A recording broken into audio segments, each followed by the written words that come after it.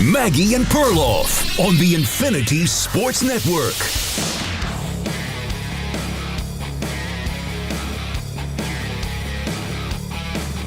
All right, we got NCAA tournament games tonight. Welcome to the show. Maggie Gray, Andrew Perloff, the first four, Pearl. And normally we don't pay a ton of attention to these games, but the fact that North Carolina is facing San Diego State in the nightcap is very interesting because they are the most polarizing team in this tournament. Ironically, a blue blood, one we're used to going to Final Fours, let alone talking about first fours. But the fact of the matter is, many people believe they should not be in this tournament. And this story has been kept alive now by the West Virginia governor, who is launching an investigation. He's asked his attorney general to launch an investigation into possible improprieties that may have occurred by getting North Carolina into the tournament. Like, we're DEFCON 1 in terms of... Finally, a politician does something worthwhile here. This is what I want our tax dollars to. The great people of West Virginia. It's a lot better than anything else they're doing. Trust me on that one. I'm surprised there's anyone left in the government to even launch these kinds of investigations. But anyway, I just think this is... I hate Kathy Hochul. That's very personal to this show. But I think that... Okay, so let's hear from the West Virginia governor. Normally, we don't give politicians this kind of airtime, Pearl. Like, we don't care about them. You know, they say a lot of things. They don't do a lot. As far as we're concerned, in the sandbox of our life, they don't really mean a lot to us. But let's listen to the West Virginia governor because he's big mad that West Virginia got snubbed and North Carolina will be playing tonight. West Virginia deserved to be in the NCAA tournament. This was a miscarriage of justice and robbery at the highest levels. Yeah. At the highest levels? The highest levels. I mean, okay. He had me in the first part, but I still like this guy. But go ahead. Yeah, so he's got a little bit of a his name's Patrick Morrissey. Let me identify him. And he has some background and some history, if you will, with the NCAA. He actually, as Attorney General of West Virginia, successfully sued the NCAA with regards to transfer rules. So he thinks there may be some personal retribution that's being taken out on the good Mountaineers of West Virginia because he had taken out and had the audacity to sue the NCAA. So he's alleging all types of things. Besides the details of this, which are more funny to us than anything, even though we do feel bad for West Virginia, maybe it's time to get rid of committees in sports, period, full stop. And I'm not just talking about the selection committee that decides the men's and women's NCAA tournament. I'm talking about college football also. Because let's not forget, we're only a few months removed from that being a controversy. Computers are much better now than they were in the BCS era. They are. They're taking over, like, our society and life in general. And at some point, we're all going to be answering to our computer overlords. But they're just more sophisticated. So I would say, why don't we just get rid of committees altogether? It's never going to be perfect. There's always going to be bias, whether it's athletic directors, former players, coaches, pundits.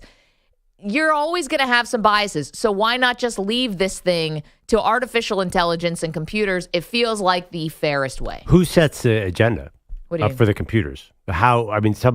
Humans at some point have to decide what our priority is here. They can't just say, computers, give me a Final Four. So you already had me nervous on that fact. For example, North Carolina is higher in a lot of these metrics. Something feels off to me the fact that North Carolina could be 1-12 in the Quad 1 competition and then be 20 spots higher in KenPom makes me think that KenPom is missing something. Sure. So it's hard to get the perfect rating. Okay, so I would say you have to decide what numbers are going to matter. Right now, that's a bit of a moving target because they cycle through different people on these committees every couple of years. So some may think the Quad 1s are important. We were listening to Quad 2s yesterday. Quad 2s never even came up ever. Now Quad 2s are important because North Carolina was 8-0 in Quad 2s. By the way, Quad 1 never came up until this week either. No one I ever met has uttered the word Quad 1. But go ahead. Okay, fair. But the other, unless like you're just best friends with John Rothstein or something. But here's the thing. I think that you can tell the computer what numbers should matter. the computer can also, you can put in like an eye test for a computer. I know that sounds weird, but you can put in, what have you done in your last 10 to 15 games? What kind of injuries do you have? What's your strength of schedule? You can put in all the factors that a committee would weigh, and let's see what the computer comes up with as opposed to Bubba Cunningham, etc. Again, it's not the BCS era. That's going to feel like caveman times as far as computers are concerned to what we have now. Get rid of selection committees, get rid of them in basketball, get rid of them in football. We don't need them anymore. They've outlived their usefulness. Let me ask you another question. Forget college basketball for a second. What about and I understand, I think for computers, college football, the uneven scheduling makes it way trickier than you might think. Even for a computer rating, I think you're going to have some weird results. See, I think the computers can solve for that. I think computers are doing way more intricate stuff than that. And basically, what are you doing? You're using strength of schedule. You're using strength of whatever. I don't know. I guess I'd say I trust that the computers would be able to solve for X in that way, right? Like they'd be able to factor that in, put it all together, and pump out something that's going to be a lot more fair. Like let's say, for example, in this particular bracket of 68, if this had just been all based on computers, then there may not be a controversy around North Carolina. Like, are we keeping alive the controversies because we want something to talk about? Because you got the West Virginia governor launch an investigation into corruption in the NCAA. I don't think that's the headline that the NCAA wanted out of this. I think if computers had chosen this field and North Carolina was over West Virginia, there would be an outcry to get rid of the computer system. I disagree. I think it'd be chaos. And I think you'd have some really weird teams get in there that people would be like, what the heck is going on? I just think that because I don't think that the system is advanced enough to really account for all this. I think you're right. North Carolina would be in. I think everyone would be furious. And I think computers would be, it'd be like that time when the Rams beat the Saints in the NFC title game and they decided to go to replay review on pass interference the following year. And they realized this doesn't work at all. I don't think it would last. I think people would be so mad. And listen, let's face it, nobody really likes artificial intelligence and computers taking over. So that would be an enemy. Well, nobody likes the committee. Yeah. Because everyone's alleging all this bias. Even I said it. It looked weird that Bubba Cunningham, the athletic director for North Carolina, happened to be the chair of the selection committee. And even if he has to leave the room, it doesn't mean that the relationships don't exist. And somehow his team is the one that got it. So what if I can give you a half step? What if you get rid of the AD system and you bring in people who are not rooting for one team or the other because of professional reasons? See, I think that you're still going to get people who don't believe it. You know, if you put Grant Hill on this selection committee, I think people will say, well, he's going to favor Duke. And I think if you put Gary Parrish on this committee, they say, well, he'll favor Memphis because he went there. Like even from the players, and I know that's a little bit of a deep cut there with Gary, but like from the players to the media members, I think that everyone would allege bias, right? Like if EJ's on the committee and he's a big Gonzaga fan and you're on the committee and you're a big North Carolina fan, people are going to call that out because you have a public record of saying I'm a fan of this team. All right. I can't poke a hole except saying it will not work, and I don't think it's going to happen. And also, too, why are you taking our controversy away, Maggie? What are you doing here? See, I want controversy sells. I know, but I'm kind of sick of these controversies, to be honest. And maybe it's because I've been doing this now for a little bit, and I feel like it's the same thing. You know, like the details may change, and sometimes it's Florida State getting hosed, and sometimes it's West Virginia getting hosed, and it's a little bit different each time. But I'm kind of sick of these types of controversies because ultimately, what have we made sports into? We've made sports into a championship or bust type of like mentality. It's no longer about the journey anymore, guys. It's not about the season. It's not about the ups and downs. It's the did you win a title or didn't you? Of course. Right. So, but it kind of didn't used to be that way, especially in college football. Because you would have bowl games and it would actually be an honor to win a bowl game even if you weren't technically playing for the championship. Now, if you're not playing for the championship, no one even plays in the freaking bowl game. And everything's different. It's just, did you win the championship or not? And I think because of that, it's even more imperative that we get it absolutely right. And so I think the computers are the only way to do that. But let me ask you, let's be honest. Yeah. Does the North Carolina-West Virginia thing have anything to do with who's going to win the championship? Well, I mean, let's see if North Carolina goes on a run. But I don't know. Come on. I don't know. Of course it doesn't. But I guess you could argue the computer would have a better view of the number one seeds. I just think you're putting way too much faith in AI and the computers to do this the right way right now. Forget college basketball. That'd be easy because you have such a big field. Sure. College football, oh my God, who knows what they would spit out. And it'd be bizarro. Okay, but you were big mad, and everyone was when Florida State got screwed. Let me tell you, are you going to go to a normal conference? Are you going to rip apart the Big Ten and the ACC and the Big 12 and have everybody play each other? Like NFL? Are you going to have a 60-team super conference where there's a parity of competition? Well, maybe, but in the meantime, we don't have that right now. Yeah, and that's why you have such weird results in college football. I'm telling you, this would not work. So you mean to tell me that you don't think a computer, guys, in this day and age, and I'm not trying to take jobs away from people. Don't worry, these ADs are going to be just fine. This is not taking away someone, trucking job or grocery store or something like that. The ADs make plenty of money.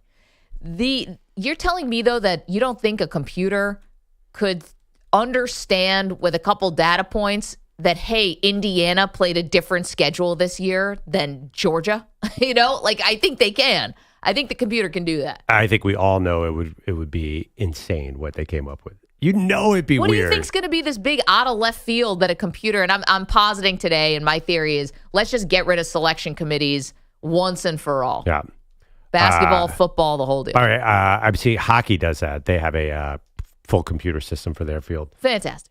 Yeah, but I don't know. Are we talking about the hockey? I think the NCAA is not dumb. Are we talking about the NCAA hockey tournament field, about how BC was left out this year? Listen, haven't heard a peep of a controversy from them, so something tells me it's working. Yeah, I mean, I like what you're saying in theory. I do think algorithms are generally smarter than people, but I just think in reality I'm telling you right now, I would love to see, we could pull up, there are a lot of indexes, computer indexes for college football. We could pull up what would have happened last year, and I'm very curious what the final playoff would have been.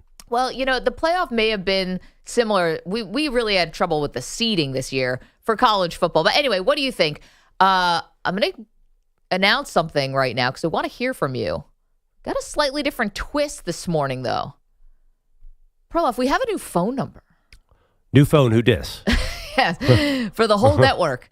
888-710-4ISN. We're all getting used to this together. 888-710-4476. So if you have our number saved in your phone and you like to call us up, just going to need a quick edit. 888-710-4ISN. 888-710-4476. And what we should pin this to the top of our Twitter account and X account so people can find it. What do you think? Committee or computers? We don't need this type of controversy. EJ, I think you're with me. I don't hear you. Yeah, we And apparently the phone's not only down, the microphones are down. We're off to a swimming start. Oh, my. There you go. There we go. Sorry. No, I'm against you, Maggie. I'm sorry. Oh. It just I feel like this is creating more problems than we have, right? Like the idea that we're not going to have people upset that a computer picks one team over the other, I don't see how that's possible. Like, that's definitely going to be the thing. And then my other concern with this as well is, at the end of the day, maybe the college football playoff is different, but with the NCAA tournament, I kind of agree with Jay Billis. We are talking about the 32nd team or 31st at-large team. We're not talking about, Auburn not getting in. We're not talking about Duke not getting in. We're talking about teams that very likely will be out of the first round or second round. Yes, everyone thinks they quote unquote have a chance, but I'm sorry, I can't only cry but so much for a team like West Virginia or North Carolina in this situation. So first of all, I think that you wouldn't have as much controversy because everyone would know the criteria. Here are the numbers that we're putting into the system, as opposed to now, which is whatever Bubba Cunningham and the other people want to put together. Yeah, right? I'm sure we would all thoroughly understand those numbers. Right? But we don't know the number. And the net and the Ken Pom. At least you would know what it is. And then the second part is, I don't think it's just for who's the last team in or the last four in and the last four out, which is fun. You didn't like that your Gonzaga Bulldogs are 8 seed. You thought that was low. Michigan being a 5 seed seems a little bit low. Like, they didn't even take into account that Michigan beat Wisconsin in the Big Ten title game. True. There are seeding issues that I think would also get resolved with a computer.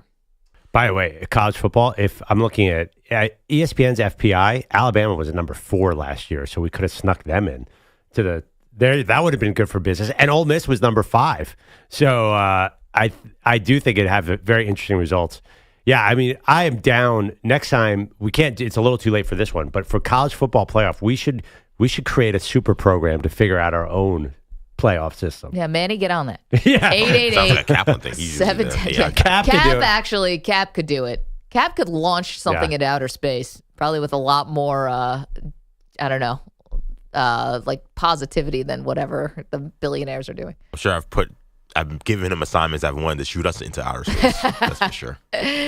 Cap's logo is right now just on fire for our Maggie and Perloff sequels bracket, which we will reveal the Gotham City region results in just a little bit. We got a brand new region to debut today. Again, we're doing our side bracket, looking for the greatest movie sequel of all time. So we'll get to that a little bit later in the show. Meanwhile, 888-710-4ISN. 888-710-4476. That's our brand new number, guys. New phone, who dis? Kind of feels like a fresh start. It's spring. We get a new number. Feels kind of nice, right? A little change around here. Trying to figure out what athletes we can put for this number, but it's going to be tough. A lot of 8s, there's a lot of 4s. It's going to be, I don't think we can do it for this one. Yogi Berra, Bill Dickey. Oh, Yankee-centric again. I'm sorry. That's okay. Well, they got those low numbers. The Yankees are brilliant. Yeah, you're welcome, America. 888-710-4ISN. 888-710-4476. We'll be repeating it throughout the morning. Our brand new phone number around here. We're getting upgraded in our phone system, so that should make everyone's life a little bit easier once we all get the new number memorized. Okay, selection committee or computers? What do you want to see for basketball and college football moving forward? It's the Maggie and Perloff Show. Let's go. You're in a 5-minute break.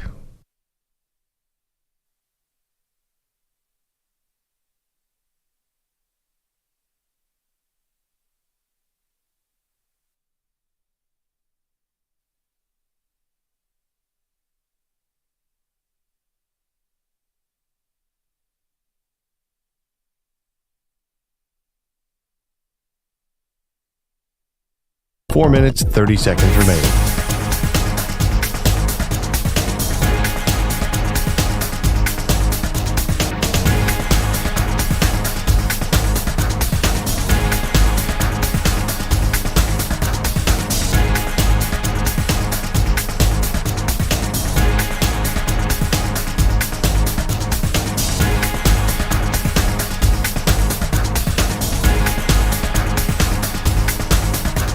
Four minutes remaining.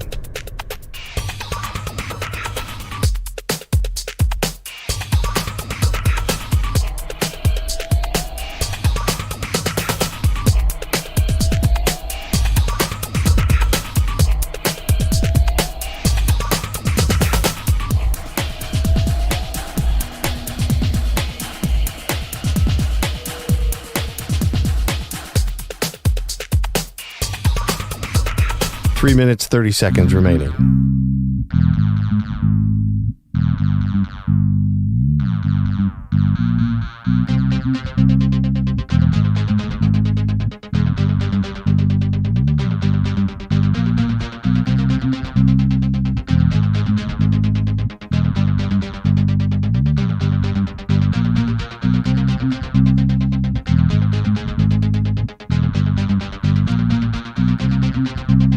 Three minutes remaining.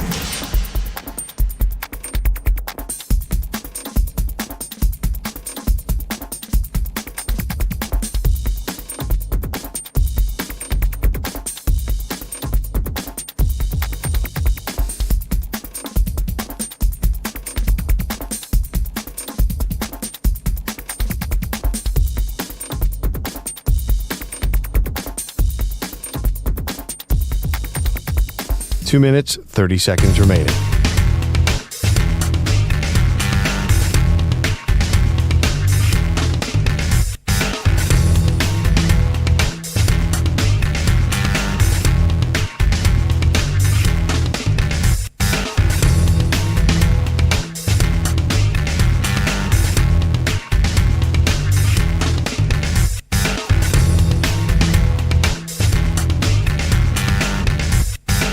Two minutes remaining.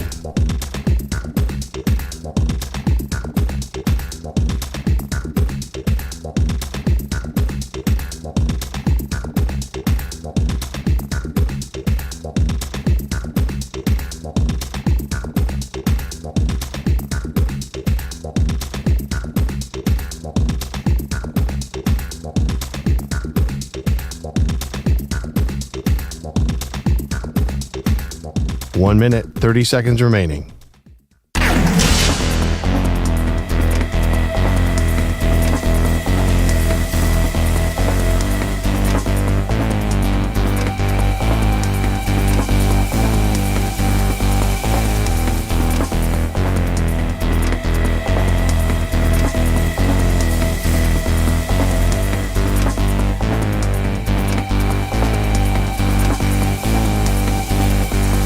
One minute remaining.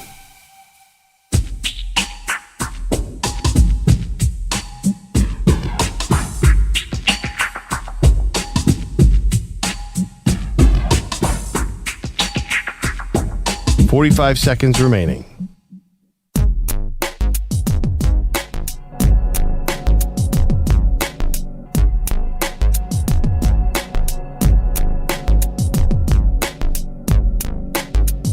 "30 seconds remaining.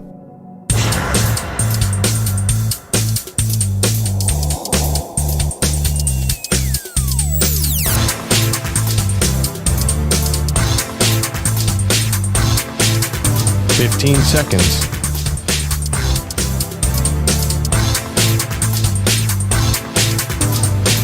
Break ends in 5 seconds.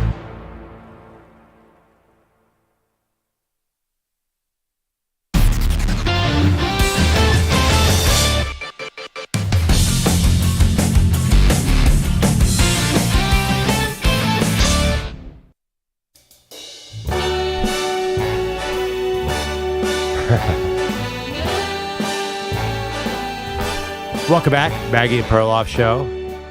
Big debate on the show today. Should they get rid of the selection committee in college basketball and college football and every other college sport? That is what Maggie is advocating. She makes a very strong case. Go with the algorithm. I am not ready to go there yet. I think the computers will screw it up even worse. But that's just my opinion. Oh, my God. Human error is just undefeated. Yeah, agreed. But wait till you see... Wait till you see, I don't know, Colorado State in the 12-team playoff, and then we're going to be like, what the heck? Computers are not there yet. ADs are not there yet either. They need to fix up this committee, mix it up a little bit. I actually saw that it's mostly all ADs on this committee. What do ADs know about college basketball? You mentioned Grant Hill in the last segment. Get him in the room. I mean, I understand he has a Duke bias, but at least the guy knows basketball. Well, that's what I'm saying. It's like everyone's going to be accused of having a bias. I'll give you that. The ADs, like, they're just being given a bunch of information and then using their biases and mixing that all up in a stew and spitting out these teams. Aren't they administrators? Are they all former college athletes or anything?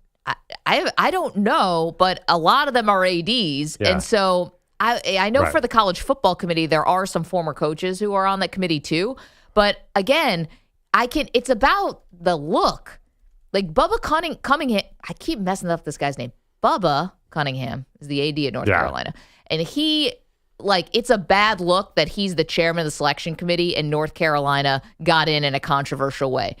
If you use computers, it completely takes away just the whiff of bias, which would exist with former players, former coaches, people in the media.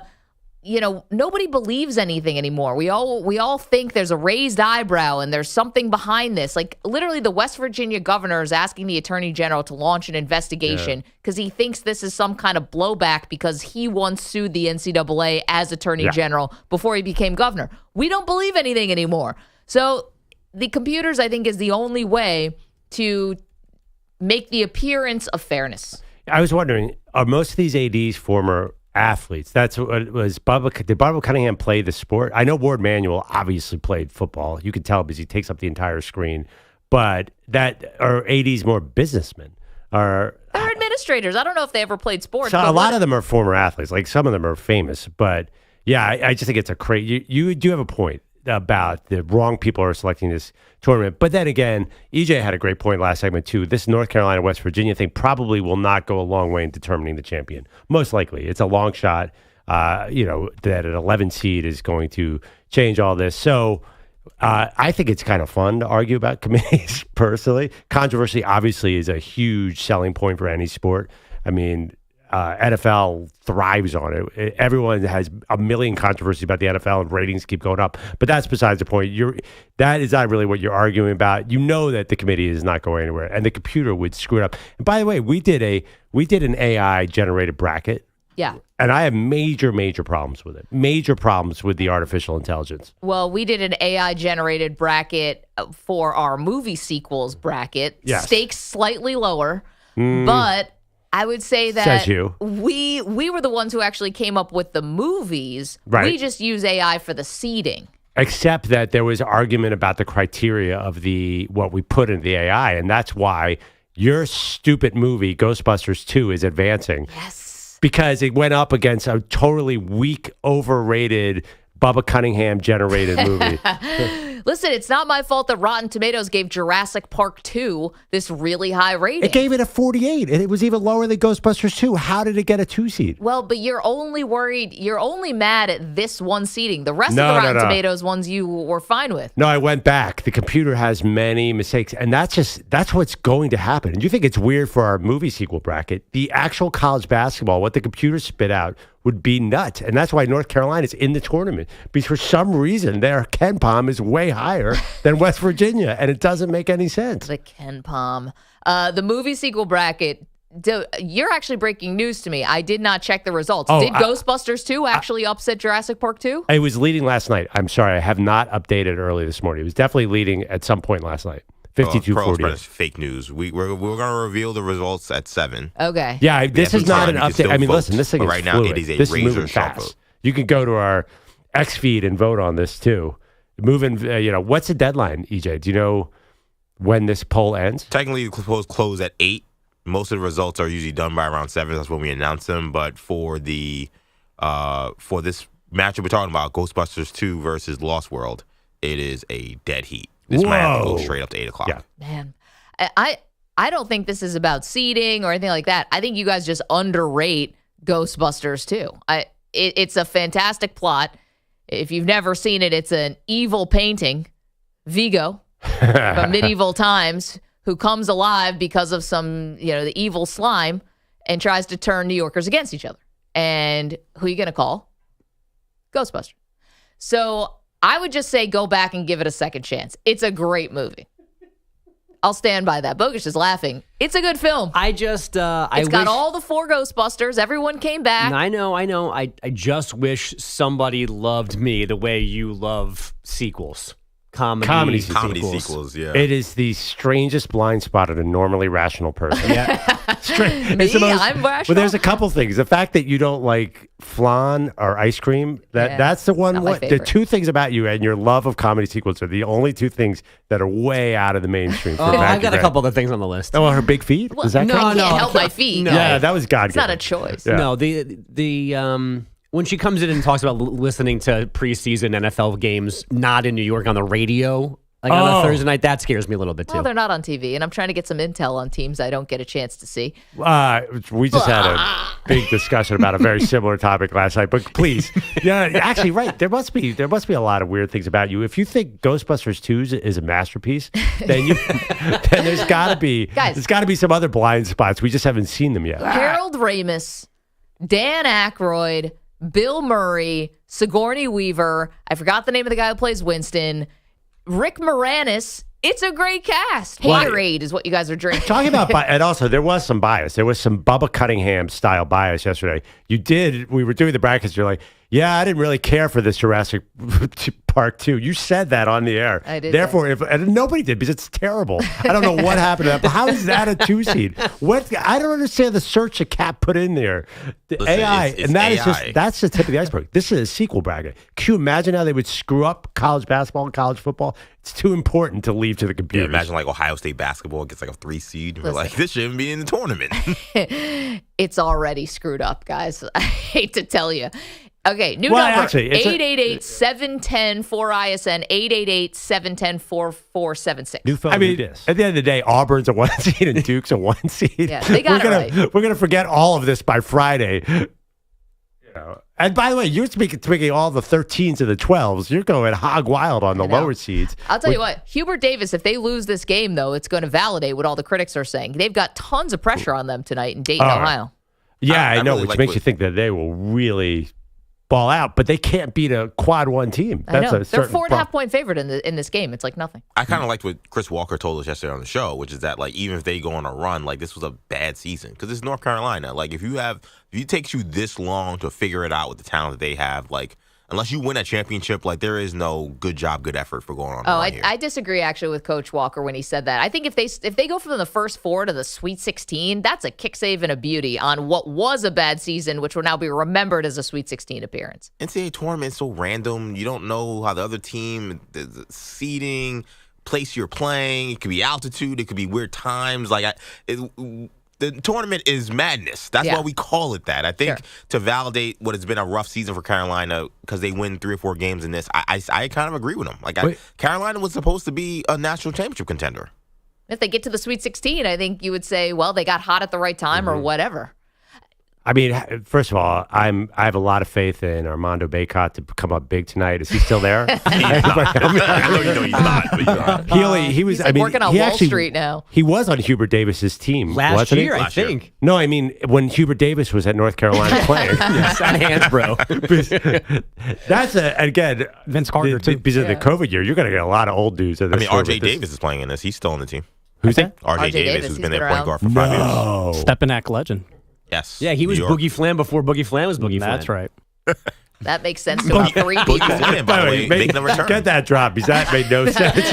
Out of context. It makes sense there. 3 months from more. Hey, Manny got it. It was for direct hit for Manny. Thank you. Appreciate it. I love when we do a radio show for one person.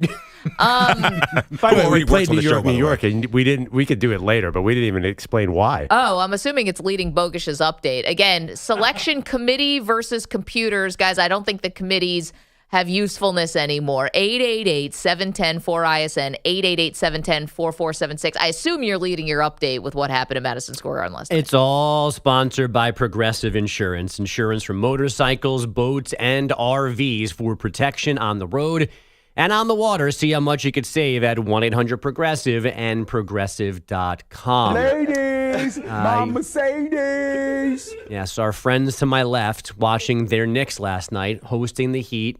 A game that did not start well for the Knicks, down 12-0, but in the third quarter, they begin to come back into this game, and then they get help from the fans. Tracy Morgan, well-known Knicks fan, sits 2 or 3 seats down from the Pearl seats when he goes. Tracy got sick. He threw up at his feet, courtside, right next to the TV table, delaying the game for, 10 minutes? 10, 15, yeah. Out of the break, the puke break, the Knicks went on a 24-6 run. Yes. They won the entire third quarter, 41-15. They win the game over the Heat, 116-95. I don't have what LL got. I think we need, you know how they say that like Eskimos have like 100 words for snow? I think we need another word for this type of vomiting. And by the way, we hope that Tracy Morgan's okay. He got taken out in a wheelchair and maybe had a bloody nose. I don't know if this was food poisoning or what it was, but clearly he was super sick. But this type of vomiting, when it's this like volume, I think we need another word for it. Somebody gonna get pregnant. Well, what's the term in competitive eating when you puke afterwards, like reversal of fortune or something like that? Being a loser, I guess? No, they have a name for it because then you lose. Like if you win and then throw up within like a few minutes, you don't win, and they have a name for it. Not Badlands, I'm But sorry. Is that right? Yeah. You got to keep it down, I thought, for a minute. Yeah. And if you don't, then you're out. And they have a name for it. And I feel like that's like what the Heat needed to hear last night because it was okay. It was starting to slip, and then this happened, and they had nothing. So I was actually very impressed that this didn't launch and trigger some kind of Stand By Me situation. If you guys remember that famous movie where one monkey see, monkey do, right? Like if you watch somebody puke, don't you gag a little bit? Yeah. Nobody else puked. So many kids. I'm surprised because this was gross. I mean, Tracy really unloaded here. The whole stomach came up. Everything that was in there came out on the floor of the Garden. I like how I was watching the ESPN broadcast. I really like how Ryan Rucco described it as a fan losing the contents of his stomach. What a wordsmith. Well, it was crazy. Kenny Albert on the MSG was like, there's a medical episode. So I'm thinking the worst. Now, obviously, Tracy could be in some bad shape, but I was thinking, oh my God, is there a heart attack or something? But no one on the court seemed to be super panicked. Right. So I was like, for this to be a medical episode, no one's scared or looking concerned. They're all just kind of looking befuddled, which now makes sense given what happened. This and is grossed out. my worst nightmare because EJ and I once sat at a Knicks game right next to Dolan, the owner. And the last thing you want to do is make a disruption or interfere with the game in any way, right? I mean, we were on pins and needles. What if that thing, that episode of Curb Your Enthusiasm where Larry David trips Shaq and Shaq gets injured? That's a real concern. Like, I was worried I was going to take out Jalen Brunson. To actually disrupt the game would be, he's lucky he's famous. If he was some normal schlub like me or EJ, it would have been the worst nightmare of all time. So I was thinking, is this the most embarrassing thing that can happen to you at a game? Now, we're hoping Tracy's okay. Yeah. That's literally what my mom said. Why is the game delayed? Somebody threw up. Oh, how embarrassing. Yeah, and also as an adult, don't you really want to be cleaning up your own puke, right? Like leaving that to another adult to clean up also feels like a little bit of an indignity. But they had to get him off the court. The only thing I could come up with that could be more embarrassing than puking on the court during a game and having to get wheelchaired off as a fan would be if you ask someone to marry you and they legitimately say no. Like, it's not a staged thing. Getting denied in a proposal. I take that. Over the puking? I take that over the puking, yeah. Puking courtside at Madison Square Garden? Courtside is hard.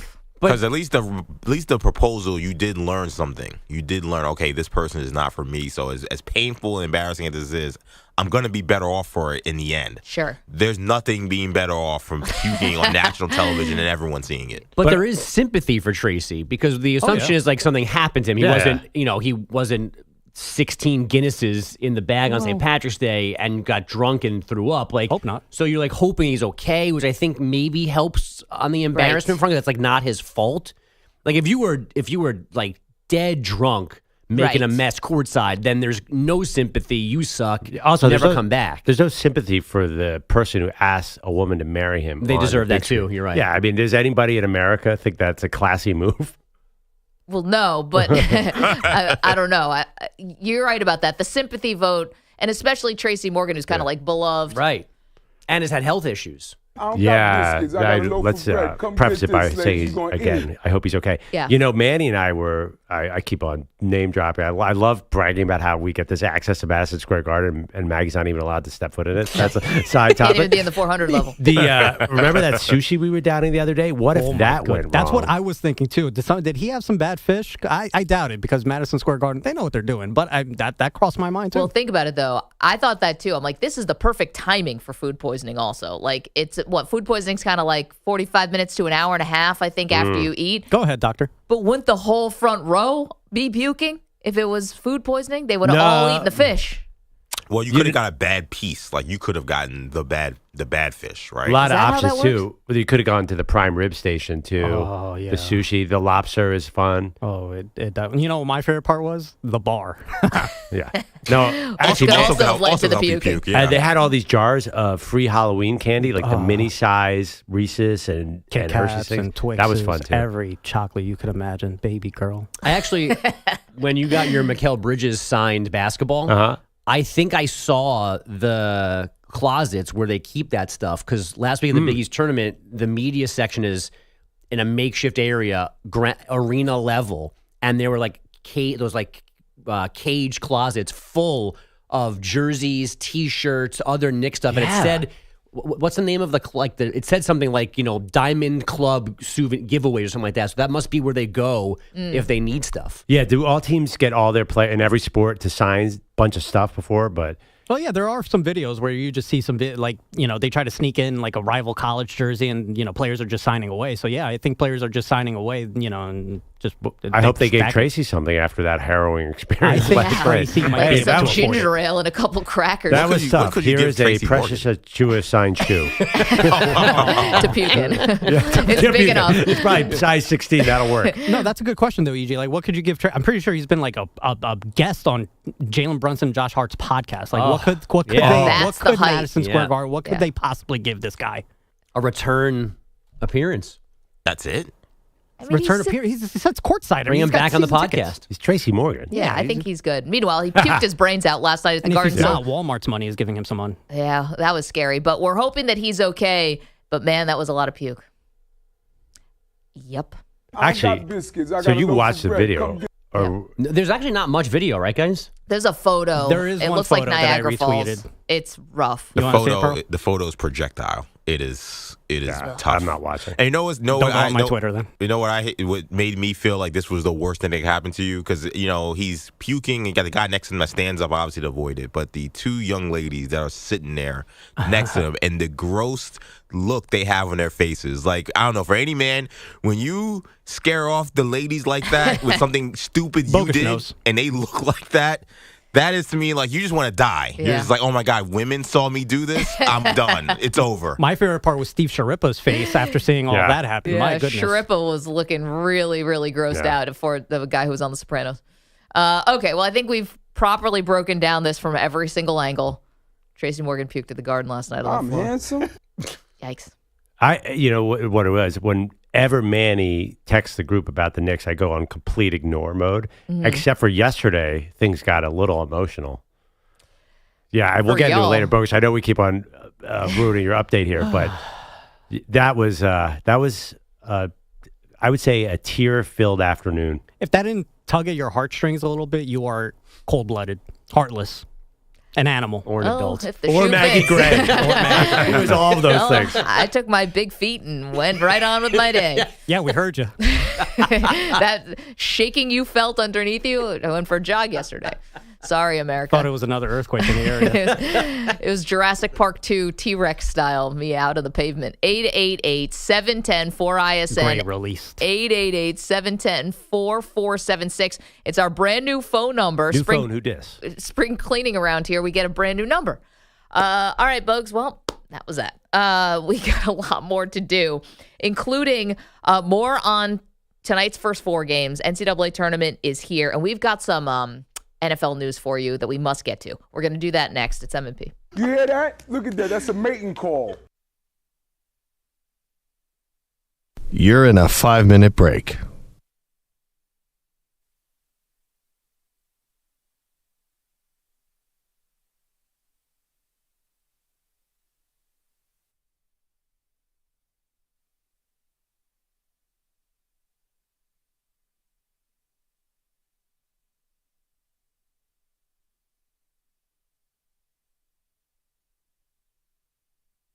Four minutes, 30 seconds remaining.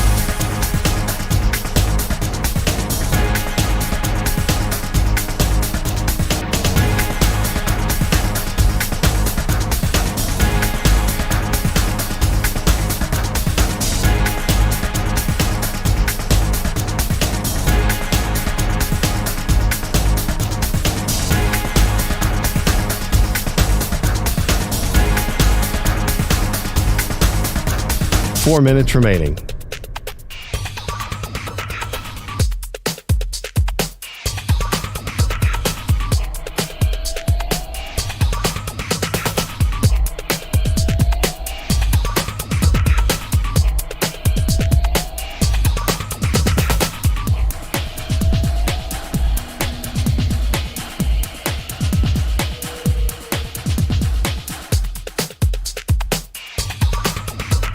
Three minutes, 30 seconds remaining.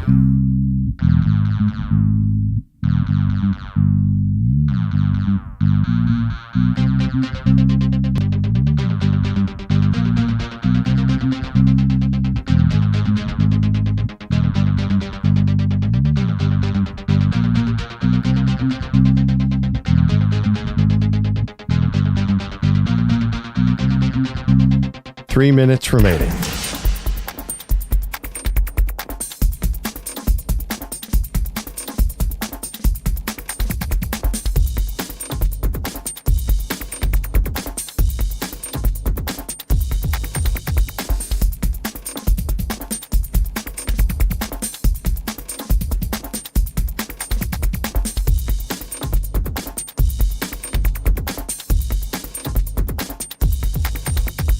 Two minutes, 30 seconds remaining.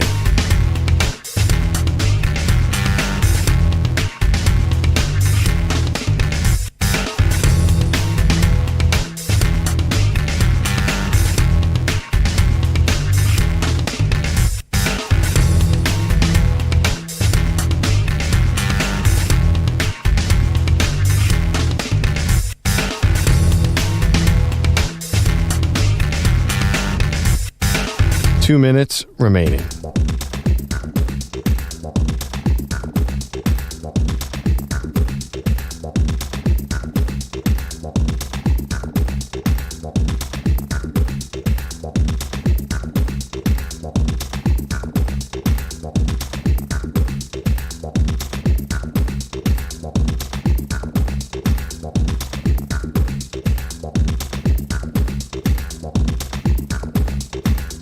One minute, 30 seconds remaining.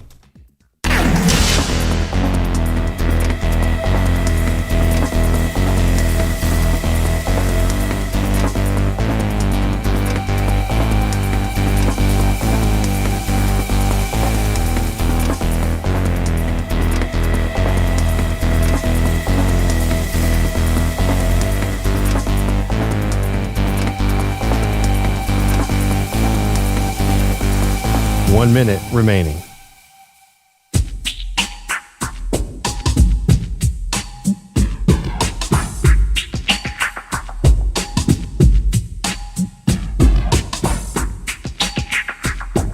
.45 seconds remaining.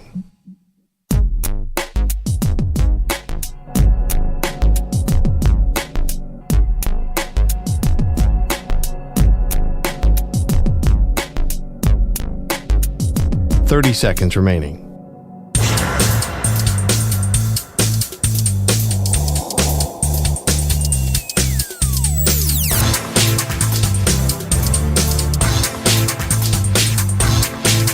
.15 seconds.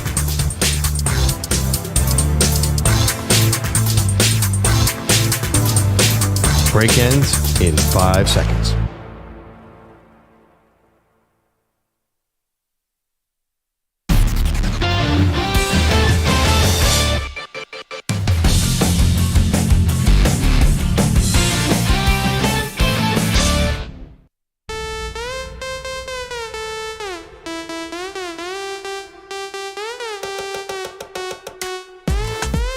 Welcome back. Maggie Gray, Andrew Perloff. New number.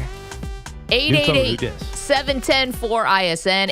888-710-4476. If you want to get in touch with the show, we're asking you today, should we be done with selection committees? And this is not just basketball. Let's not forget football just a few months ago. Nobody's happy with the athletic directors or coaches or whoever is deciding who gets into these postseason tournaments, Pearl. Let's just leave it up to the computers. The computers are so much better now than they were during the BCS era. I think that we should just give it a shot with an algorithm as opposed to the Bubba Cunninghams of the world or whoever getting to decide who's in and who's out. You know, it does bring up an interesting question. How do you deal with Cooper Flagg's injury, for example? What do you put into the computer for that? And also, should committees think about injured players? I think the consensus is they do. I think it's another data point, and it'd be the same for Alabama and the same for with whatever you know in terms of injuries. Yes. What's the data point? What do you mean? Like, how do you put it in the computer? Cooper Flagg may or may not be 100%. Listen, because how do you know? It's not you and I who's making up these algorithms, right? Like it's people who can generally make these kind of models, and I do think that you could have as one data point, just not full strength. Right, but how do we know that? How do we know Cooper Flagg's not full strength? That's the other thing. Well, actually, I guess the committee doesn't know either. So that's not an advantage. And it's like whatever a medical report would be, right? Day to day, hour to hour, minute to minute. We're waiting on Cooper Flagg. Meanwhile, let's head to the phone. Sean in Oregon is up first with our brand new number, 888-710-4ISN. Good morning, Sean. Morning, you guys. I got you in the redial now. Perfect. Way to go. I'm up here early. We're watching Dodgers game this morning. It's in third inning already. How about that? Top of the third. Cubs are up 1-0 over the Dodgers. Swanson scored after a Maya double off of Yamamoto in the second inning. And we got Shohei up to bat. And I got a movie sequel for you. I got a way different taste in movies. And I'm going to put up Mad Max Beyond Thunderdome. Mel Gibson, one of my favorites. Here's the issue, Sean, and of course Beyond Thunderdome is amazing.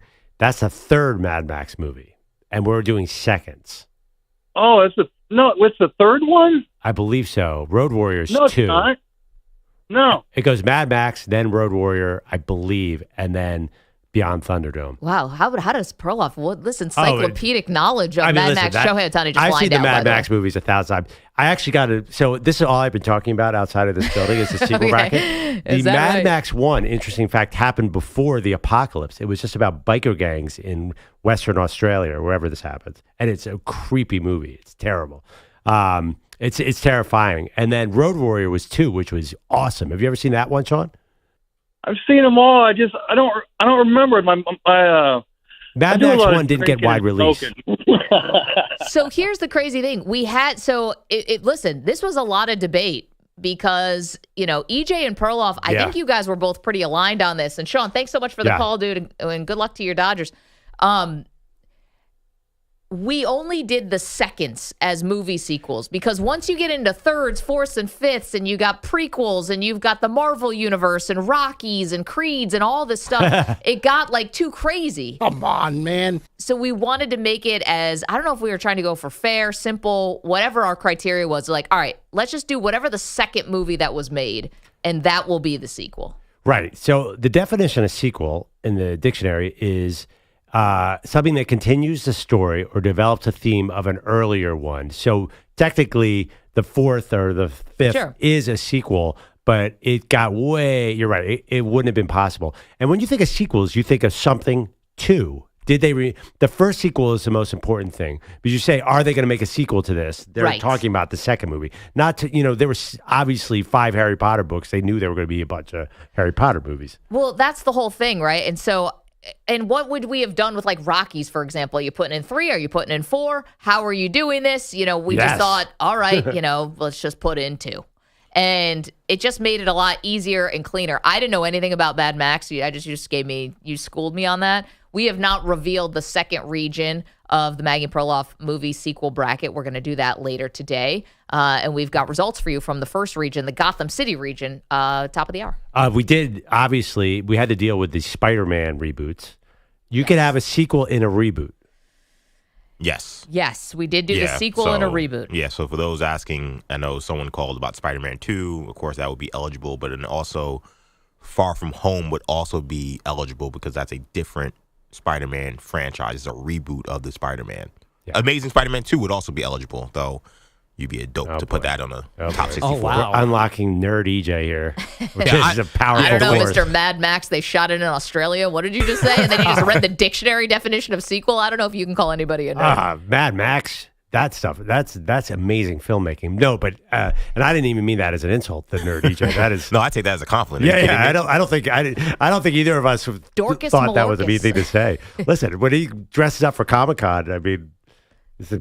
Dork. EJ's a nerd. I can't wait. Comic-Con coming up. And the one thing I will say is this was the way Perloff felt about the picks for last year's sitcom bracket when he just ran away from all of them and was very much like, I had nothing to do with this. And, he was totally involved. Yeah. That's how I feel about not including Beyond 2s. Why are you guys such nerds? Because as a superhero fan, I think most people from today's era think of anything that's beyond the first one as a sequel. I know. It just would have gotten way too complicated. I get it. So you can still go vote for the Gotham City region. Name Gotham City because the Dark Knight is the #1 seed in this region. And we will reveal the second region today, the Maggie and Perloff movie sequels bracket, which is off to a gangbusters start with a possible upset. Ghostbusters 2 over Jurassic Park 2. Go vote for this Jurassic Park Ghostbusters matchup because this is getting ridiculously tight. I don't know if we'll be able to call that 7. We may have to go all the way to 8. Wow. What happened in Jurassic Park 2? Is that the one where the dinosaurs came to life? They ate people. And then some people survived. Yeah, in Ghostbusters 2, they fought Ghost. Yeah. And an evil painting. They did, yeah. Did they fight them? Some of the ghosts become their friends. There's also a river of slime running under New York City, and how could you tell? That's just a regular old Tuesday around here. That's a day that ends in Y. That's all of them. 888-710-4ISN, 888-710-4476. Keep you updated on what's going on in Japan right now with the Cubs still leading the Dodgers 1-0. We get back to a update on the most important person in the tournament from his mom.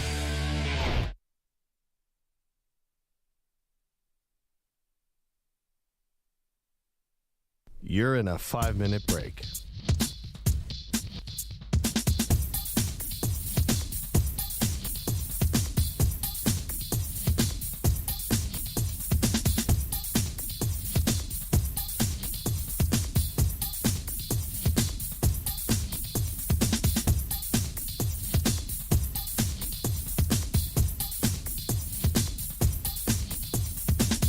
4 minutes, 30 seconds remaining.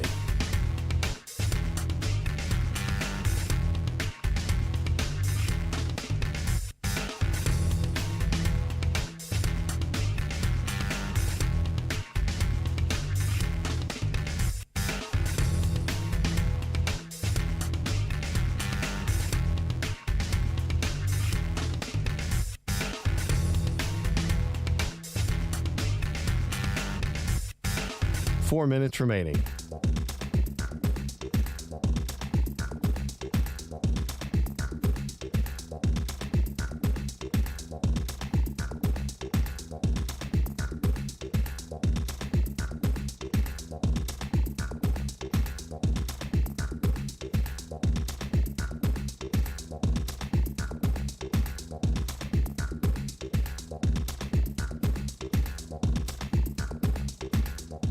Three minutes, 30 seconds remaining.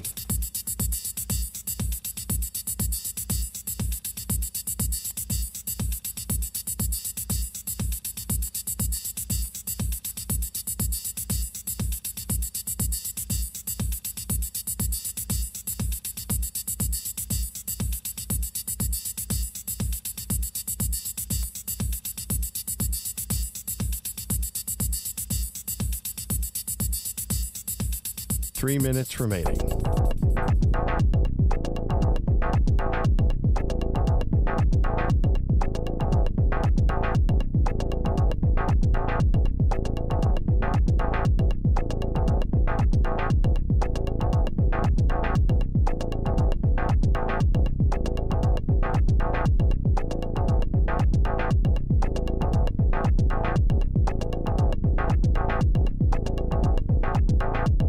Two minutes, 30 seconds remaining.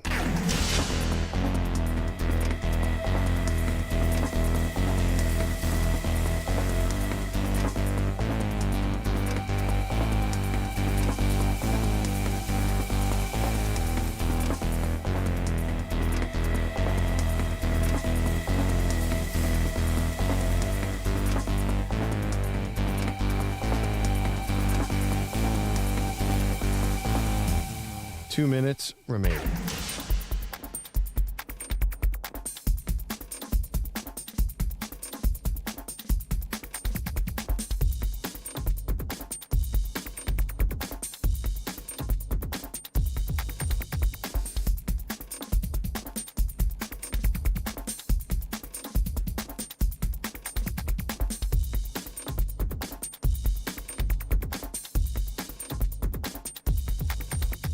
One minute, 30 seconds remaining.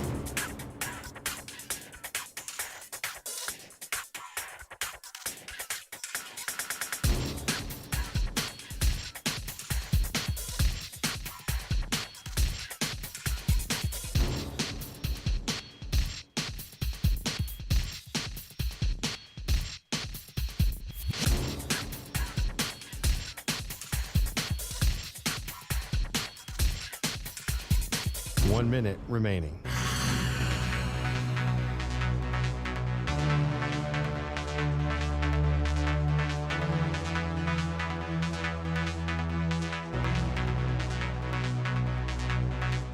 Forty-five seconds remaining.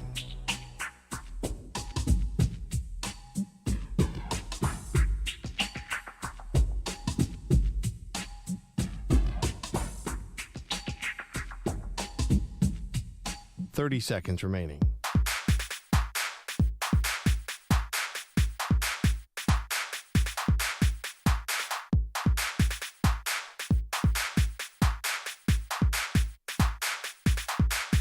Fifteen seconds.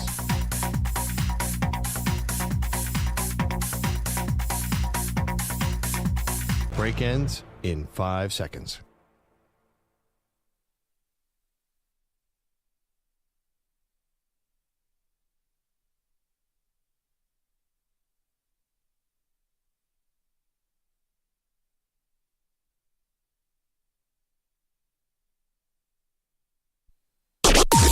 Maggie and Perloff on the Infinity Sports Network. All right, we got an update on maybe the most important individual player in the NCAA tournament. Welcome to the show, Maggie Gray, Andrew Perloff. This comes courtesy of Cooper Flagg's mother, Kelly Flagg. Of course, Cooper Flagg, the player of the year presumptive and number 1 overall draft pick heading into the NBA presumptive, the standout from Duke. Kelly Flagg, who we know has not met a camera she doesn't love, now has a sponsorship deal that she was doing some press for yesterday. I mean, Kelly Flagg's on a rocket ship. She's the biggest star outside of her son. Meanwhile, she said he's going to play really soon, and he's going to play this weekend. Now, the question is, will he play in the opening round game? Duke is facing the winner of American and Mount St. Mary's, Pearl, which is going to play in the first 4. In theory, Duke should probably not need Cooper Flagg to beat the likes of American or Mount St. Mary's. Should he sit out this opening round game? I don't think so. I think I've heard a lot of arguments on both sides. I think he should play his way into shape, first of all. And the other thing, too, is I think he's got to get used to that ankle. I know I'm not an expert on how you deal with that kind of ankle injury, but having him come in cold and not just the first round, having him come in cold on the second weekend in the tournament possibly feels very risky too. I want to see him. I think he wants to get out there and get comfortable on it myself, and I think they will play him for that very reason. Okay, so Duke plays Friday. They get the extra day, 2:50 p.m. Again, it's going to be against either American or Mount St. Mary's. I think you could say you could comfortably beat either of those teams, but I think Cooper Flagg has to play the winner of Mississippi State Baylor, who Duke would get in the second round. I don't know. I don't feel as comfortable considering, Scott Drew is a, fantastic coach. It's not like Baylor's had this all-time season. They only had 19 wins this year, but Mississippi State plays in the toughest conference in America, the SEC. I don't feel as comfortable that I could get by one of those teams without Flagg. But we talk about how Aaron Rodgers needs to get psychologically comfortable on his torn Achilles. Mm-hmm. Don't you think Cooper Flagg needs to get comfortable in the first? Wouldn't you rather have him come out against a team, play 20 minutes, than come out cold in the intensity of a Mississippi State or Baylor, two teams who probably bring it? I worry that is a scarier proposition. Let him have a little ramp up here. Yeah, you could. You just hope that, and I don't know the teams from American and Mount St. Mary's enough to know, do you have a bruiser on this team? Someone who's going to go in, try to make a name for themselves, try to play Cooper Flagg pretty strong, and try to send a message? I don't know. They're not going to kick his ankle. How are you going to? I'm just saying, it's like playing your starters in the third preseason game for the NFL. Yeah. You don't want some workout warrior, who doesn't have a future in the league to come in and pop your quarterback. Again, I'm not saying that American and Mount St. Mary's are full of goons, which it sounds like I'm saying that. I'm just saying, even to play him for what are you going to, 10, 15 minutes, something like that? I don't know if it's worth it. I think it's better to have an easier run to start. I mean, he's going to practice. He's got to run around. He can't just sit there until the second game starts. That would guarantee an injury. So I think this is a great warm-up game. No offense to American or St. Mary's. Well, they're a 16 seed. They know they're going up against Duke. I mean, this would be a miracle. It'd be one of the greatest upsets of all time. Yeah. Well, ironically, it'd be the third 16 seed in it would be 6 years to win. But just knowing, listen, this is the only thing I can relate to. I've had many ankle injuries. Yeah. And again, I think Cooper Flagg could have played that game. I saw him walking out. Dude was not limping in the second half. I think he's fine. As Jay Billis said on ESPN, one of the weirdest quotes ever on Selection Sunday night, he goes, "It's a sprained ankle. He didn't get run over by a stampede. He'll be fine." And Jay Billis obviously knows that program well. Sure. But has a player ever been run over by a stampede, Mufasa style? I don't even know what that meant. But I don't know. That didn't end well. Generally, you could tell Cooper Flagg is fine. I don't even downgrade Duke because of that injury. Although, if they do lose, everyone's going to point to that, right? 100%. Without a doubt. I just don't. I think with an ankle, right? Doesn't the rest just help no matter what? Any rest you can steal. So the fact of the matter is they're not playing until Friday afternoon. And then on top of that, you can even just get a little bit more time for that to heal up. I feel like I would take it, but that's me. Hey, we got a new phone number, 888-710-4ISN. If you want to get in touch with the show, 888-710-4476. Whatever number we may have used in the past is now dead. It's over. We're all moving on. This is a spring cleaning of sorts. Yeah. And we get a brand new phone system, which is really cool for us and should make everyone's experience a lot better. Yeah, no, give us a call if you want to yell at Maggie for her love of sequels or her idea to get rid of all committees for the robots to determine these tournament teams, which is a little too much for me. A little too fast. You're moving too fast, Gray.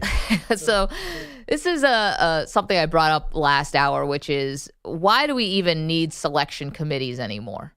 It feels antiquated. It feels like something that is long past its usefulness because we have computers that are much more sophisticated than they were even back in the BCS era. So I'm talking about college basketball. I'm talking about college football.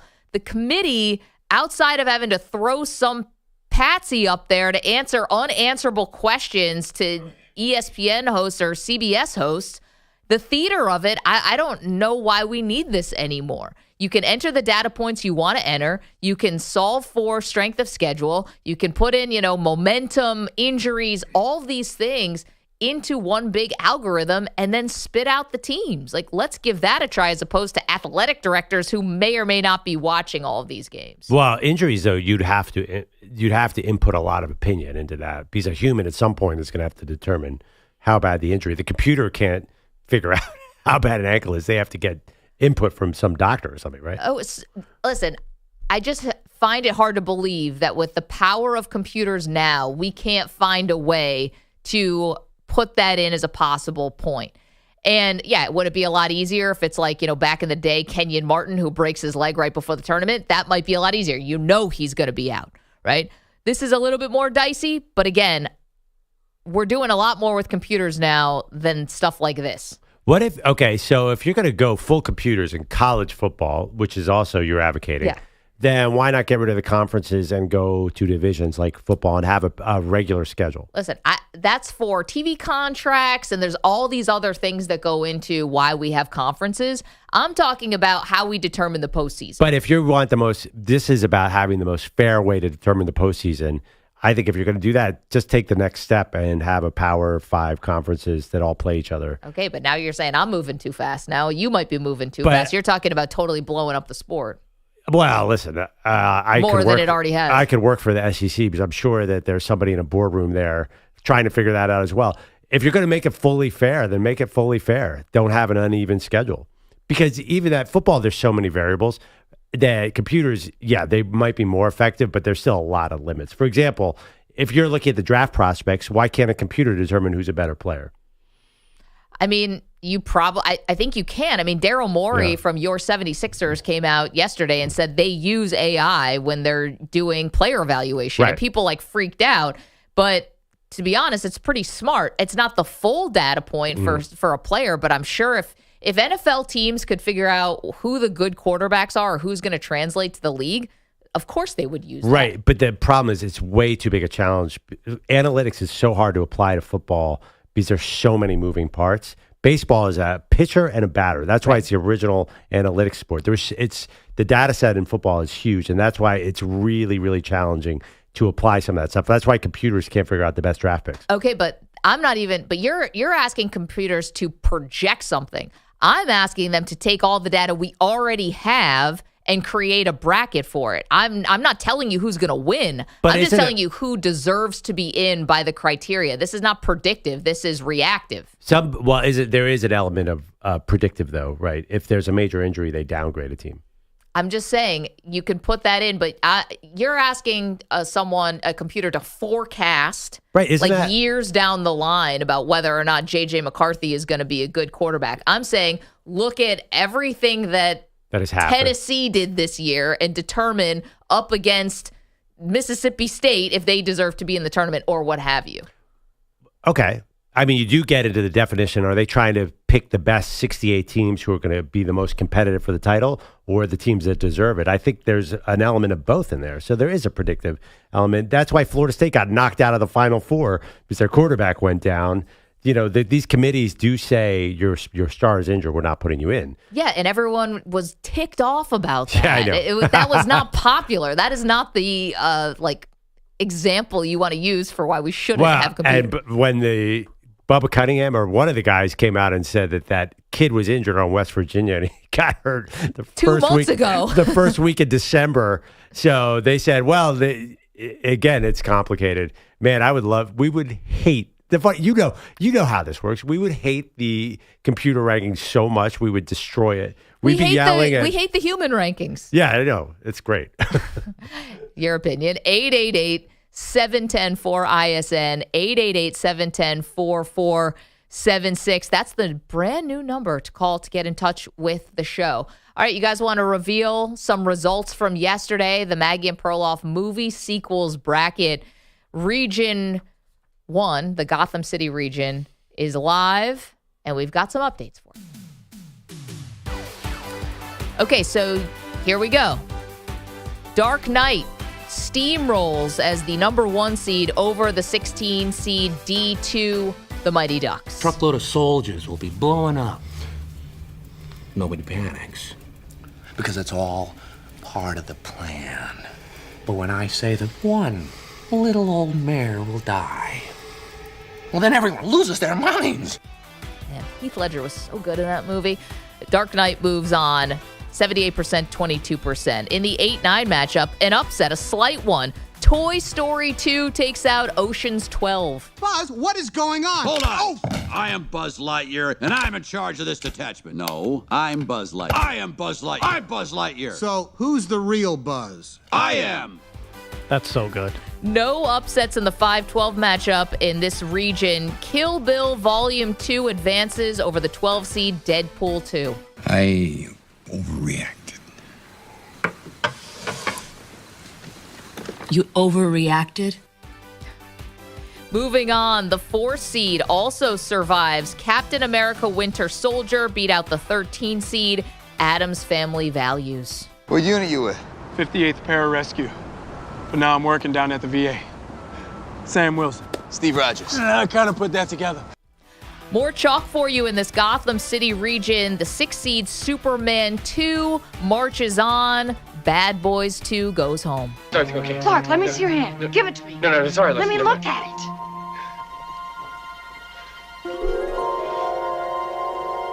You are Superman. Oh, Lois, come on. Don't be so foolish. The 3rd seed, Indiana Jones and the Temple of Doom, walks over the 14 seed, The Hangover 2. You know nuts. He's crazy. All around. Prepare to meet Kali in hell. I was so freaked out as a kid by that movie. You have no idea when the heart is out.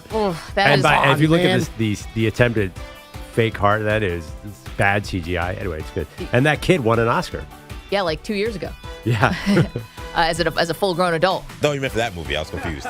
So it's funny, we are doing movie sequels as just the second movie made, no matter what, because I think that Indiana Jones and the Last Crusade is actually my favorite of the sequels, but that didn't apply here. Let's move on. The 7 seed John Wick Chapter 2 takes out Inside Out 2. He once killed 3 men in a bar. A pencil. I know, I've heard the story, sir. Pencil! And right now, still too close to call. You got 45 minutes left if you want to go vote at Maggie and Pearl on X.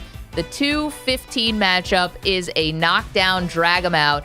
The Lost World Jurassic Park with a 50.4% of the vote, trying to hold off Ghostbusters 2, who's got 49.6% of the vote. This was my darling here. I love Ghostbusters 2.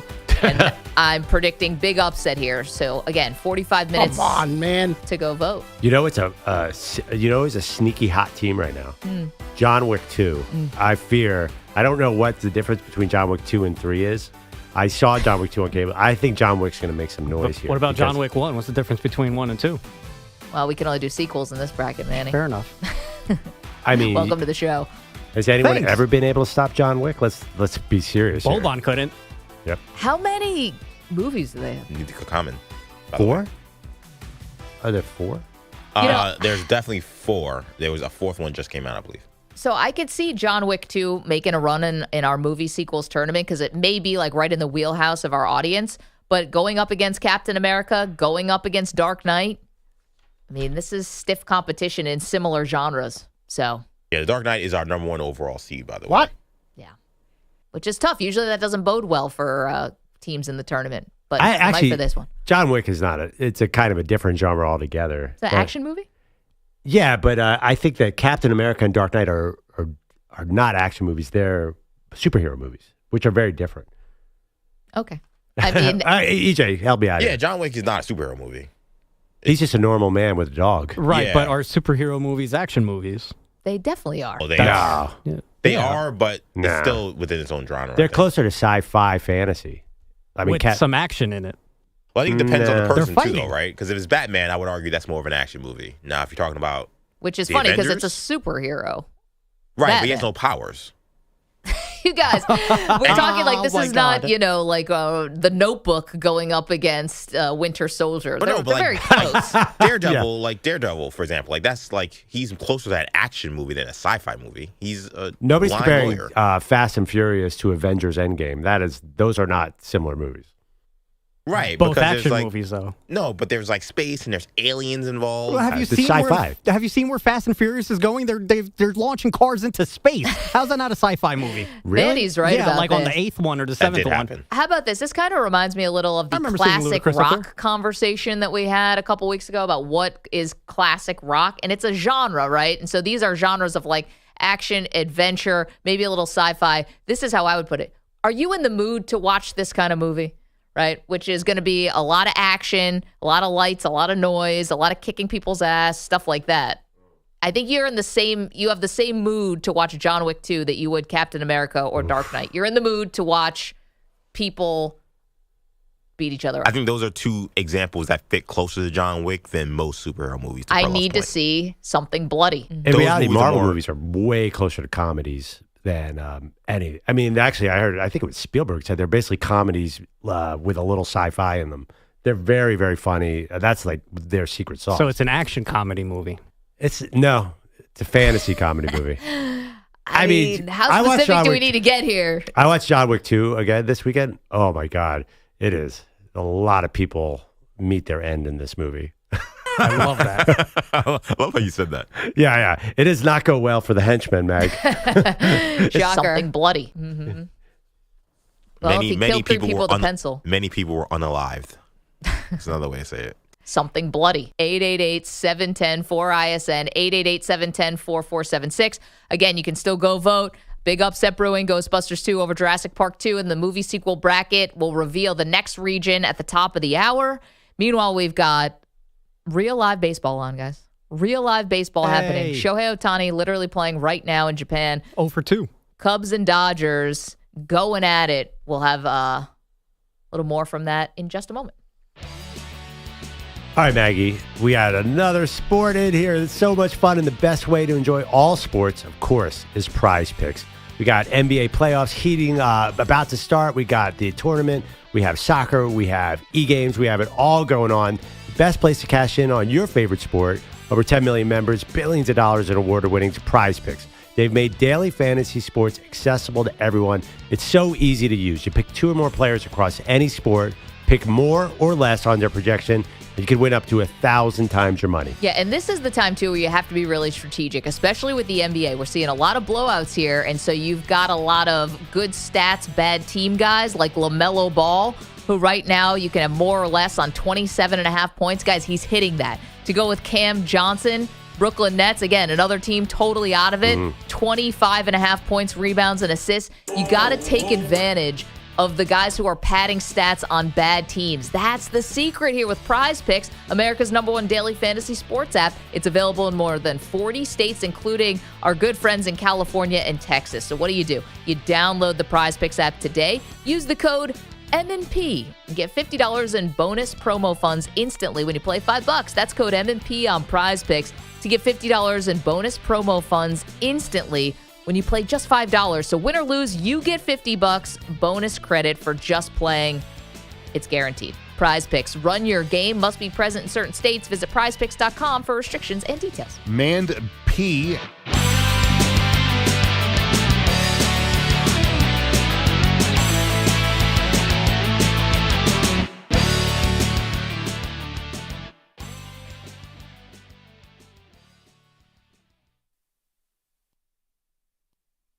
You're in a 4-minute break.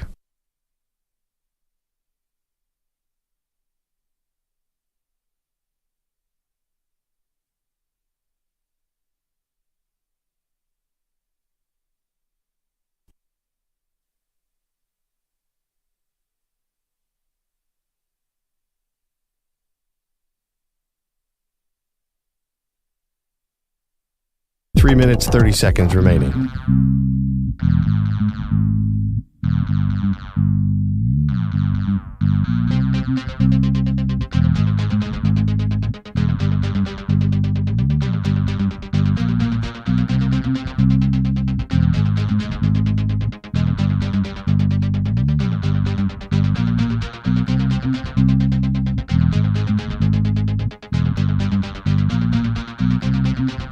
Three minutes remaining.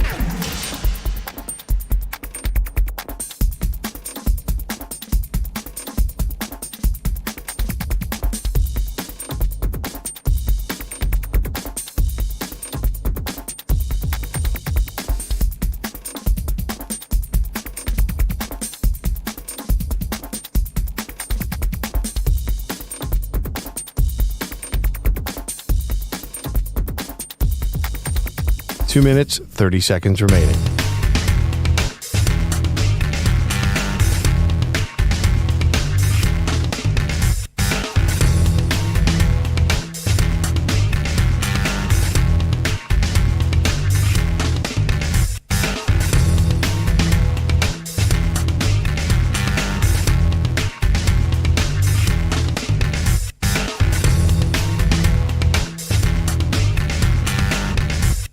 Two minutes remaining.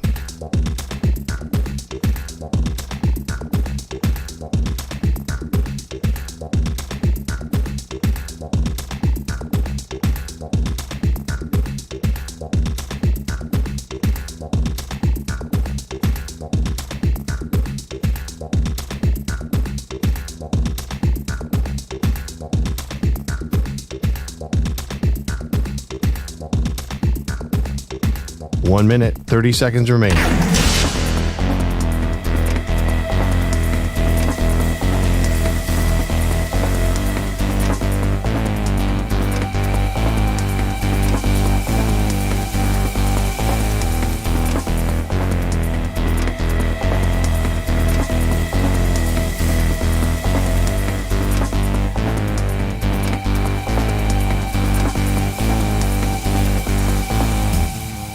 One minute remaining.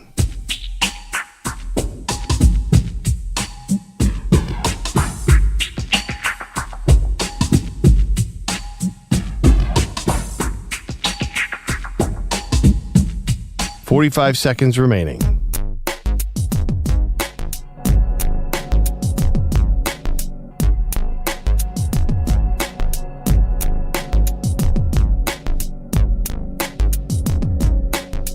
Thirty seconds remaining.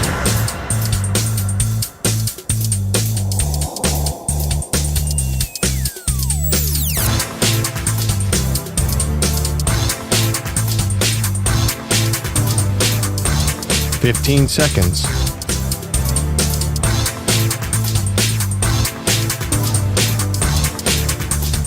Break ends in 5 seconds.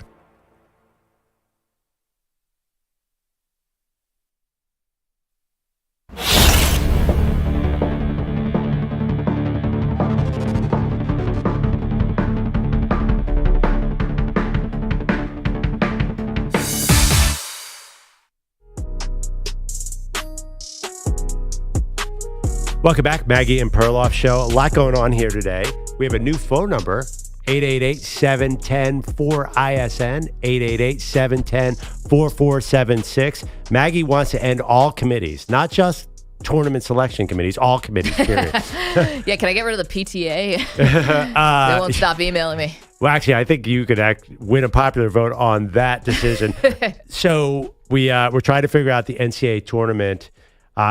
I know we have a lot to get into, but I'm still somewhat obsessed with what's going on with our John Wick impersonator, Aaron Rodgers. We got to get to that at some point. Yeah, we should get to Aaron Rodgers. But meanwhile, I kid about the PTA. Yeah. We're asking you, though, should we just go to computers? Not just for college basketball, but college football as well. Get the ADs out of there and anyone who could have any kind of implicit or explicit bias, and let's just try to put data points in a computer and see what it spits out. Oh, it'd be so bad. Oh.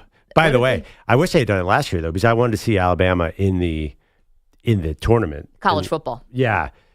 Not basketball. Yeah, I wish Alabama and Ole Miss and all the SEC teams, computer-wise, would have easily gotten in over SMU, but I want to see SMU there too. It's hard. Why not? If they have to expand to 16 to do this, because I don't know why, but I think there should be 16 in college football, 68. As EJ said earlier in the show, why are we arguing about the 67th and 68th team? They're not going to win this thing, Meg. Well, that's fine. I mean, North Carolina is not your average 68th team into the bracket, I would argue, but it could also help with seeding. So meanwhile, we've got that question for you. You can answer it, 888-710-4ISN, 888-710-4476. Should we get rid of all committees in sports, period, full stop? Let's get to Aaron Rodgers. What the is Aaron Rodgers up to today? Still waiting on Kevin O'Connell. That's the reporting that's come out over the last 2 days. It's not Rodgers holding this up. It's actually the Vikings, who, according to Diana Rossini, Mike Silver, and others, still having internal conversations about whether they should bring Rodgers into the building. They have not offered him any kind of contract. Nothing like that. Meanwhile, you got the Giants and the Steelers who are waiting for the dominoes to fall. Perloff, if you haven't decided by now, it's like, you know what, or get off the pot here with Rodgers. Like, I don't know what's going to become clearer over the next day or two. There's nothing about his film that's going to change. Maybe they're waiting on him to say whether or not he'll do McAfee interviews. I don't know if that's the holdup. It feels like they got to make a decision. Well, is it also money? Because there was a report out there that Rodgers wanted a Sam Darnold-like contract, and Sam got basically $35 million for guaranteed $35 for 1 year. I think they want to go really cheap. They apparently lowballed Sam Darnold themselves. I don't think they want to spend $30 million on Aaron Rodgers. Do you think it's possible they're saying, come in for $10 million? You already have all the money in the world. Do like Russell Wilson did with the Steelers last year and be cheap for us. Right. Well, Russ was still getting paid by the Broncos, so it was a little bit different. He was still getting a ton of money. But I guess here's the question. If you don't want to pay the rate, then move on. Like, that's the thing. No, Make they don't the have decision. to. They don't have to pay the rate. I think Rodgers is going to go there. I think he'd go there for cheap because he doesn't need the money and he gives them the best chance to win. Don't you think they could get a bargain? That's fine, but then why hasn't it happened yet? They haven't offered him a contract was the latest we heard. So we don't even know if they have lowballed him. Yeah, I mean, maybe Rodgers is... Well, listen, what's the last report? That Kevin O'Connell's deciding? Yeah. I would say get out there. Might as well try. Hey, Aaron, if you'll come here for $10 million, we'll do it. And then Raj, I think, by the way, and there's a lot of smoke that the Giants are still desperate for this dude. So they're probably offering him $40 million. I'm interested. I'm curious if you're Aaron Rodgers. We say the money doesn't matter because you have all that money, but I'll bet you the money shows respect that maybe the Vikings are not respecting him and, say that is in his mind too. It's possible. I mean, again, according to Diana, no contract's been, offered, so we don't even know. But you're right. I mean, the money could be about not just the money, but what the money says. Exactly. Right? Yeah. If you pay $30 million to Rodgers, he's definitely starting. It's not a competition. Mm-hmm. When Sam Darnold went to the Vikings last year and made $10 million, it was backup money. Yep. It's just that J.J. McCarthy got hurt. Right. And Daniel Jones signed for $14 million for 1 year in Indy, which is such a weird situation because it's total limbo. We don't know if he's a starter. We don't know if he's a backup. And I wonder if the Vikings don't want the same thing happening. Imagine if there was an actual quarterback battle with Aaron Rodgers. That can't happen, right? If you bring in Aaron Rodgers in Minnesota, he has to be the starter. I would think so. Meanwhile, the waiting game continues, but this doesn't bode well for me if I'm Rodgers. I'm like, all right, do you guys want me or do you not want me? I've got the resume. You can see my film from last year. And if you're not going to offer me the starting job and you're going to make me battle it out with a second-year guy, well, then kick rocks? To quote John Cena, you get what you have earned, and what you have earned is nothing, Aaron Rodgers. The way you played last year, you didn't earn being a $40 million quarterback. You didn't earn walking in and kicking to a first-round pick to the side and saying, hey, I'm the starter. I don't even get competition. Yes, don't be a freaking weirdo. The old Aaron Rodgers maybe has that respect. The guy we saw last year that was limping around for 12 weeks does not. Yeah, so you get what you earn, Aaron Rodgers, and you earned nothing. Well, but according to the Giants, maybe the Steelers, he is worth that. These guys got a bunch of MVPs. I don't know that he earned nothing is an accurate statement. He's earned a lot in his career. Maybe not last year, but generally that guy's earned it. That's why these teams want him, not because of last year. The NFL is a what have you done for me lately, and it stands for not for long. Well, and Brady talking had about that. what he was last year. You can't just give him everything. Well, we just saw the team try to do that, and it blew up in their face. Well, we don't know if he's trying to sign Alan Lazard and do Nate Hackett and all that stupid stuff. But I think the other part is he was like limping around for half the year last year. He still was coming off an Achilles. This year he's not. I think that's something teams have to be weighing. But I think what I don't understand, though, is why we assume because he was hurt that he's just going to be way more healthy this year. He's an older player. When you get older, trust me, I know. I just came off a patella tear from just running to third base, right? Like, as you get older, injuries mount up, and it gets harder and harder to stay healthy.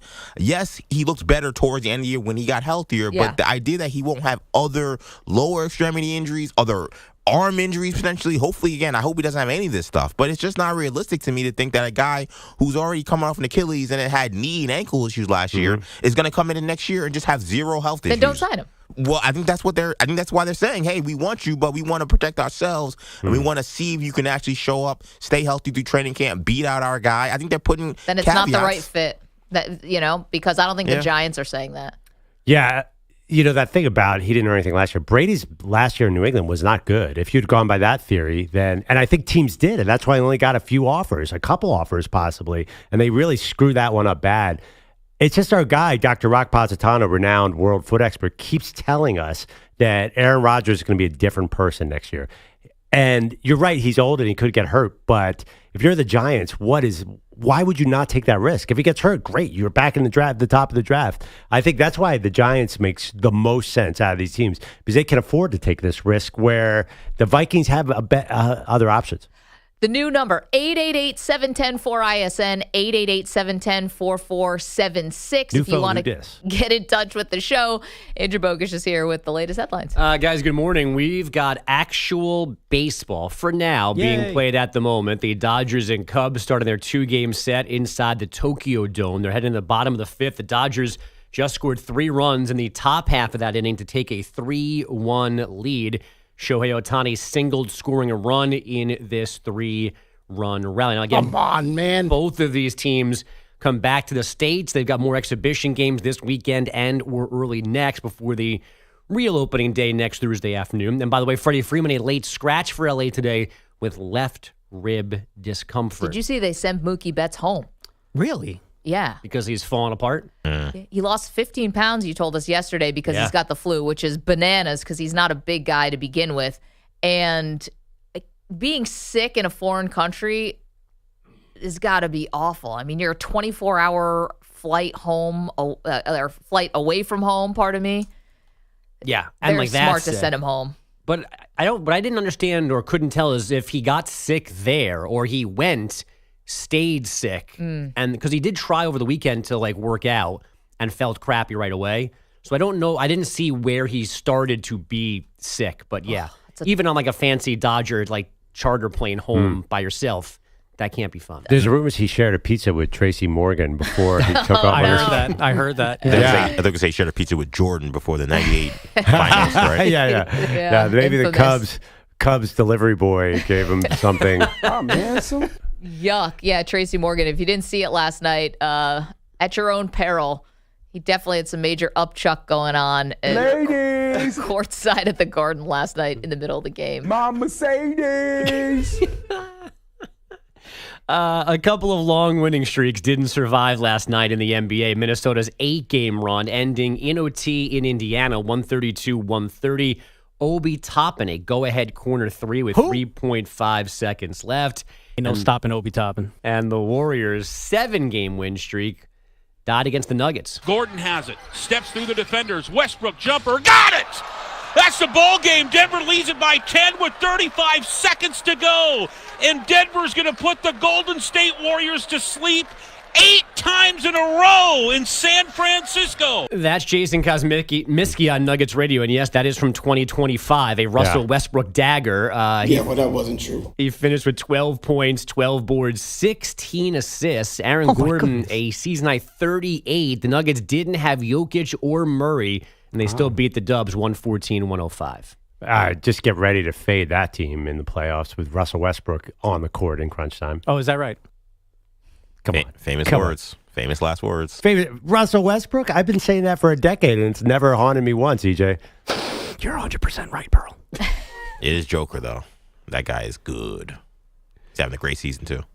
He hit a 3 at the end of the game. If that's the worst thing that happens. You ever play pickup where a guy hits his first 3 and you're like, oh, we're going to beat that team because now he's going to chuck up 14 bad ones in a row. That is Russell Westbrook. Sorry, is that too harsh? No, you're okay. You've said way worse about Russell Westbrook. Today. Yeah. Wasn't there, did somebody come out in the media, a player, and say, you guys are way too critical of Russell Westbrook? Russell Westbrook. Oh, was that who it was? Sure, probably.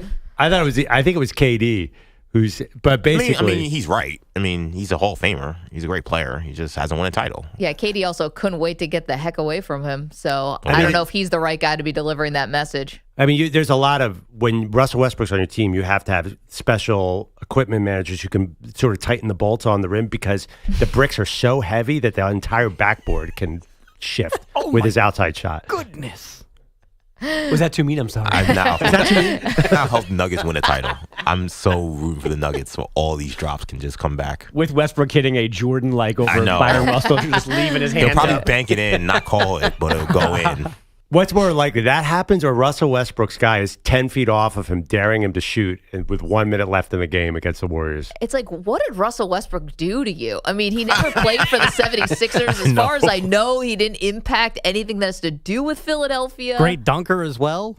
Watching the NBA media laud James Harden and Russell Westbrook over the last, it was driving me crazy for so long. And then they finally came around to where I was. They're old. Come on. They were bad in their prime. They're chuckers. Give me a break. They're chuckers. Old. They're not bad in their prime, bro. That's not right. Oh, they kill. No, I mean, they're obviously talented players, but they kill their team by the way they played. Yeah, team Rockets won 60 games a year. I love Harden this was really take. killing them during that time. I love this take, Pearl. Keep going. Don't worry, he will. Trust me. Now everyone's come around on this. You think people like Russell Westbrook's game? Well, he's old. I keep saying he's old and terrible now. You keep comparing Russell Westbrook now to who he was with the Thunder. He was a great player back then. Also, not his fault that the Lakers moved heaven and earth to get him, and that ended up being one of the worst decisions they ever made. I don't think he wanted to be there. I don't know if he did either, but it's like they made, that was LeBron. You should be mad at LeBron for that. Or Pelinka. Anyway, back to Bogusch. The Lakers, speaking of them, topped the Spurs last night, 125-109, 30 points from Austin Reeves. The Grizzlies losing in Sacramento, 132-122. And the Suns hammered the Raptors, 129-89. Devin Booker leading 7 in double figures with 27. The Suns won a game. The Mavs have sent Anthony Davis to their G League affiliate to continue rehab. Texas Legends. From his adductor strain. Where do they play? Frisco, I think. Where the Cowboys thing is? Like in that general area? I don't know where the Cowboys stay. Why would I waste my Isn't memory that on that guy? where they call it the Star? I think that's in Frisco. Yep. Cares.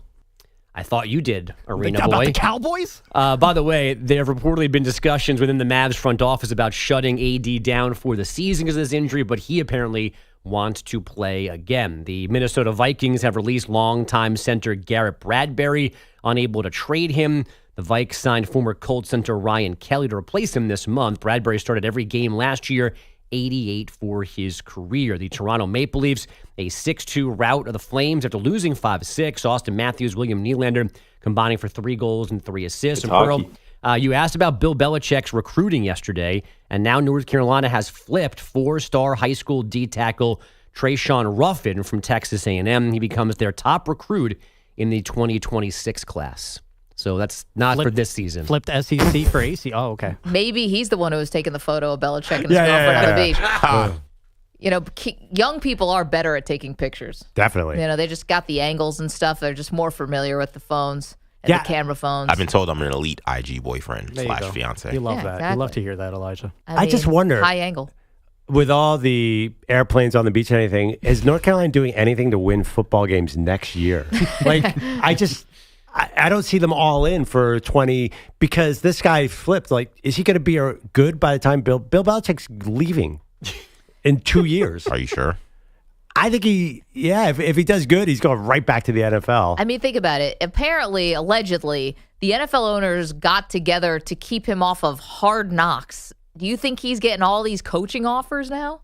I think if he does well at North Carolina, there will be interest. Yeah, but how's he supposed to be doing well? You just mentioned the fact that I don't know. We don't even know if any of the players are any good. Maybe he is pulling the wool over our eyes by all these Instagram photos with him and his girlfriend, because I just don't see all the big football headlines from North Carolina, all the brilliant Belichick, Mike Lombardi's strategy. To be honest, Pearl, this is what we see oftentimes from coaches at the end of their careers who leave pros to go to college. It becomes like a retirement job. Like, ask a lot of people who are on campus for like Bobby Cremins at Charleston or some of these other head coaches that have had these illustrious careers and go to some random college.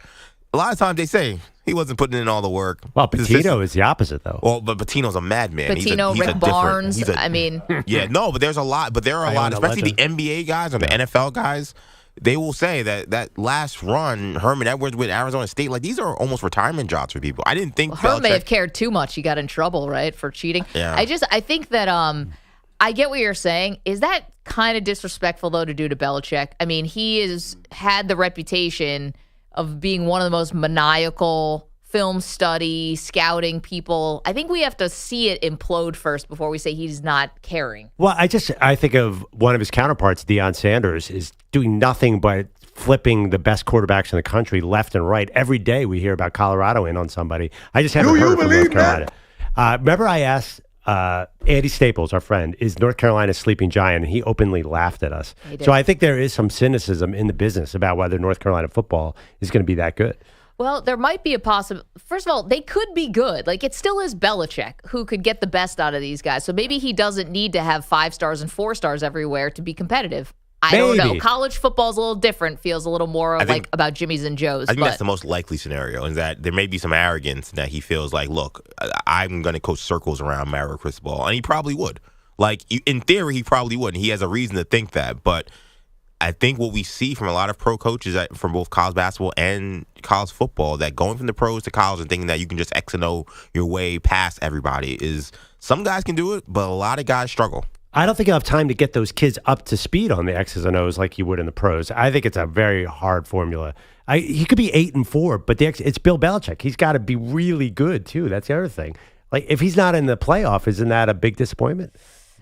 Year 1, I think you get a bit of a pass. Year 2, I think you want to be in the playoff. 888-710-4ISN. It's our new number. New phone, who dis? 888-710-4476. Top of the hour, we reveal another region from the Maggie Perloff movie sequels bracket, which we're excited about.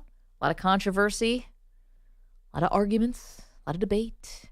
We also get back to the actual NCAA tournament, and we got the latest for you from that. Don't move. You're in a 5-minute break.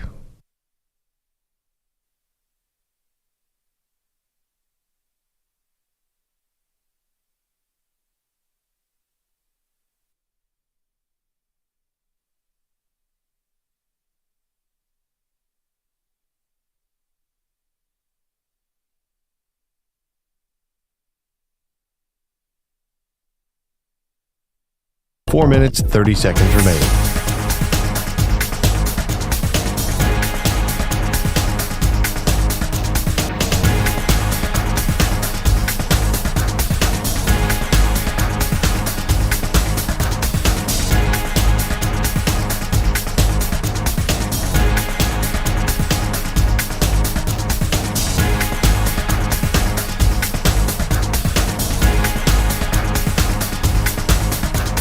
Four minutes remaining.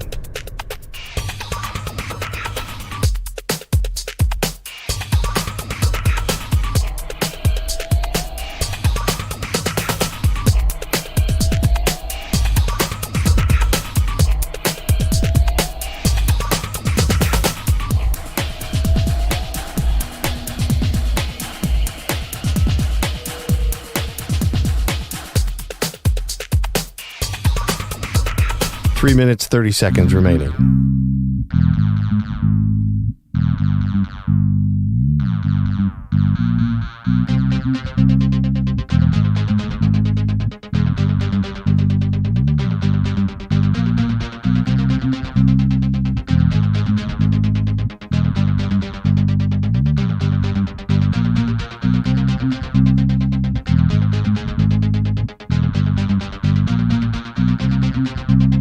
3 minutes remaining.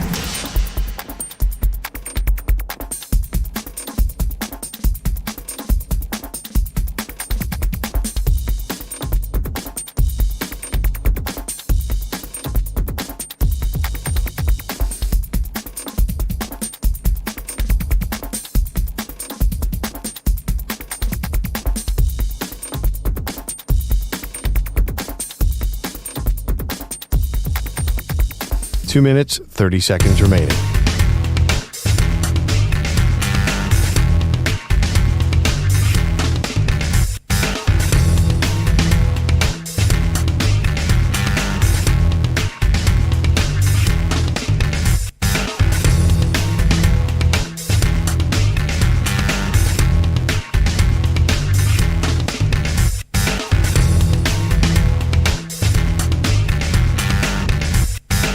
Two minutes remaining.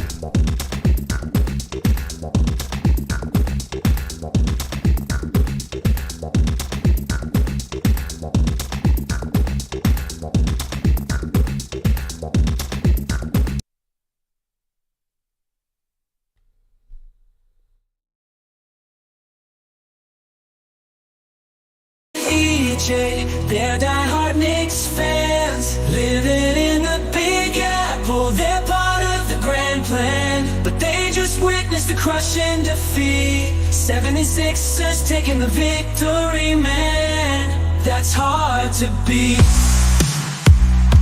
Sitting in the studio talking about the game. Maggie and Perloff, it ain't all the same. Perloff's a Philly fan. It's hard to stand when your team's on top and your heart's in your hand. Man, Manny and EJ, they're lost and confused. Knicks played hard, but it wasn't what they used to. Every missed shot, every turn, oh, they saw leaving them shocked. They can't believe what they're in for. Manny and EJ, they're diehard Knicks fans, living. Peter Berardi, he made a prediction, said that he gonna win. Celtics got no conviction, but now he's hiding, running away, won't own up to his words, can't face the dismay. He thought Miami would rise like the sun in the sky, but now he's got excuses, got no alibi. He thought the Heat had it, it was a sure bet, but they couldn't handle Boston, not just yet. Peter Bellotti, where you at now? You made a bold choice, but where's your wow? Can't stand the heat in the kitchen. Your predictions cold. You're playing hide and seek, leaving us in the fold.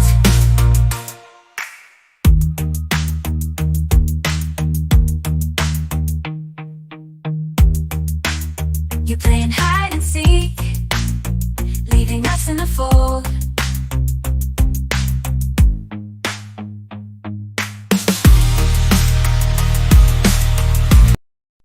On all states. NCAA tournament is going on, and we got NFL free agency. It's easy to lose track of the big one to me, the NFL draft, my favorite time of year. Had a pro day yesterday. Kind of controversial. Tedero McMillan, hand-timed at 4:45 according to Jordan Schultz's tweet, but then everyone there said it was 4:55.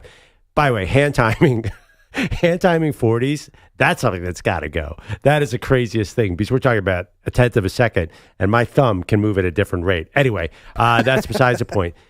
Wait, I'm sorry. What were the two times? This is the number one wide receiver out of Arizona. Jordan Schultz for Fox Sports tweeted that he ran a 4.45 or 4.46.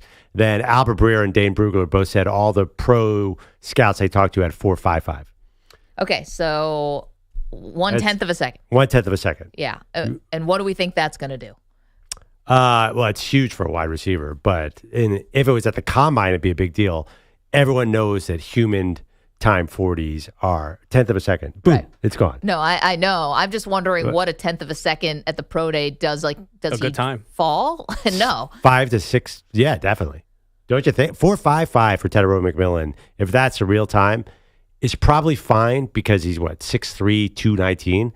But Matthew Golden ran a flat 4.30. Yeah, I would think that's a big deal. You don't think that? I mean, obviously McMillan is a funny guy because he was in all mock drafts. He was top 5, top 10, and he's been falling because people have wondered about the measurables. Yeah, I guess, I don't know. I feel like if McMillan and Golden to me are two different kinds of players, that would be number one. And two, I think you're going for Tetero McMillan if you just want somebody who's just going to catch everything. And you're going to have to live with the fact that he might not have the separation but still has the good hands. Right. But he was coming into the season, people thought he might be like Marvin Harrison Jr. and go number 4 overall. It doesn't seem like, I mean, it could happen. Yeah. It's not, it'll probably be wide receiver number 1, but it's definitely been, I mean, if you want to talk about a faller, he's your classic faller. Although when we say faller, the NFL teams might have judged him this way the whole time. I just wonder with the wide receivers this year, if McMillan is thought to be the best of the group, but not even by a wide stretch. Yeah, right? Very close. Then is this, how strong of a position group is this throughout? And is this smart to actually take a wide receiver with a really high pick when if guys are bunched together, why not just try to get more value late in the first round, second round, something like that? Well, I think there's a very special wide receiver who's going in the top 3. Oh, well, I think Travis Hunter, and I think he's going to play wide receiver, and I think he's going to be spectacular. So that's the funny one. we forget about him. I think he's such a, look, Jamar Chase just got paid $41 million. He went top 5 and changed the franchise. So I totally understand where you're coming from. And I was at a original don't pay running backs because there are a million of them. And I did say don't pay wide receivers. There's a lot coming in. But if you get a game changer, does that change your calculus a little bit? Say you got a guy who, like Malik Neighbors in New York, he, to me, merits a high pick. He's just changes the entire offense. No, there are guys like that. But I ask you, did Marvin Harrison have that great of a rookie season? It was fine. He was a disappointment. I mean, he didn't even get to 1,000 yards receiving, right? So I'm a little split on this. I think that a lot of people think the Chargers took the wrong wide receiver. That they should have taken Neighbors. I mean, not the Chargers, the Cardinals. I was going to say, I thought McConkey was good. And the Chargers should have taken one of those guys too. But so the new report out is about running backs, and it's about Ashton Jeanty, and he is now odds-on betting favorite to go to the Chicago Bears, Pearl. Yeah, that would be quite interesting. I'm a big Ashton Jeanty fan because of the broken tackles. I think he is rare. Now, generally, do not take a running back high. But I got to tell you, if I was going to look at a running back who I think can hit that gets drafted high, he'd be at the top of my list. He is just unstoppable. He's fast. He's physical. He's just hard to bring down.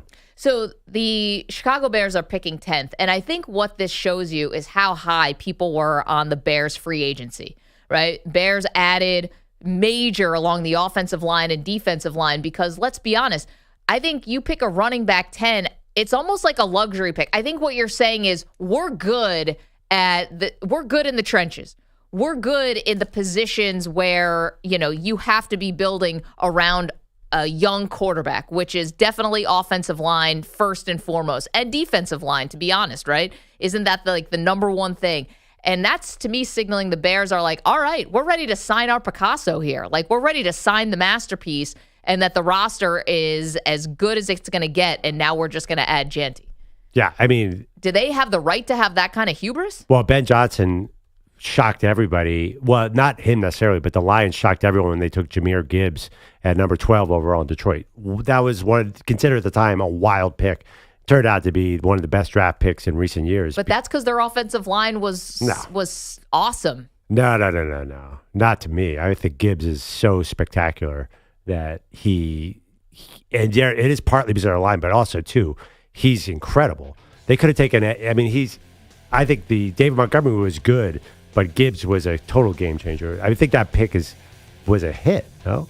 Yeah, I think they had the luxury of taking it because the offensive line was so good in Detroit. 888-710-4ISN, 888-710-4476. Do you like Ashton Jeanty to the Bears at 10? We got a lot of people in Boise listening to our show. Coming up, we've got more March Madness for you. Don't move.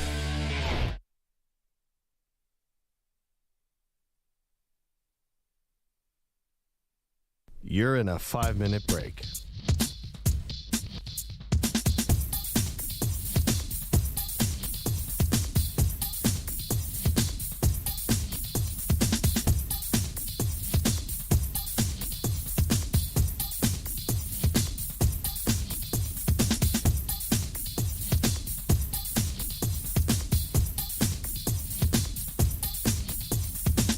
4 minutes, 30 seconds remaining.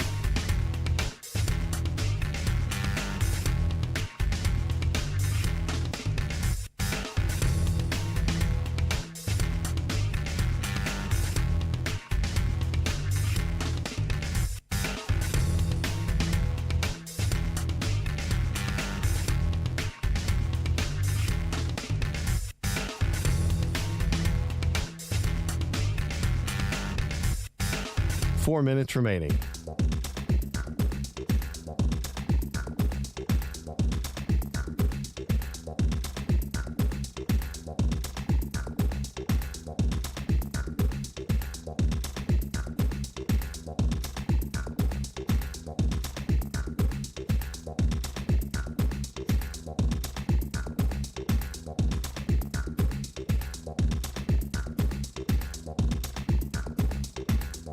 Three minutes, 30 seconds remaining.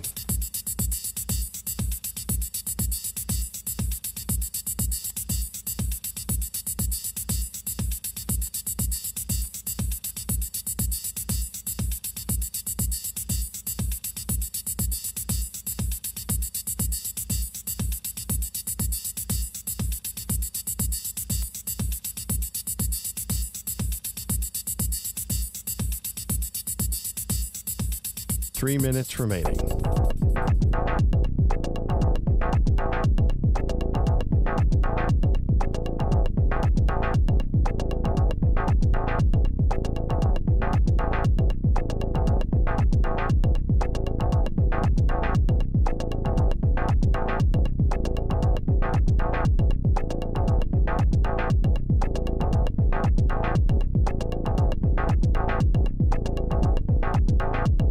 Two minutes, 30 seconds remaining.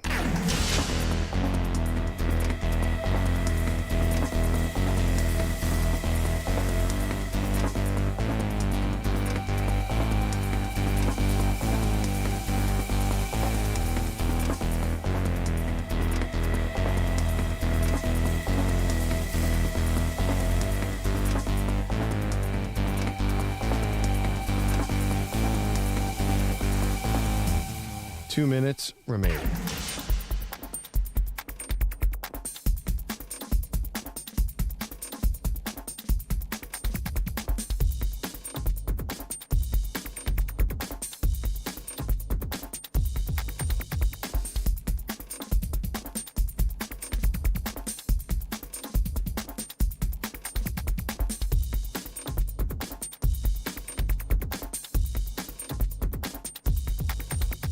One minute, 30 seconds remaining.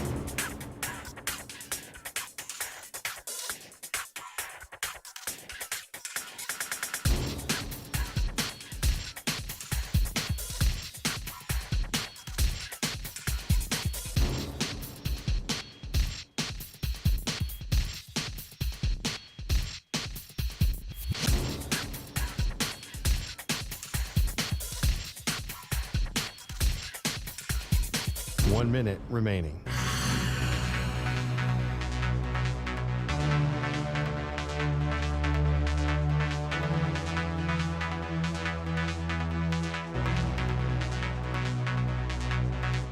Forty-five seconds remaining.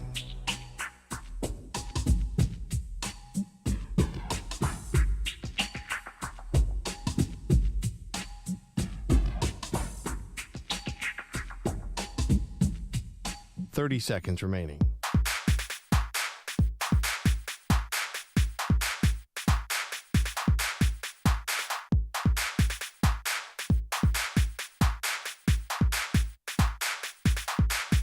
Fifteen seconds.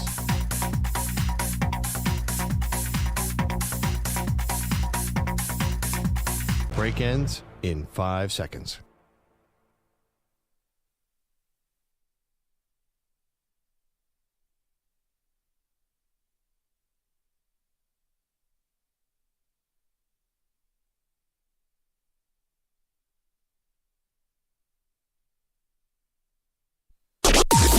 Maggie and Perloff on the Infinity Sports Network.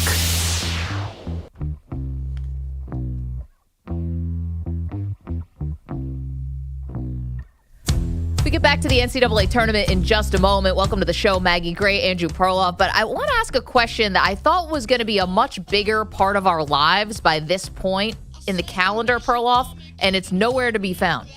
And that's Deion Sanders getting involved in the draft process for his son, Shedeur Sanders, then also like a kind of second son, kind of adopted son, if you will, in Travis Hunter.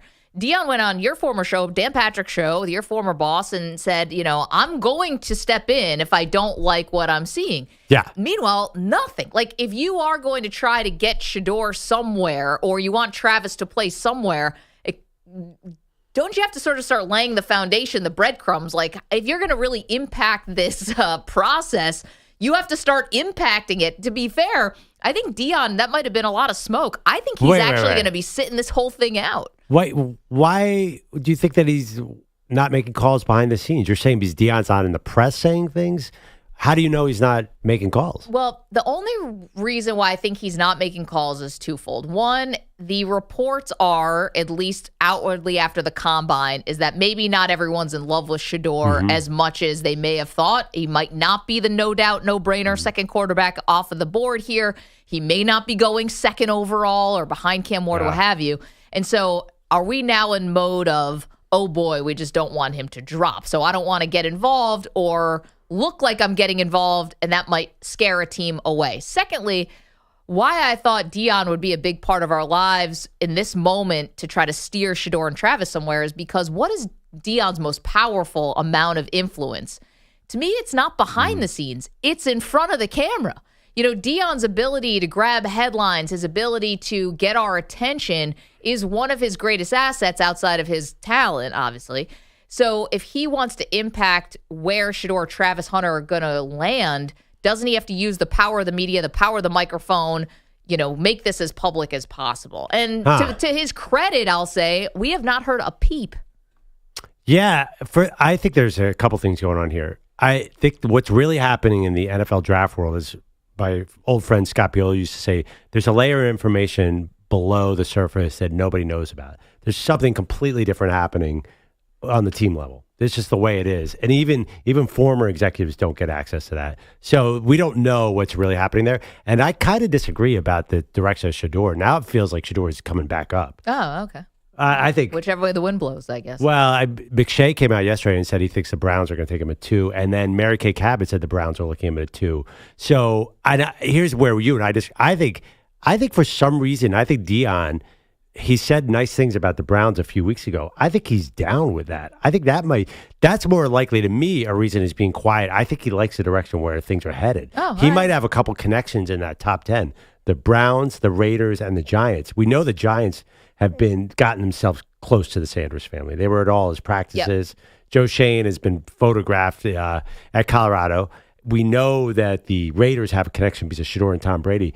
I think the Browns and Deion are playing nice too. Well, so maybe that's why we haven't heard from Deion. Well, here's my question then. If you're not going to get involved to keep your kid from going to the Browns, then why even say you're going to get involved in the first place?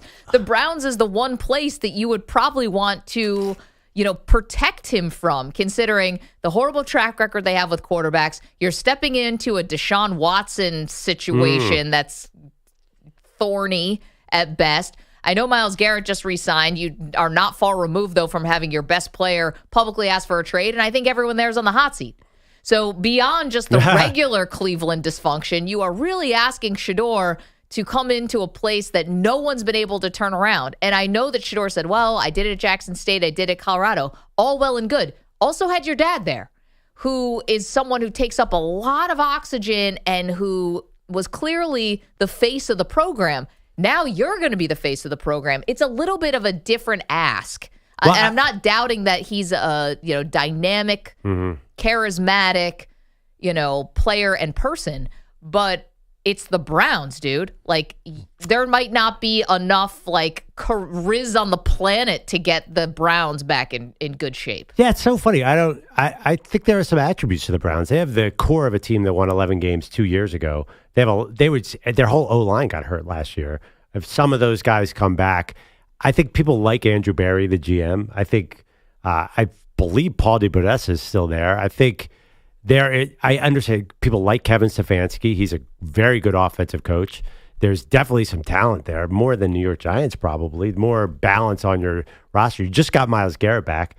I think you could squint and see the Browns as an opportunity. There's some players there. Okay. I think when you're talking about the Browns, though, and there's other teams that are like this, the Browns, EJ's Jets, the Raiders for a long time, you have to factor in more than just who the names are on the roster. But Deion went to Colorado, as you mentioned. I mean, that was a disaster of a program, and he turned it around. I just think that you might look at Cleveland as an opportunity and not look at the past and say, wow, I think there's reasons to think you could turn around. I mean, you're throwing a good guy. You got Njoku, you got Jeanty, you got Pro Bowlers on the front line, and you got Myles Garrett on defense. I think you can convince yourself I can win 10 games here. Okay. Well, then I bring you this because, again, who's really most responsible for turning around these, programs like Jackson State or like Colorado? Was it actually Shedeur? Was it actually Deion? Was it actually Travis Hunter? Or was it actually Deion? Well, I think Shedeur. Well, we've never seen him do it without his ultra-famous dad. And vice versa. Well, but what I'm getting at here is Deion's contract at Colorado. And Deion always talking about how he would only go to the NFL if he could coach his son. That would be the only stipulation. Here is Deion. Is this from yesterday, EJ? Thank you. Dismissing a question about his current contract and where things stand with Colorado. I know how much you love it here and how much you've grown accustomed here. Is there any talks of a contract extension? Was that something you're being open to? Maybe. I don't know. I ain't worried about me. Let's get everybody else straight first, then I'm good. Okay, so great thing to say, the right thing to say, don't make it about you, but Deion is about to be 3 years into what is reportedly a 5-year deal. And, if he continues to do well without Shedeur and without Travis Hunter, then two options could arise. He could take another big college job. That's going to be on the table for sure. And then the NFL.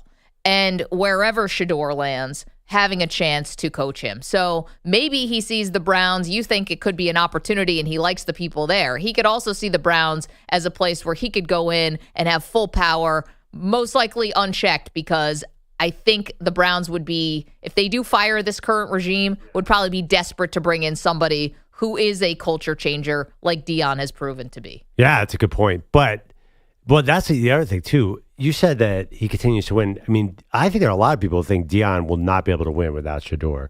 But that's why he wants to go to the NFL. That's why he was saying that right now. I'll go coach my son. But, yeah, that's a good theory. Again, though, Kevin Stefanski's a pretty good. I think Deion likes him. I think he'd probably say, yeah, I'll take the Browns job, but you get to stay and be the offensive coordinator. Deion's not dumb. He likes good coaches around him. Yeah, that could be the way to go. But again, we get back to I think he does not hate Cleveland. I don't think it's a nefarious motive here, as you were hinting there, that Deion says, go to Cleveland because I can coach you next year. I think he would say, if he does actually like Cleveland, he would say, okay, there's a lot of talent there. It's a good offensive coach. This is as good as any other spot in the top 10. Yeah, I think there's something about Cleveland where it's a snake-bitten franchise. And I guess you could have said that about Colorado. They were coming off a one win, but, college is different. And winning in the Big 12 is very different than winning in the AFC North. I mean, listen, Stefanski's had a good record. Until last year, 2-time coach of the year, right? 2 double-digit win seasons with kind of a flawed roster. Never got anything out of Deshaun and still won a lot of games. How many playoff games has he won? He beat one. Yeah, I mean, he beat Pittsburgh. That's worth 50 in Cleveland. How many playoff games have he wasn't even on the sideline for that game. Remember, he had COVID. Yeah. He was in his own basement. How many playoff games have other Cleveland Brown coaches won? You're making my point. The franchise is not in a great spot. No, I know, but you don't get drafted. I mean, listen, Deion wants somebody in the top 10 who's in a great spot, who's drafting in the top 10. Obviously, nobody because they're in the top 10. I understand, but I would say Cleveland, outside of the Jets, has the worst reputation for ruining quarterbacks than any other team in the league. Well, let me ask you this. If you were Shedeur and you had your choice between the Giants and the Browns, where would you go? I mean, these are two bad options. Both coaches on the hot seat. Maybe Malik Neighbors may sway me to go to the Giants, possibly. And New York, maybe, I guess. But that's just maybe me having a bias because we live here. I think he can make plenty of money in Cleveland, too. I don't think he needs the New York market. Yeah, I kind of lean. You're right. Those are all very good points. It is really close. I kind of think Cleveland's a better offense right now. Just a little better. The O-line potentially is better. Again, you're in the top 10. Look at Tennessee. Would you want to be there? What if they trade to 3 and drafted Shador? Then Deion's like, what is this team I'm around? Well, the only thing about Tennessee is, and I don't mean this as a disrespectful kind of way, but I think it comes with a little less intense scrutiny than Cleveland and New York. New York because of the market, Cleveland because of the graveyard of quarterbacks that have gone there. And you're always looking to see, like, how is this going to go wrong in Cleveland? And I'm not alone on this, by the way. Like, I'm not I think sometimes, Perloff, you make it seem like I'm the only person who thinks that Cleveland's dysfunctional.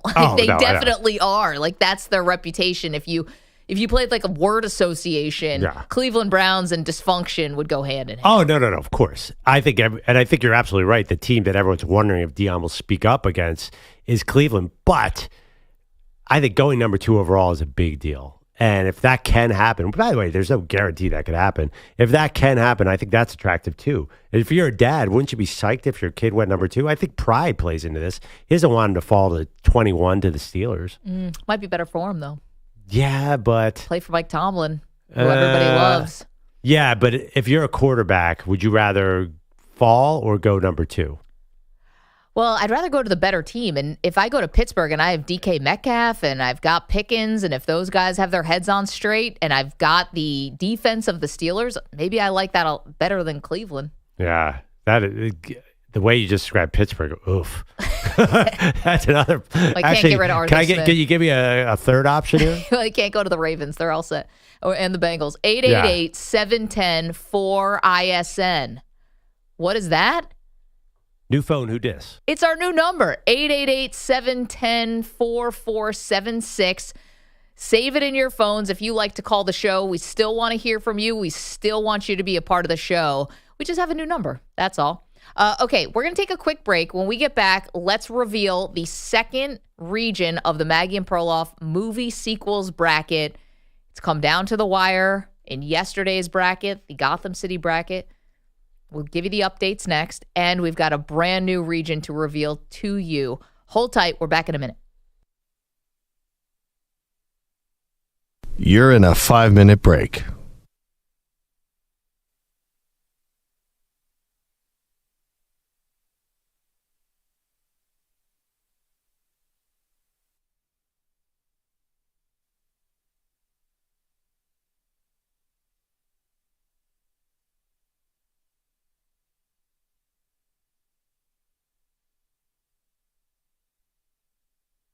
Four minutes, 30 seconds remaining.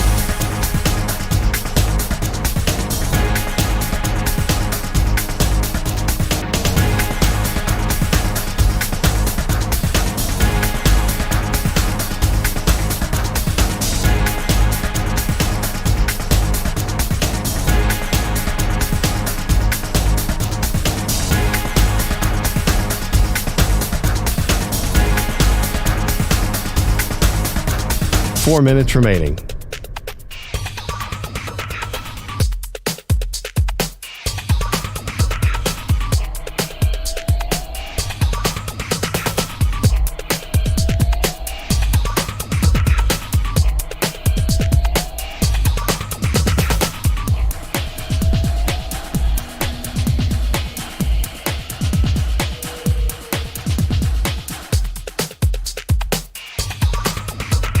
Three minutes, 30 seconds remaining.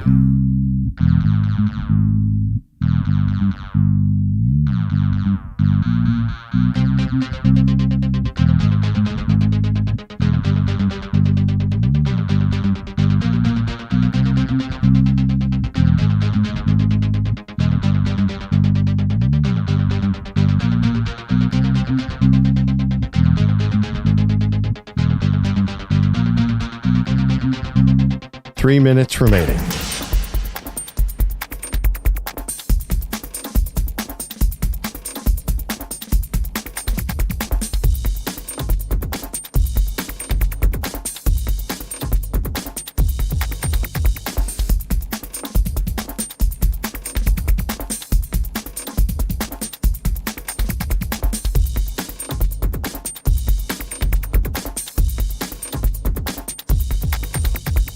2 minutes, 30 seconds remaining.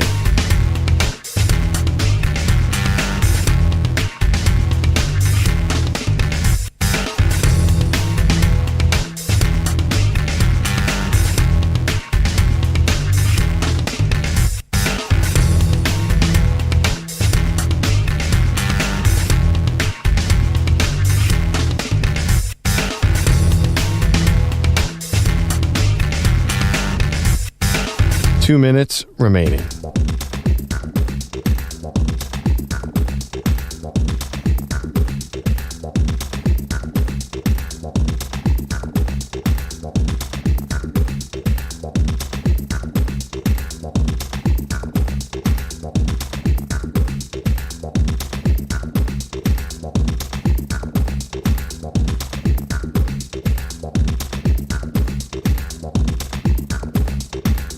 One minute, 30 seconds remaining.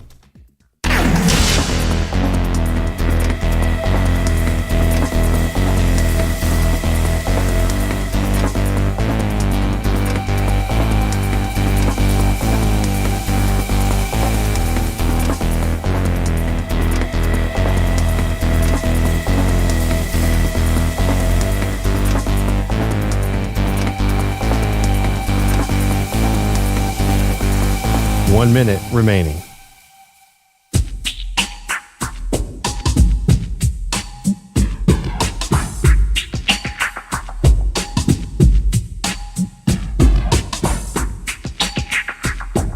.45 seconds remaining.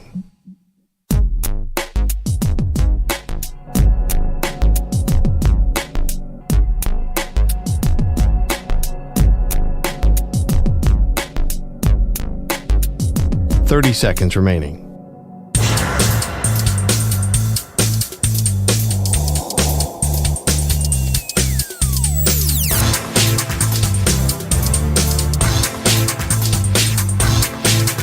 .15 seconds.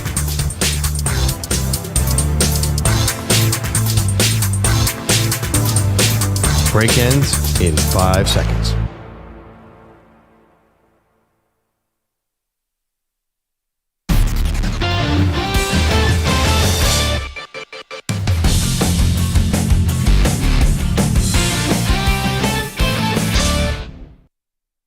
Had a million nights just like this. So let's get down to business. Back on Maggie and Perloff, we have drama. We have a buzzer beater brewing in our movie sequel bracket. We're doing a fun bracket of the greatest movie sequels of all time. And we have a 50-50 coming down the wire of two terrible movies. The Lost World, Jurassic Park versus Ghostbusters 2. EJ, you said it's 50-50 with 3 minutes left? Now 2 minutes left. 274 votes. 50-50. Oh, man. 274. Let's do the math quick. So you could go to our X feed at Maggie and Pearl and be the decider here. What happens if it goes to a tie? Well, last year we had a tie. Yeah. And we did a come on, basically a new bracket or new poll. We put it up and for an hour. Yeah, you have an hour. You have an hour to figure out who advances. It's overtime.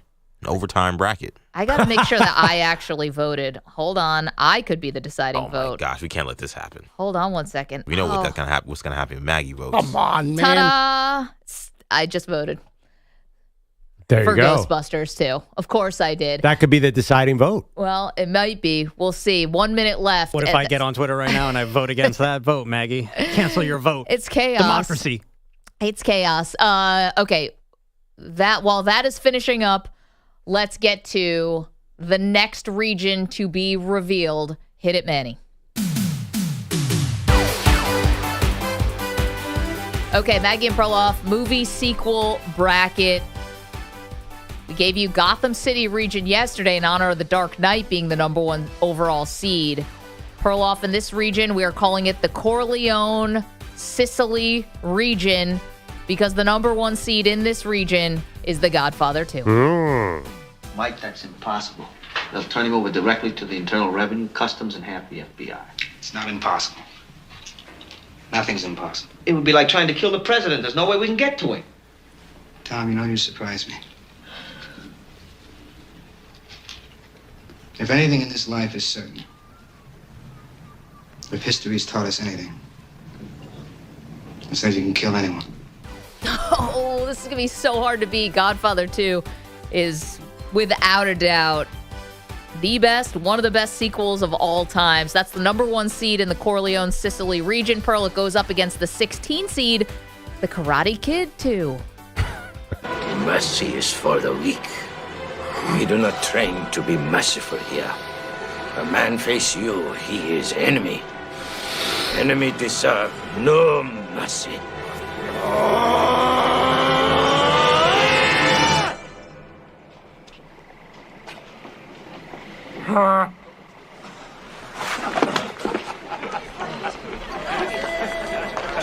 Danielson, ladies no wait forever. Wow, Michael Corleone against Mr. Miyagi. Tough one. Does this go to Japan? Sorry, did you say? Karate Kid 2? Does this end up in Japan? I never watched Karate Kid 2, so I don't know. I'm pretty sure. And it's the one where he has that instrument where he twirls it in his hand.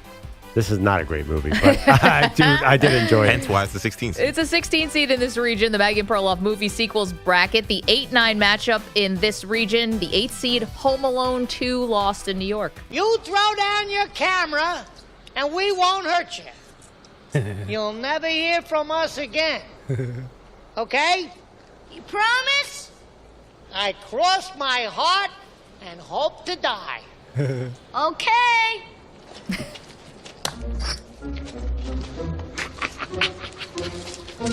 Okay, kid. Give it to me.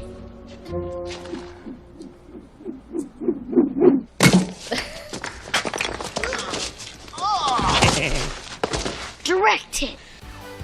This is like a snuff film. I mean, they inflict so much pain on these guys. And also, it's been very clear in the sequel, they really want to kill Kevin. Not just like, and he wants they to kill want them. to murder this little child. They do. So you could do so much fun stuff in the 80s and 90s you can't do now.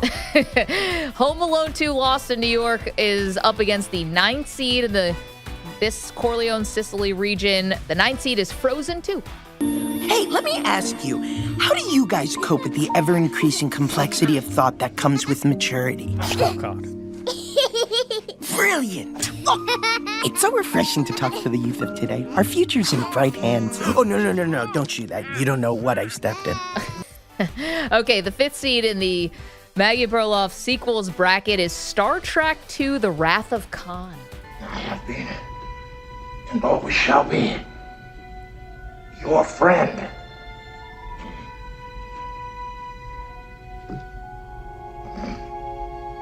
Live long and prosper. Wow, you love this one.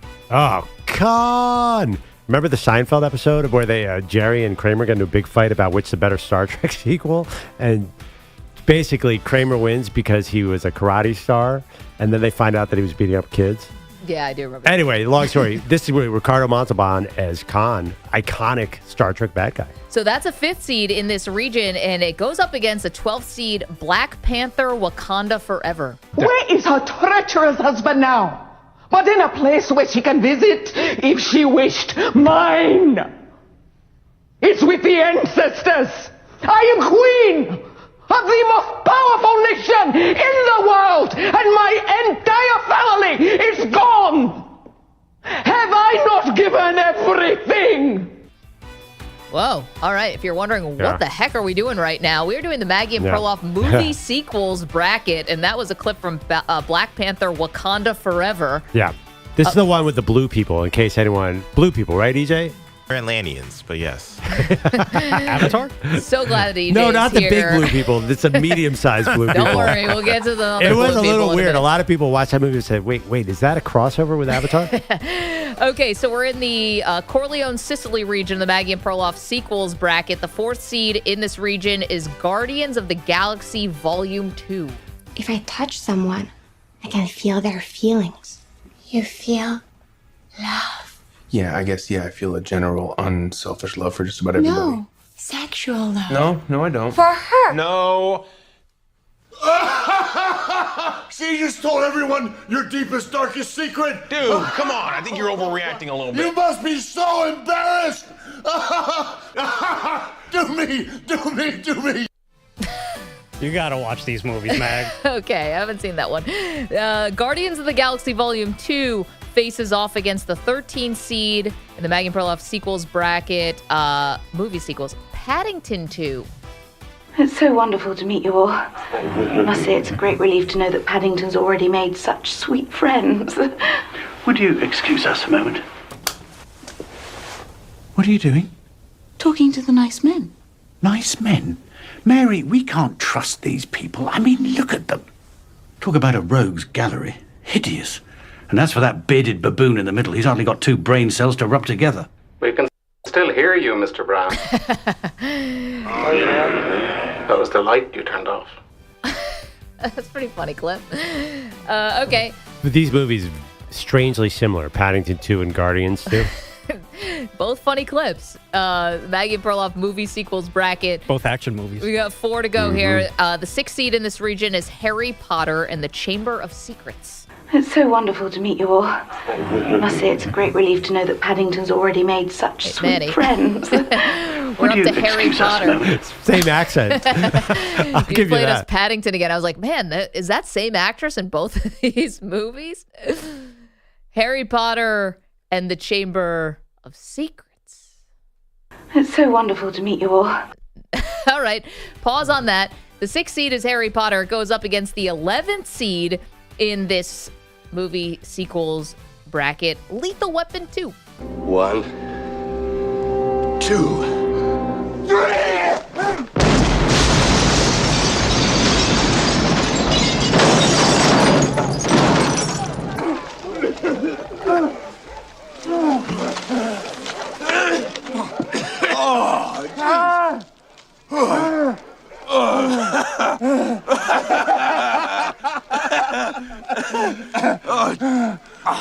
Just get off me, man. I don't want anybody to see us like that. Okay, the 3rd seed in this region, movie sequels, Top Gun Maverick. What the enemy doesn't know is your limits. I intend to find them, test them, push beyond. Today we'll start with what you only think you know. You show me what you're made of.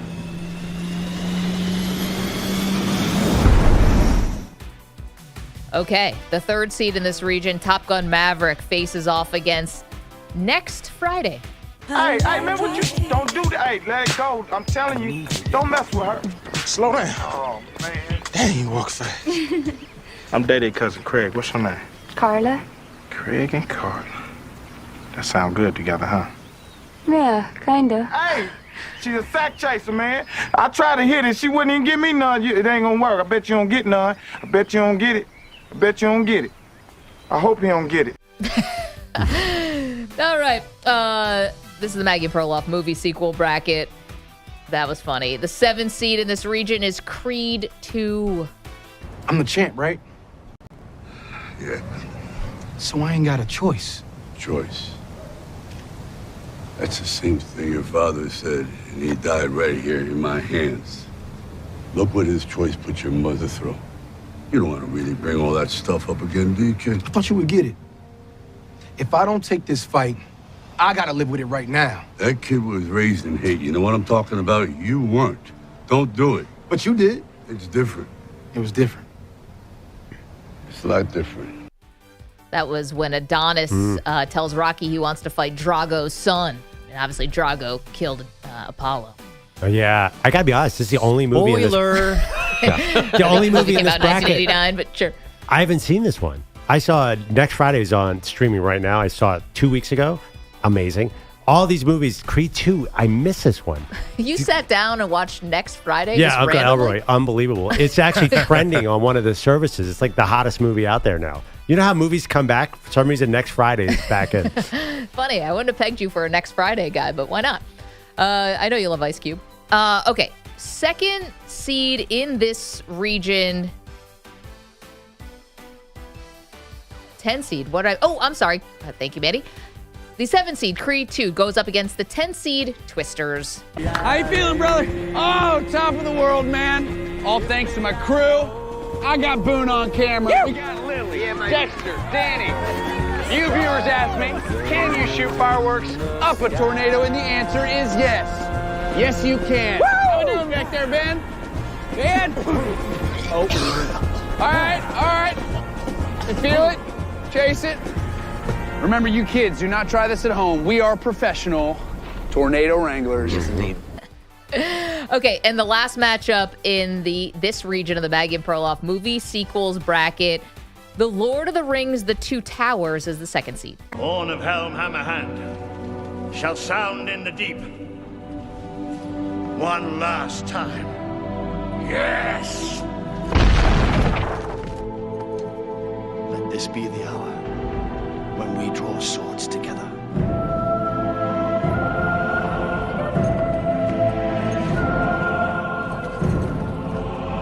Fell deeds awake. Now for wrath, now for ruin, and the Red Dawn. Wow, that sounds even nerdier than I thought out of context. That was a super cool scene. I actually have seen all three Lord of the Rings, fell asleep in every single one of them. Wow. The second seed, Lord of the Rings, The Two Towers, takes on the 15th seed in this region, Mamma Mia, Here We Go Again. It's going to be a beautiful night. Mm-hmm. I wish I had someone to share it with. Oh, come on. We have each other. Oh, I think we've got more than that. Take a look.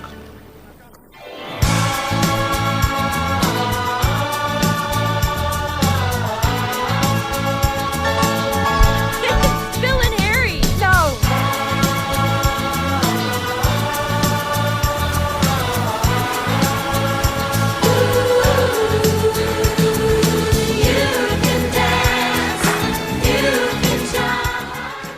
And I think we found our jam for the summer. This show really just got down to that. If you were watching on the live stream, Manny discovered ABBA like 10 minutes ago. So he was really into it. Love these Swedish people, or wherever they're from. So there you go. This is the Corleone, Sicily region of the Maggie Perloff movie sequel bracket. Again, Godfather 2 is the #1 overall seed. You can go vote now at Maggie and Pearl on X. You know I have cardinal rules about sequels. And the number one thing is if your star doesn't come back for the second one, I can't get down with you. Which one of these does that apply to? Everyone knows Meryl Streep's character died in Mamma Mia 2 because of a contract dispute. Is that right? I think she might have made like a 2-minute cameo. Is that it? Yeah, they could get Meryl back. Ian EJ and EJ's fiance have been arguing about this one. Come on, you have Mamma Mia 1 is based on the actual play and is just on fire. Mamma Mia 2 a letdown for me as a big Mamma Mia fan. Who replaced Meryl Streep? They just worked around her. The whole thing was mourning Meryl Streep's character. It's a bit of a downer. That's sad. So all three men involved in the original, Pierce Brosnan, Colin Firth, and the other guy, Skarsgård, they are trying to figure out how to move on with their lives without Meryl Streep. It's quite sad. Okay, well. Total spoiler. I'm definitely not seeing it now. It is a good movie, though. I'd rather just dance around to ABBA. You can do that too. And watch that. Okay, so there you go. Top of the top, Godfather 2. Bottom of the bottom, Karate Kid 2 on this, By the way, in this region. Yes, sir. Results are in. Lay it on us. We got a result in the Gotham region. Is it one vote? 2 seed versus 15 seed. Lost World Jurassic Park moves on. I think that the debate over the parental instincts of the T-Rex is now academic.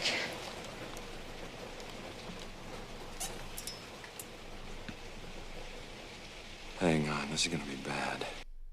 You're talking about a 50.5% win over Ghostbusters 2, which is at 49.5. Wow. Maggie, I think you made a screwed mistake. up. You shouldn't have said anything about going to vote. You should have just went and voted and not said. I think people heard you and said, you know what, I'm going to screw Maggie over and voted against you. Yeah. Well, then that means me and the audience really have some things we got to iron out. Was that Julianne Moore in that? Yeah. I think you're an idiot. I'm telling you guys are passing on a very important film of our generation, Ghostbusters 2. I'm disappointed in us all. Maggie, just because you loved it when you were 11, it was on cable, doesn't mean it was a great movie. But I was a baby. Right. I'm genuinely curious now. When is the last time you sat and watched from start to finish Ghostbusters 2? Not as long ago as you think. But can I go cast for cast? You get Jeff Goldblum and Julianne Moore, but I give you Bill Murray, Dan Aykroyd, and Rick Moranis. What? Yeah, they were awesome in Ghostbusters 1. And also in 2. To be fair, though, if it couldn't beat Jurassic Park 2, it probably wasn't that great a movie. Yeah, well, I mean, listen, I'll just go with what the voters have decided because this is a democracy around here. It might have been a one-trick pony franchise because they keep trying to remake it, and each one is more awful than the next. The Paul Rudd Ghostbusters are a train wreck. Well, they made it all female, and that deeply offended a lot of people. And then they decided to put it back to men, and then that also didn't work. So I think There's some kids in there too. Yeah, it's well. They saw what's the show Child on Netflix? Labor? Stranger Things. They're like, we're going to be exactly like Stranger Things and appeal to a young audience, and it fails. They used the kid from Stranger Things too. Yeah, I mean, it's hard to comedies. I think are very hard to do sequels for. It's the one genre which is hardest. Yeah, disagree because I love them all. But anyway. You're the one. I'm the one. Bogusch says headlines. Again, go vote Maggie and Pearl on X. And this is the second region of our movie sequel bracket is now open for voting. So we got headlines, and again, we've got an actual baseball game. They have hit the top of the 9th inning of the Tokyo Dome. The Dodgers have just taken a 4-1 lead now on the Cubs. An Ohtani double, a Teoscar Hernandez RBI single, getting them that most recent run. They are still batting with 1 out, top 9. They'll play again tomorrow. They come back to the States, some more spring training games, and again, next Thursday is full opening day. So where do we want to begin with the Sixers? There's Paul George's season-ending injuries or last night's disappearing 25-point lead. Pass out straight away, three-point try. Got it! It's a three-pointer as Jalen fell down, and the Rockets have scored the first 6 in overtime. Matt Thomas, Rockets Radio, Jalen Green, and Jabari Smith Jr. each scored 30 as Houston rallied for the 144-137 OT decision after never leading in regulation. They win in overtime. The Sixer lead was 25 shortly after intermission. They were also up 8 with a minute to go in regulation, but could not close out. And again, they lose in overtime. Well, first of all, that's awesome because we obviously want them to be better lottery odds. Sure. Thank God. That's a victory last night. Have you read about what they're trying to do to Paul George's knee? What are they doing? Injections? Like, why are you even bothering? What is the point of putting all this medical technology into Paul George's knee? The guy was finished 3 years ago. The best part is they've only ruled him out for the regular season because they could erase their 5-point gap to that 10 spot and make the play-in. I think they've got like 100 million reasons to be injecting him full of stuff. More like 200. No, but they're not playing him anyway. That's why I thought it was really strange. They had this in-depth medical report when their season's long over. So rest. But I think the shots he got are supposed to fix him. For next year? For life. Like I think this is just like him getting treatment for the injuries, and therefore he's got to miss 6 weeks. That's ambitious. Fix him for life. No, I just thought it was interesting that they were going into so much detail. This season is over. Yeah. I think they also do this to show the league office, like, hey, he's really, really hurt. Oh, we're not tanking. Interesting. I mean, you guys basically, you didn't invent it, but you perfected it. You know, that's your GM got fired for it, and they put a Colangelo in there. I mean, that's rough. Yeah. It's interesting. I didn't think of that because I thought just let him rest or do whatever. Like, I didn't even think this should be a headline to Paul George because they wouldn't play him even if they could. Anyway, good loss. I'm totally psyched. So overtime in Philly and overtime as well in Minnesota. Into the corner, an impossible three is drained by Toppin off the catch. He was floating out of bounds in the left corner, and that was a shot that most players wouldn't even try. He tried it because he had to, and he made it. That was a remarkable shot. Mark Boyle on Pacers Radio. Obi Toppin ain't Reggie Miller, but he looked like him on this shot. India 132-130 win in OT, snapping the T-Wolves' 8-game winning streak. Toppin went 7 for 10 from behind the arc. Obi Toppin. Former Knick. That's right. Keep going.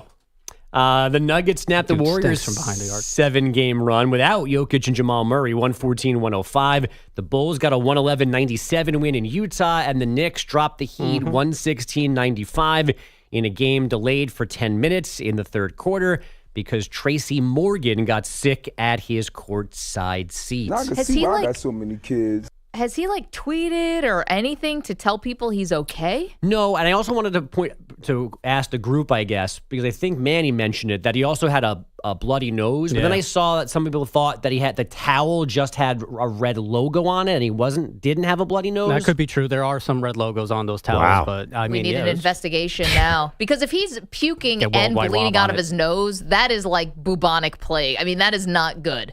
Bloody noses. We're going to lose Kenny Albert. Don't usually come with vomiting. Maybe this is.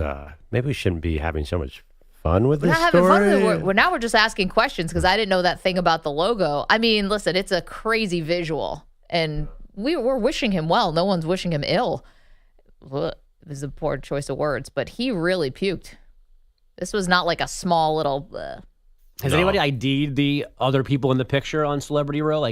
Steve Sharippa. But the two girls that you mentioned, are they anybody of significance we should worry about? Make sure they're okay? I mean, I am worried about them, but no, I have no idea who they are. He's more worried about Instagram handles than Manny would really like to know what are their names, where are they? We can't lose Sydney Sweeney to whoever Tracy Morgan has. Oh, please, no. No. Steve Sharippa keeping the weight off.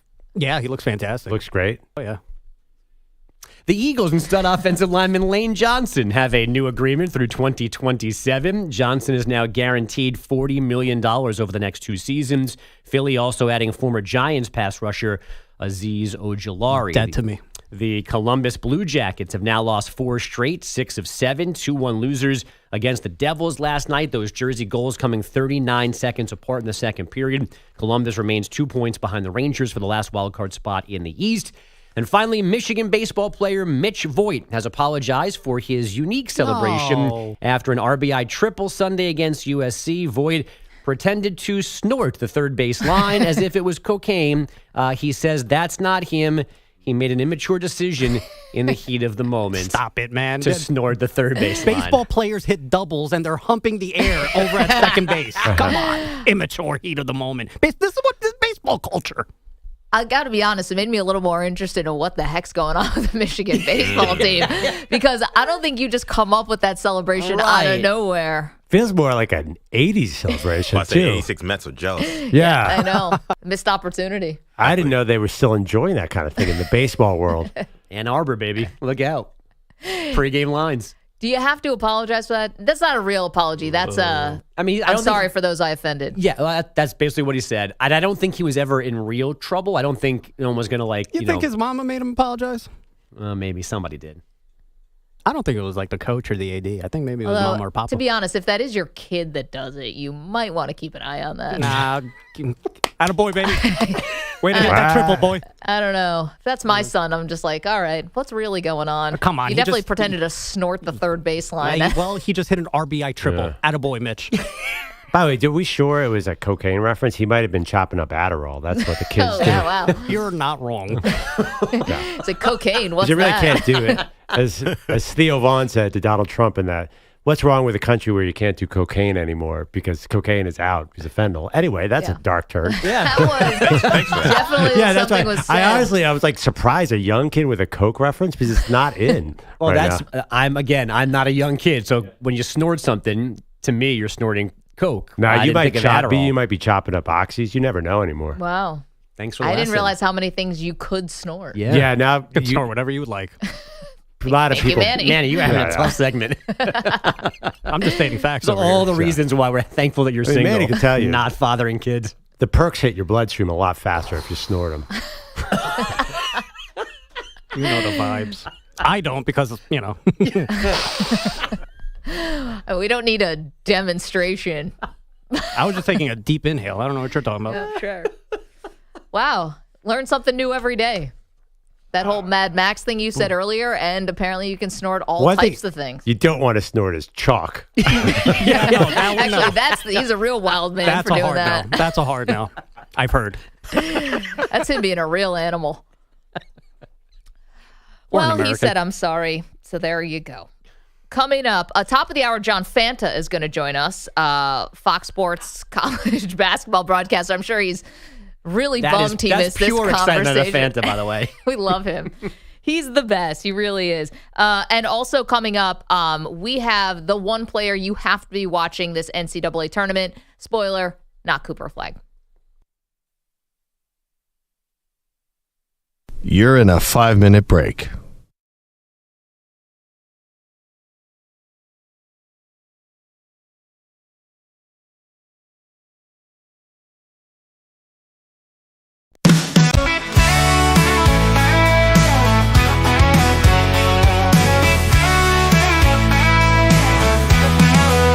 Tracy Morgan courtside, feeling real nice. Cheesing for the camera, sipping on Sprite. Knicks looking hot, the garden's alive. Then suddenly, oh no, man died. 5! Vomits flying, they hit the floor. Took out a fan in row 4. Kenny Albert's trying to call the play, but Clyde just mutters, get out the way. Rolling out in the wheelchair, what a scene. Projectile blasting like a damn machine. Knicks still winning, but Tracy's losing. Belotti's still missing, man, that's confusing. Start gushing, medics in a sprint. Aaron Judge looking like, what's that set? EJ and Manny covering their eyes. Bruh, this is worse than the Porzingis trade twice. Maybe it was the hot dogs, maybe the beer. Maybe he saw Randall and shed a sad tear. Or maybe he looked at the empty chair where Peter Bellotti should be, but he's never there. In a wheelchair, what a scene. Projectile blasting like a damn machine. Knicks still winning, but Tracy's losing. Belotti's still missing, man, that's confusing. Maybe it was the hot dogs, maybe the beer. Maybe he saw Randall and shed a sad tear. Or maybe he looked at the empty chair where Peter Bellotti should be, but he's never there. Rolling out in the wheelchair, what a scene. MSG janitors need a hazmat team. Knicks still winning, but Tracy's losing. Bellotti's still missing, HR's confusing. We love you, Tracy. Hope you're all good. Come back soon to rip the Knicks like you should. The next time, man, sit a few rows back, or just pull up a light. Don't even show up facts. We love you, show up facts.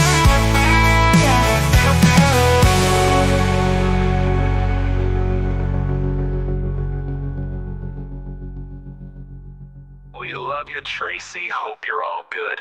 Come back soon to rep the Knicks like you should. But next time, man, sit a few rows back or just pull up a Bellotti. Don't even show up facts.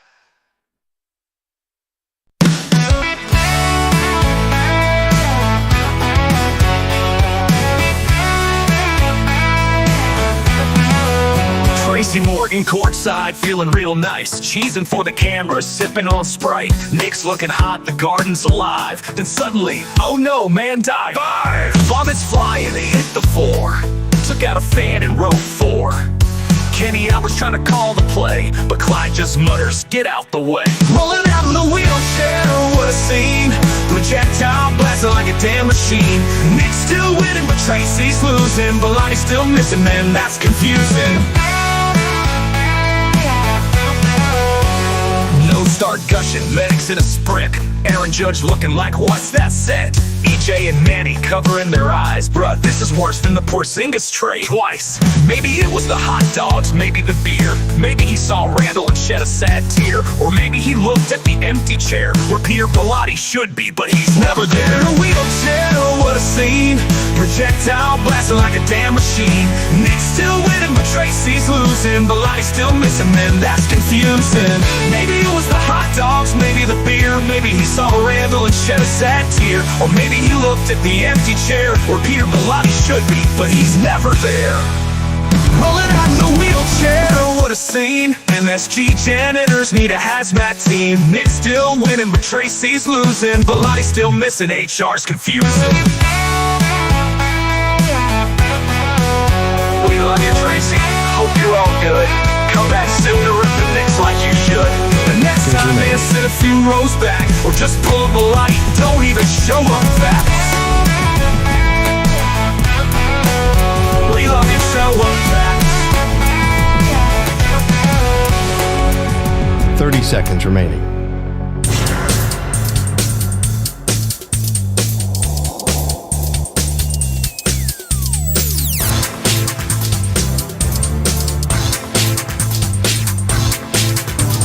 15 seconds.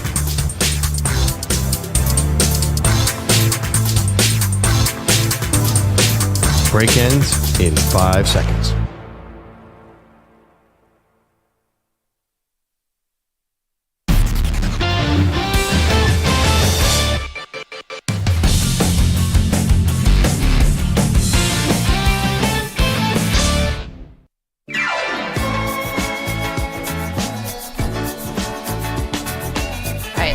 Track at home. It's the second time that Manny's played Dancing Queen this show. Manny, you should come to my house. All we do, my daughter is a big drama kid. All we do is play musical theater music. And it's this. And you don't even have the best ABBA song. You realize this, right? Listen, I just discovered them about 25 minutes ago, so... Manny discovering things that happened before the year 2000 is a fun element of this show, but you gotta look around a little more. What's the best ad? This is Give Me a Man After Midnight is much better than Dancing Queen. I went to an ABBA night at a club one time in Philadelphia. That was a good time.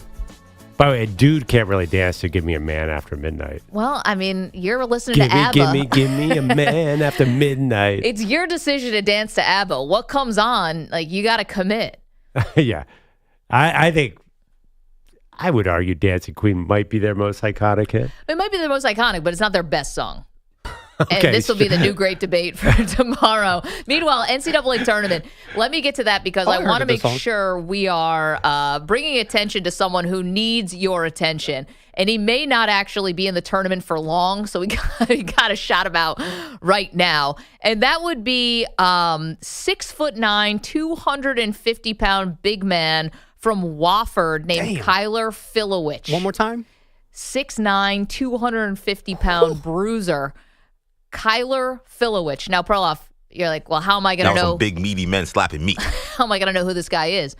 Well, I'll tell you. He's wearing a headband because he's got a receding hairline. So he's trying to cover it up. And not just that. 35? He has decided mid-season or thereabouts to switch up his free throw shooting form to go granny style.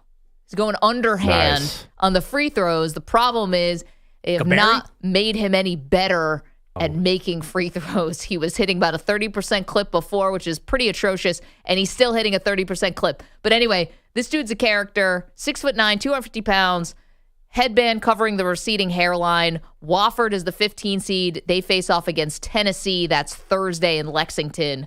Mark your calendars. But you keep saying 6'9", 250 or 350? 250. Is that big? That's normal. For Wofford? How many guys do you think are that big playing in the Southeast Conference? Well, when you're 6'9", you kind of usually weigh about 250 pounds. I have to see this guy. I thought you were going to 6'9", 250? I don't think so. More like 6'9", 225 maybe. Yeah. But that 6'9", 250, I thought he was going to be 300 pounds. Like DJ Burns, you think he weighed 350? Well, 250? There are not a lot of those guys. I mean, we thought he could be an offensive lineman. LeBron is 6'9", 250, right? Yeah, and he's huge. But he's chiseled. Yeah. So this guy has a LeBron workout plan. And the haircut is... I mean, LeBron got the also LeBron haircut. has a receding hairline. Not the same type. This guy is a little more insurance salesman than what you're thinking of, right? He's got like a comb-over type of thing. Yeah, Sorry, insurance. I love. What was the guy? Remember last year there was an old guy with Oakland who Jack Golke. Yeah, raining threes. I love those kind of older looking. Well, he was more like male pattern baldness. Yeah, he was also like 28. Exactly. I don't know how old Filowich is. Winnipeg native, so you know he's going to be real. He's going to be real tough. You know, he's got to be tough for those winters in Manitoba. What's crazy about doing the granny style free throws is if they're not working, why don't you just go back to the overhand? Maybe he's got. Well, I mean, he's been shooting overhand for 20 something years. Like he's got to give it some time. He can't just abandon it after a couple months. I mean, do you think his basketball career is going to last past Thursday? Fair point. Go play overseas. Go play baby. in South Korea, buddy. Yeah, it's exactly where I was thinking of going. Anyway, this sounds like I was dissing him. He's must watch. So there you go. Kyler Filowich got the headband and shooting the granny style free throws. Keep an eye out when Wofford plays Tennessee on Thursday in Lexington. Coming up, we have John Fanta is going to join us to break down everything in the bracket. He's the best. Don't move.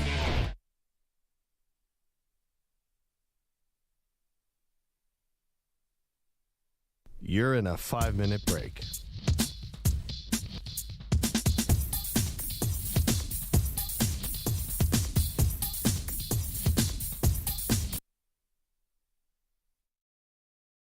No start gushing.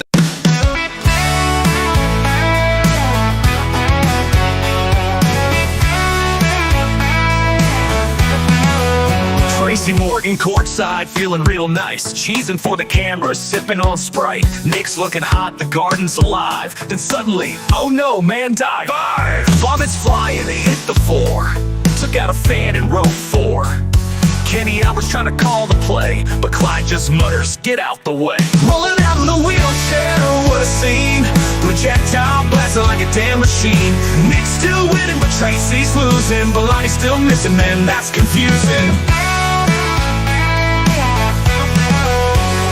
No start gushing, medics in a sprint.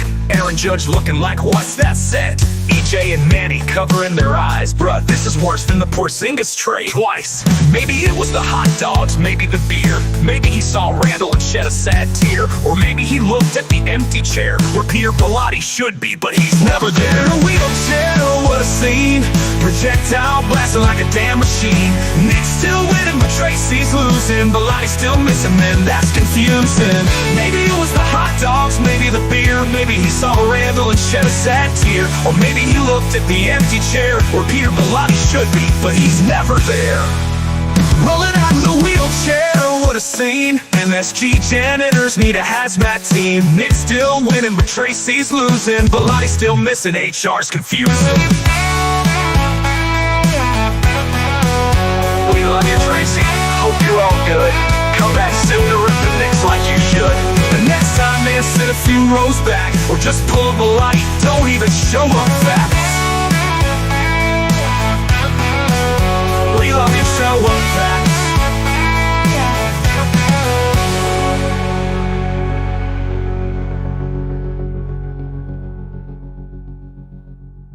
We love you, Tracy. Hope you're all good. Come back soon to rep the Knicks like you should. But next time, man, sit a few rows back or just pull up a lottie. Don't even show up facts.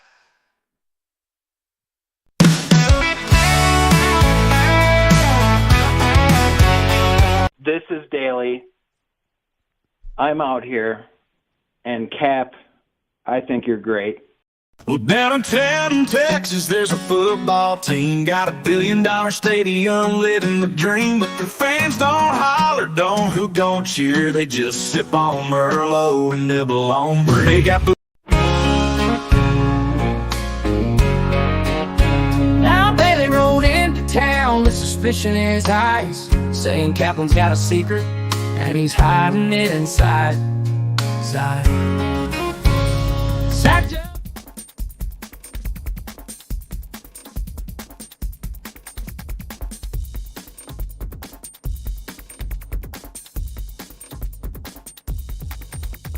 One minute, 30 seconds remaining.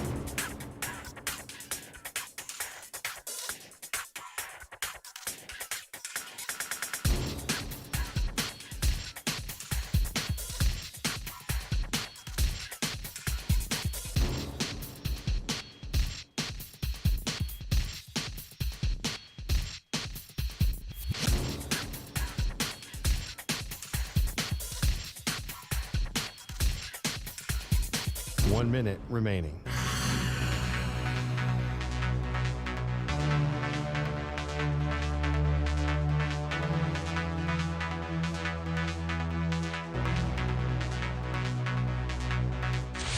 Five seconds remaining.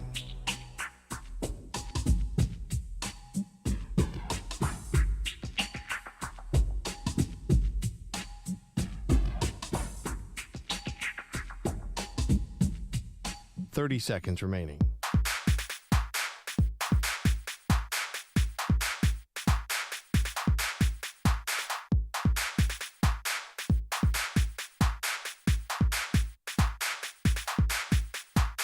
Seconds.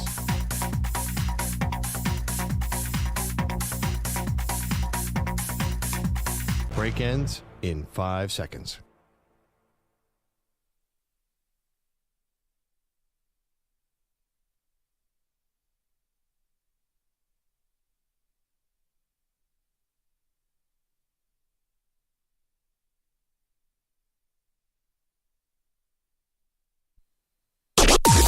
Maggie and Perloff on the Infinity Sports Network.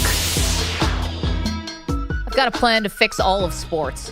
Welcome to the show, Maggie Gray, Andrew Perloff. All right, well, maybe Finally. That's a little much, but I've got an idea that's going to fix one of the things that's so frustrating about sports, and that is selection committees. Both college basketball and college football, Perloff, we don't need them anymore.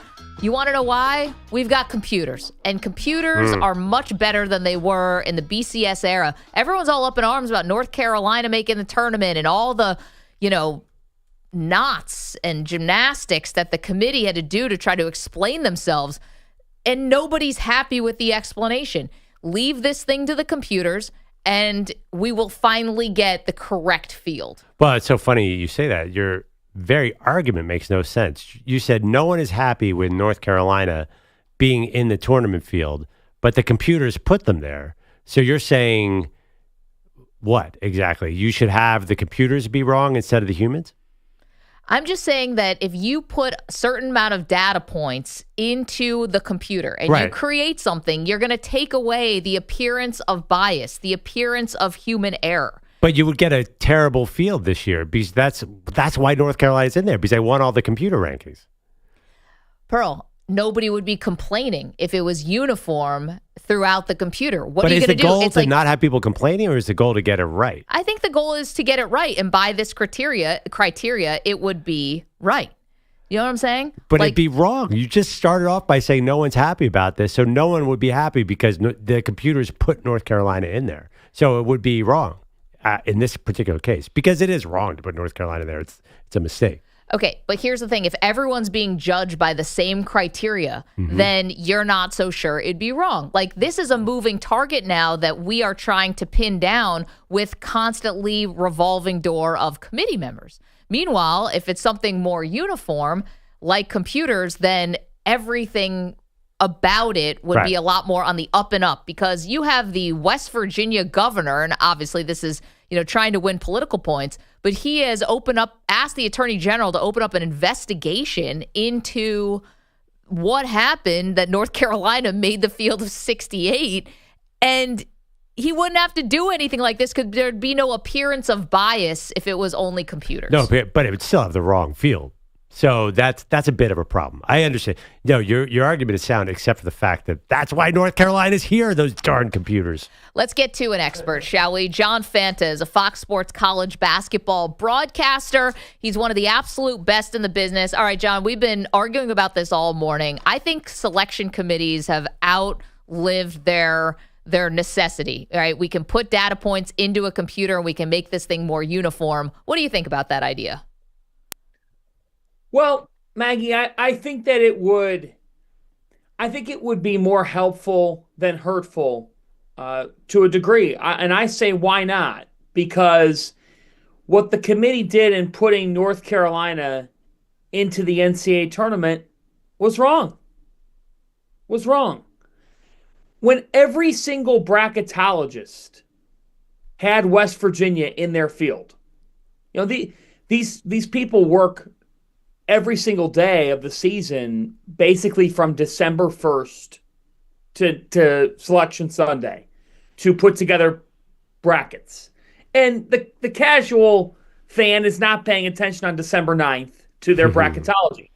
But I know a lot of these people because this is what they do, and it's in the college basketball space. Some of them are known more than others. The OG, a Joe Lunardi, carries his own weight and needs no introduction. But there's a lot of bracketologists who haven't gotten the same type of exposure, who are around the clock on this stuff, and they all cannot fathom how North Carolina got in the field. And to me, that's concerning, because we're talking about expanding the NCAA tournament, right? And a lot of, one of the natural reactions to expanding the NCAA tournament is, okay, well, will there still be like a Cinderella or two that gets taken care of? And I don't think that would be the case, because I think the people who are driving the bus for tournament expansion want to see their team that went 6-12 in conference play, but had 2 or 3 quality wins in the non-conference, make sure that they get in the field. And so I am like, when we're being critical, that's what we're all that's what you guys are paid to do. That's what we're paid to do. And I can't look at North Carolina being in the field. And here's a big thing, and I'd love to know your thoughts on this. Let's just say North Carolina goes out there tonight and beats San Diego State, which they could do because of their pace and their ability to score the ball. That could throw San Diego State off in this game. Then you know how social media is going to be. Mm-hmm. Oh yeah, no, that they never. People are stupid. Why were people yelling and hooting and how? The result of a basketball game tonight does not validate or unvalidate whether a team deserved to be in the NCAA tournament over another. But wait, John, let me take a step back. How come North Carolina has higher computer rankings? Maggie started off saying, don't go to the computer rankings. If that was the case, it would be North Carolina, the net ranking, the KenPom ranking. How did we get to here? How come I don't understand how they're 1-12 in quad one games and still have higher ratings in them. Can you explain to the casual how that ended up happening? Yeah, I think it's a combination of a couple of things, Andrew, and it's a great question. These metrics do factor in margin of victory. That's a big thing that gets thrown in there. So if you get rewarded for beating a lesser team by 30 points, sometimes significantly more than you would by beating them by 9. And I think that's ridiculous. Because if I'm up, this is what I don't like.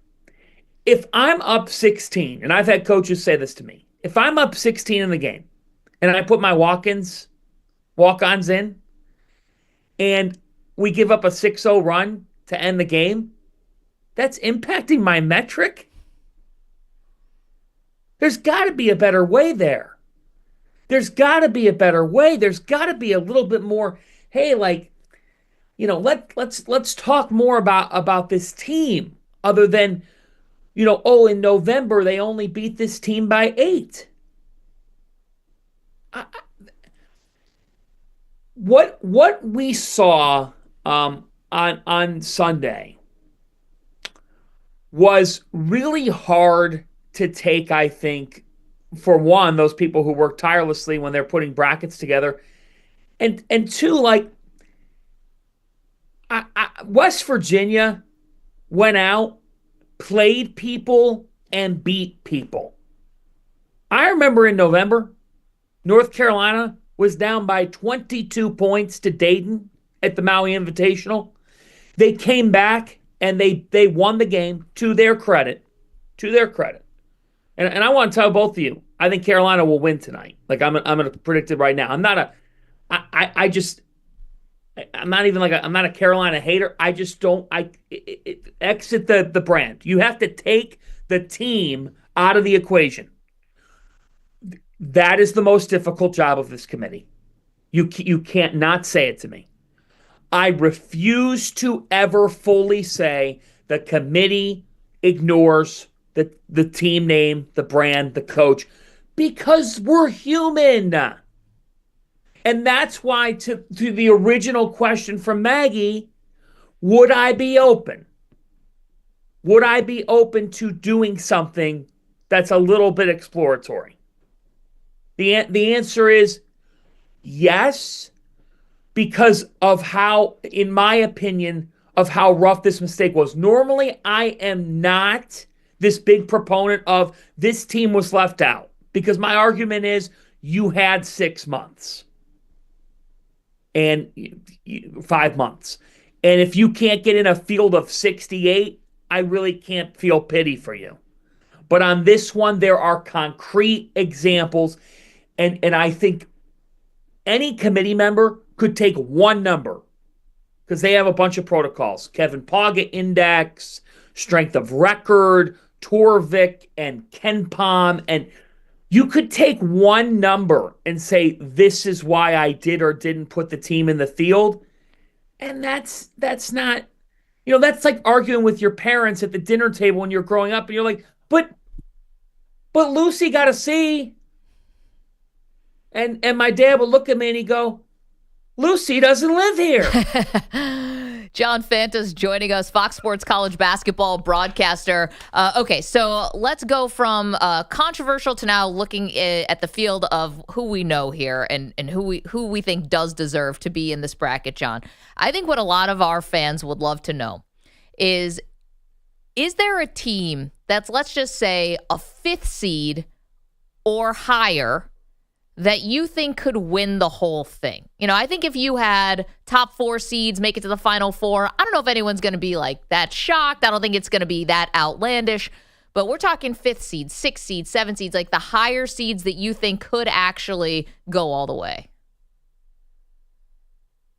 Well, I will give you a couple, Maggie, because I don't believe in saying, well, no, I think it's just a 1 or a 2, because that's boring. Yes. That's not a good enough answer here. So I will give you a couple that I think could make a real run in this thing. I'm going to start with Clemson.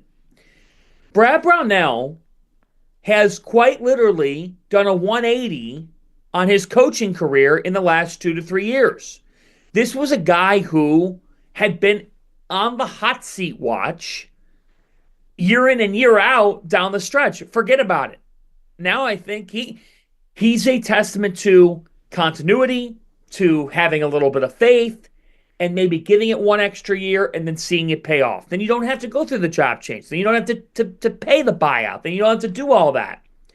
He's got a star in Chase Hunter, who is a bucket getter, who is composed.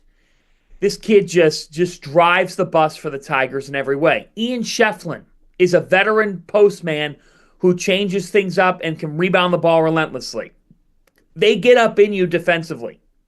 Top 20 defensive team in the country. So they guard. Guarding is not a question with Clemson. And I like their draw. It's ironic now they get McNeese. It's Will Wade going up against his alma mater. I like McNeese in the season they've had. I don't think they can handle the physicality and the experience level that Clemson possesses. Then it's Purdue or High Point. I think Purdue could get beat by High Point, guys.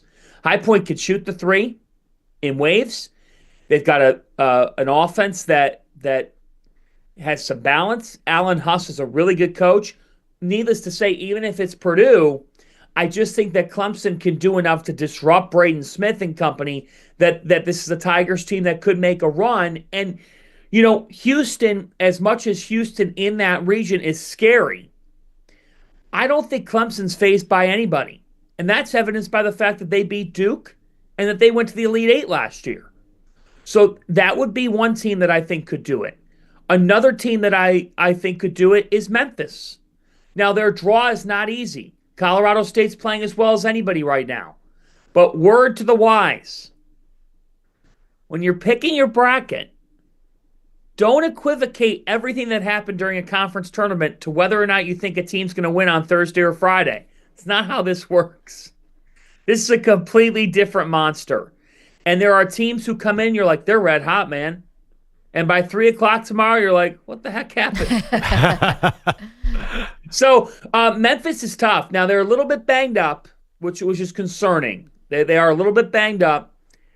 But I've loved the way they've played all year. P.J. Haggerty is a bucket getter. Dane Danger inside. Maryland in the second round, that'd be a tough game.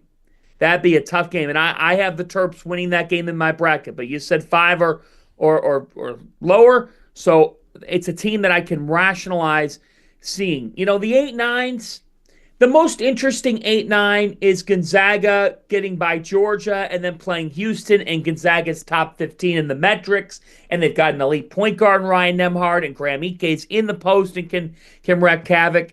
Never say never. I don't have it in my bracket because I still don't trust this Gonzaga team. One team that could do it is BYU. BYU, up in the East, has a very nice draw. They're going to get VCU at altitude.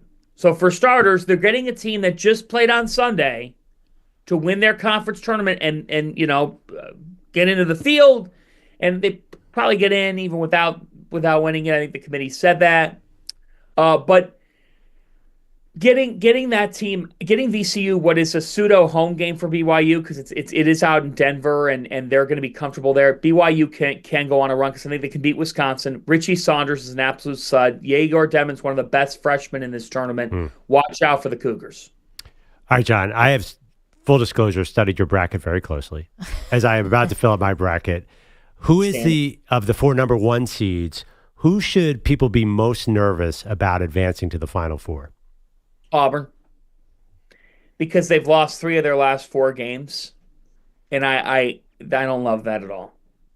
And last year, remember, they lost to Yale in the first round of the NCAA tournament. There's psychological factors with this. Oh, by the way, if Louisville gets by Creighton, now I don't have that in my bracket, but I do have Ryan Kalkbrenner and a dangerous Creighton team getting past Louisville, and I think that Creighton can slow Auburn down a little bit and make it a 3-point shooting contest, which Auburn can win that. They can, but in the last couple of weeks, some of those shots that have been falling for the majority of the year, Perloff, have not been falling, and we both know that, like, at a certain point, this is a revolutionary analysis here. This is can your supplemental shot makers step up and deliver when they're left open? And that's going to happen. And for the last couple of weeks, Auburn hasn't been the same team in that department. I think Duke cruises. I really do, to at least the Elite 8. Houston, I know Gonzaga's a trendy pick. I'm not buying that. And Florida, I think, is playing as well as anybody. So I'm going to go with Auburn because I think if they play Louisville, that game's in Lexington. Why is the committee making the number 1 overall seed play a pseudo road game in the second round? Like, I just don't understand that. Telling you, John, another reason to go to the computers, man. We could have them not just pick the teams, we could have them pick the locations as well. Last one for you before we get you out of here. And again, thank you so much. I know this is literally your busiest time of year, so this is the time we asked you to come on the show. I think you could have a future mini 30 for 30 on what's going on in the bottom half of the West region, which is Rick Pitino and St. John's as the 2 seed. They'll face Omaha first as the 15. And then the winner of that gets the winner of Kansas, Arkansas, Bill Self versus John Calipari in his first season with the Razorbacks. Like, what do you make of that little coaching triangle there? And what do you think is the most likely outcome? What I make of that is I live in New Jersey, and I'll give you the personal story. My wife's 32 weeks pregnant, so I'm trying to take as many nights at home right now as I can. Congratulations. Thank you very much. So I normally would get out to a site on a Tuesday night, and the night before media stuff kicks in. But I said, I got to stay home. But what I make of it is that I'm getting up at the crack of dawn tomorrow, hopping in the car and driving to Providence to see all these press conferences and sit out in the hallway and talk to these coaches because, Maggie, you're exactly right. Tomorrow alone could be a 30 for 30. Providence is a basketball town, right? It's where the Big East was founded. There's rich history there, and they've got a rich fan base locally. John Calipari, the UMass angle there. Rick Pitino took Providence to a Final Four in 1987. So there's the old schoolers, there's the Kentucky angle, there's the Louisville, Kentucky angle. Oh, and there's Bill Self, and he's a Hall of Famer. Also walking into Providence is Will Wade, a different region. Oh, also walking into Providence is Matt Painter, one of the all-time good guys in the sport. There's nothing boring about this. In Providence this weekend, it's going to be like a White Lotus for college basketball coaches. I mean, they just track everybody in the hotels. Rick Pitino and John Calipari are not getting together for dinner on Federal Hill. It's not going to happen, and there's going to be a lot of cars with tinted windows driving around Providence, cutting back-end deals and getting ready for basketball games. I'm excited. I know you guys are too. That's what the madness is about. And, I don't want to take anything away from Coach Crutchfield in Omaha. They've had a great year out of the Summit League. But I do think that St. John's gets past Omaha, and then the possibilities. If it is St. John's and Kansas, that's fascinating. St. John's big man Zuby Ejiofor would meet his former team. And guys, if it's St. John's and Arkansas, I think, like even last year, 2, 3, 4, 5 years ago, nobody would have ever fathomed those two getting together again. It was never going to happen. For all the committee did wrong. Oh, man, thank you, Lord and Savior, for giving us that, because Maggie and Perloff, that will do a seismic rating. And what will the reaction be when those two shake hands? John, you're the best. John Fanta, Fox Sports college basketball broadcaster. This is his time of year. I love the White Lotus reference, although we all know what happens on White Lotus. Someone's up floating in a pool somewhere, so we hope that doesn't happen. His Providence, though. John, thank you so much for the time. Have a great, great tournament. We appreciate it. Hey, in the world of Hollywood, which is what anything can happen. Yeah. No, thank you, guys. I appreciate it. There's more hair gel with those two coaches than exists on any movie set or television set that we've ever had. Yeah, John Maggie, Fanta's the best. A computer is not going to give you Patino versus Calipari, so you have to give it up to the humans on that one. I don't know. Maybe the computer would have a sense of humor. I mean, listen, the computers are taking over all of us someday. You're giving me a lot of faith to computers to figure that one out. Meanwhile, we've got some updates for you, the Maggie and Perloff movie sequel bracket, because we are wildly serious around here. It's all we do. Hardcore sports all the time and movie sequels. So we've got that for you in just moments. Our new number to call, 888-710-4ISN. 888-710-4476. Hit us up. New phone, who dis? You're in a 5-minute break.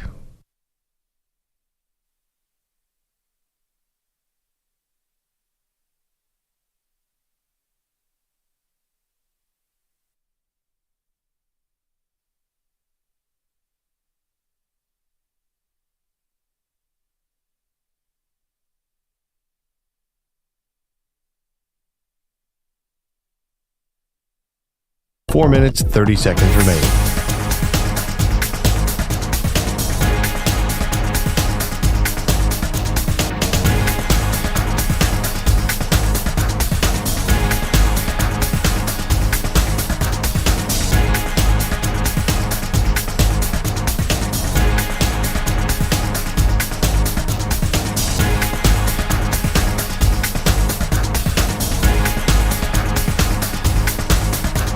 Four minutes remaining.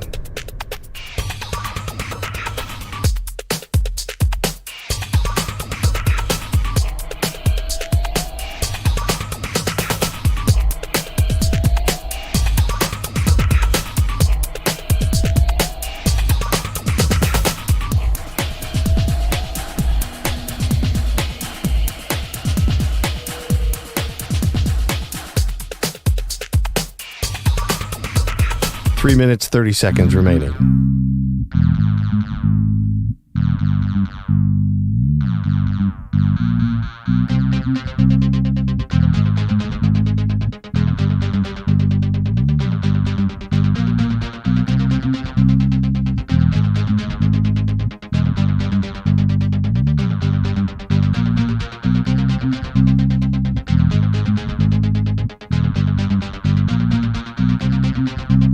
Three minutes remaining.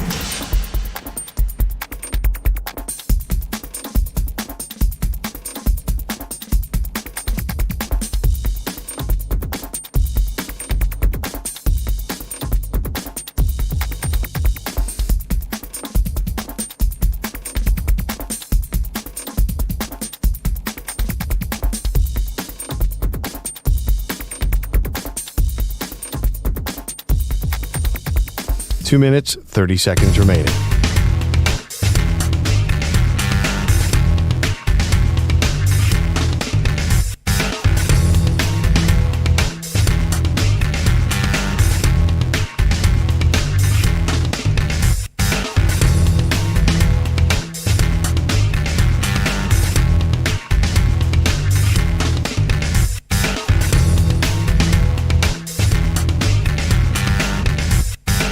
2 minutes remaining.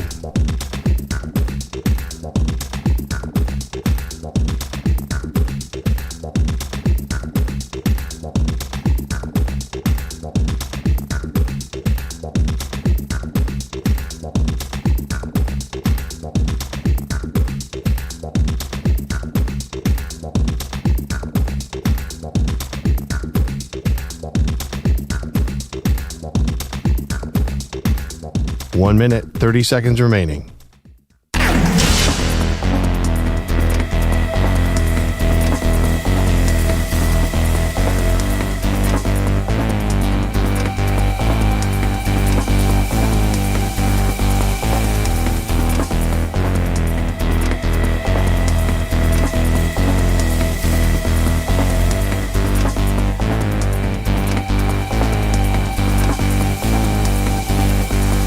One minute remaining.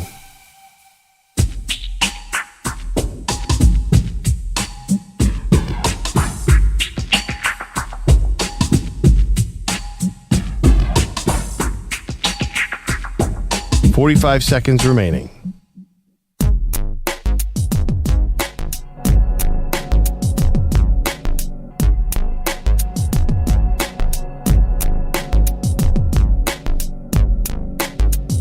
.30 seconds remaining.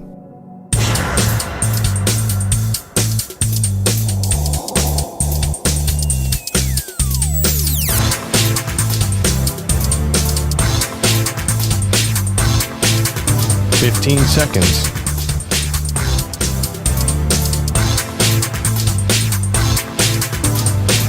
Break ends in 5 seconds.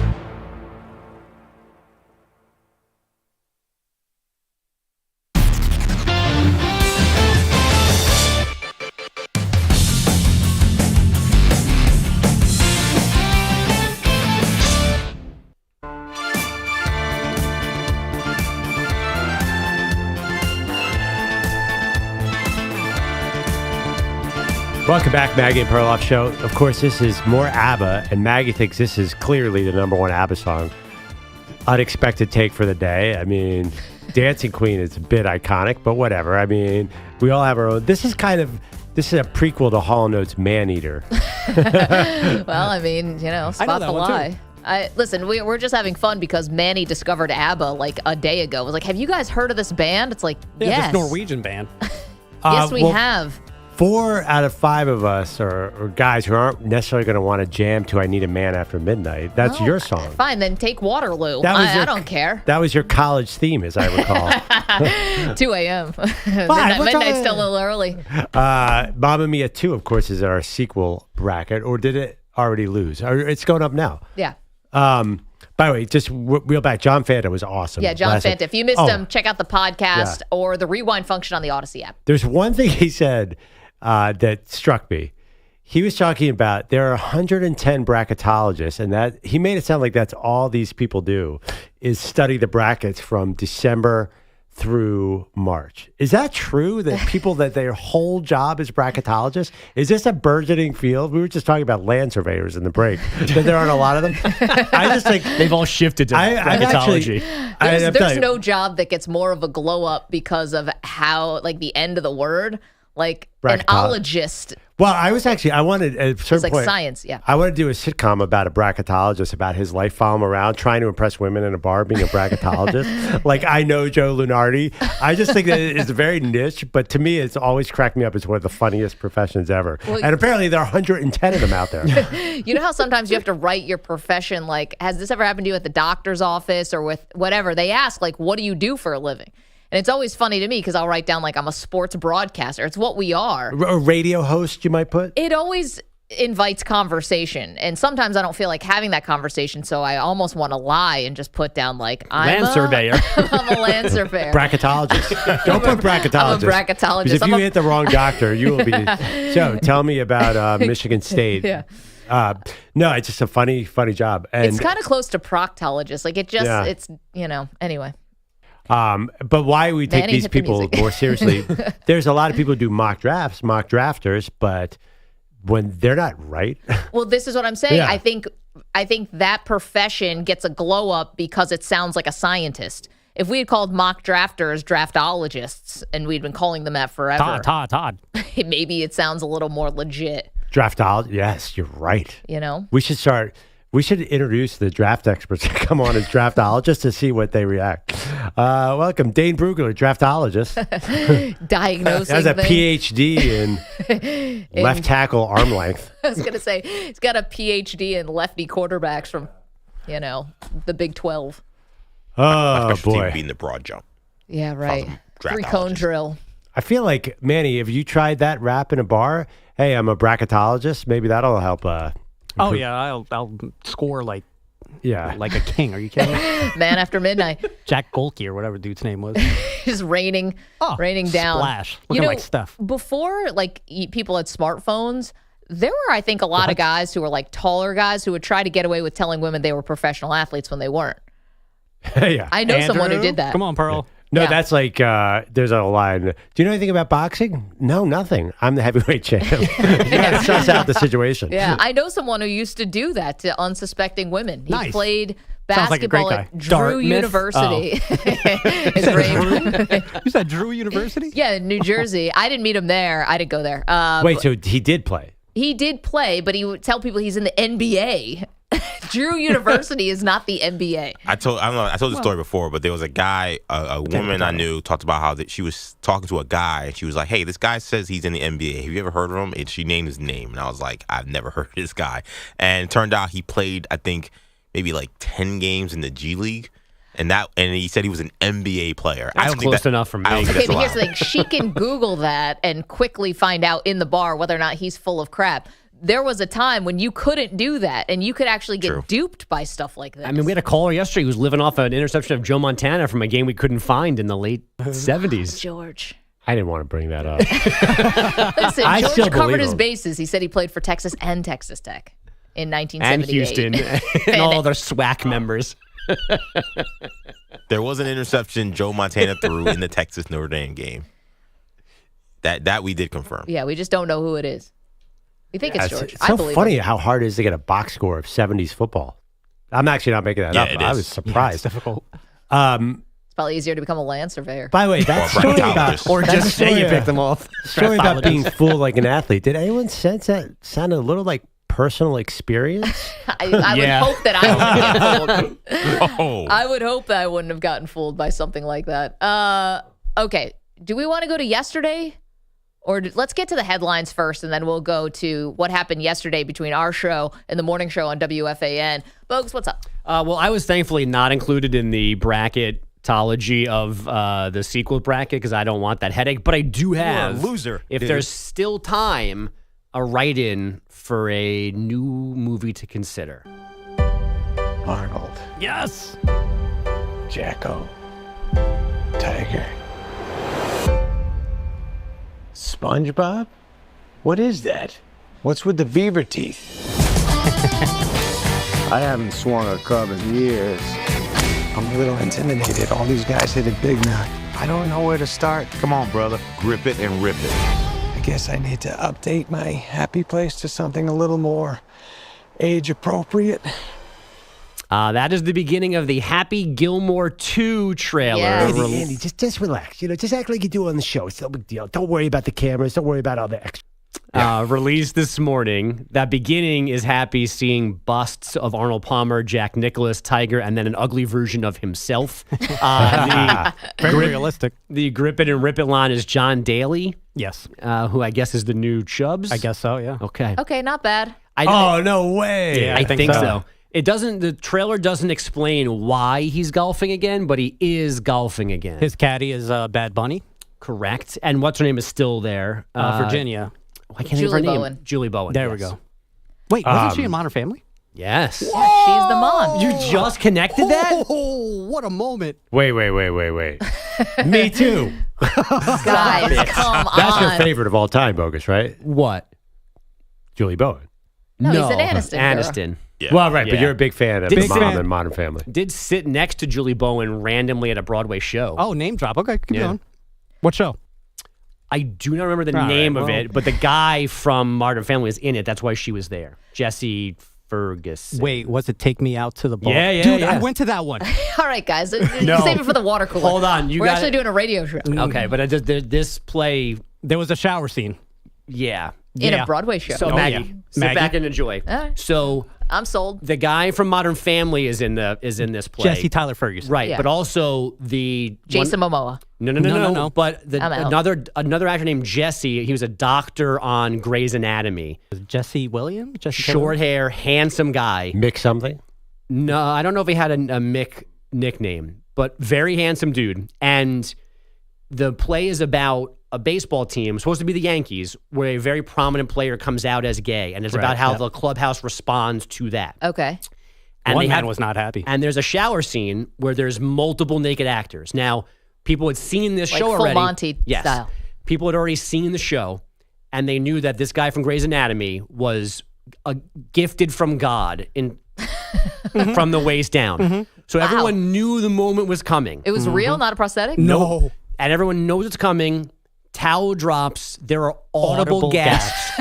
And again, it's not a surprise. And one lady goes, "Oh my God." At the show I was at. It was unbelievable. Wow. I had the exact same. It's a plant. There's people around me who had the exact same reaction that Bogusch, and perhaps yours truly also gasped. It was just stunning. full frontal, and it was incredible. It was nuts. And this woman, it was so perfectly timed. Oh my God. Yeah, that's Like, a she plant. was That's in somebody in awe. the crowd. If you guys both had the same exact Or reaction, we had the someone same said, "Oh my show." God." We probably were. Turns out That was Bogusch a and night. Manny were sitting right next to each other, and they didn't Are know. you Julie Bowen? I hope so. This show is going down some weird Yeah, rabbit how do we holes get there. from Happy Gilmore 2 to Full Frontal? That seems easy to me. By the way, Julie, that's why. Julie Bowen. So I know a lot about Happy Gilmore 2 because I watched Full Swing, the golf documentary, and all the superstars are in it. And the first episode of Full Swing is just about making the movie. It looks amazing. And Travis Kelce's in it. Oh, it's going to be... We should put it in the bracket, Maggie. Bogusch is right. We haven't seen it yet. No, we It can't. can't be in. July 25th, by the way. July 25th is when it comes out. So we still have a while that we have to wait. Yeah, Travis Kelce is in it. MJF is in it. If you're a wrestling fan, allegedly, I'm excited to. that I'm guy? excited to see it. Wow. It's going to be really good. What was your issue with our the bracket we just revealed? So if you missed it, you can check out our social channels right now. It's the second region of the Maggie Perloff movie sequels bracket. This is the Corleone, Sicily region because Godfather 2 is the #1 seed in this region. Bogusch, you had a major issue with this. I got a seeding complaint. I can't live in a world where Twisters is more highly regarded than Next Friday by 4 lines. The BIT goes from the Bilotti Invitational to the Bogusch Invitational. I just can't. And I think I have a problem with Twisters being considered a sequel at all. It's not a remake, but it's also not a continuation of the first Twister. Okay, not to throw anyone under the bus here, but this was a late edition from Perloff. I've never seen either of the Twister movies. Not the first one? He vouched Missed for the this first one, too. This was Bubba Cunningham getting in North Carolina. I excuse myself. No, I have never seen. I'm not really a Twister. To be fair, I mean, Twisters is very well received. Twisters I've heard awesome, people yeah. who said watched it who liked Yeah, it. by the way, I'm not going to sit here. Does it deserve to win the whole thing? No. Did it deserve to make the tournament? Definitely. It's a pretty fun movie. Kind of sad. I'm okay There's with some Twisters death. being. But is it not a sequel? It doesn't. I kind of trusted you It's guys. just with this another one. movie about people following Twisters. It's Yeah. not the same character. It's not somebody's son. It's not a remake. It's just another movie in like the Twister family. I don't know if This they're. is not good. I think they're I've seen Easter it. eggs to the original. Yeah, That's no, not the I same won't. thing though as being like, it's like Ghostbusters, the new ones, at least like it's somebody's grandkid. It's like Bill Murray's grandson is in this, is like the connection. This is just like, let's kind of make Twister again, but not make Twister again. I've seen that it is a standalone sequel. Guys, Yeah, it this could is be. It's a Could big be. deal. Could be. This is not good. This could invalidate the entire region. Right. We should have had region. computers do this. Yeah. We So, did. by the way, Twister's 90% popcorn meter. I'm not saying it's good or Very- bad. I'm very saying well liked. you cut out movies like you decided that like the third number like a trilogy doesn't count, but then Twisters is not anything.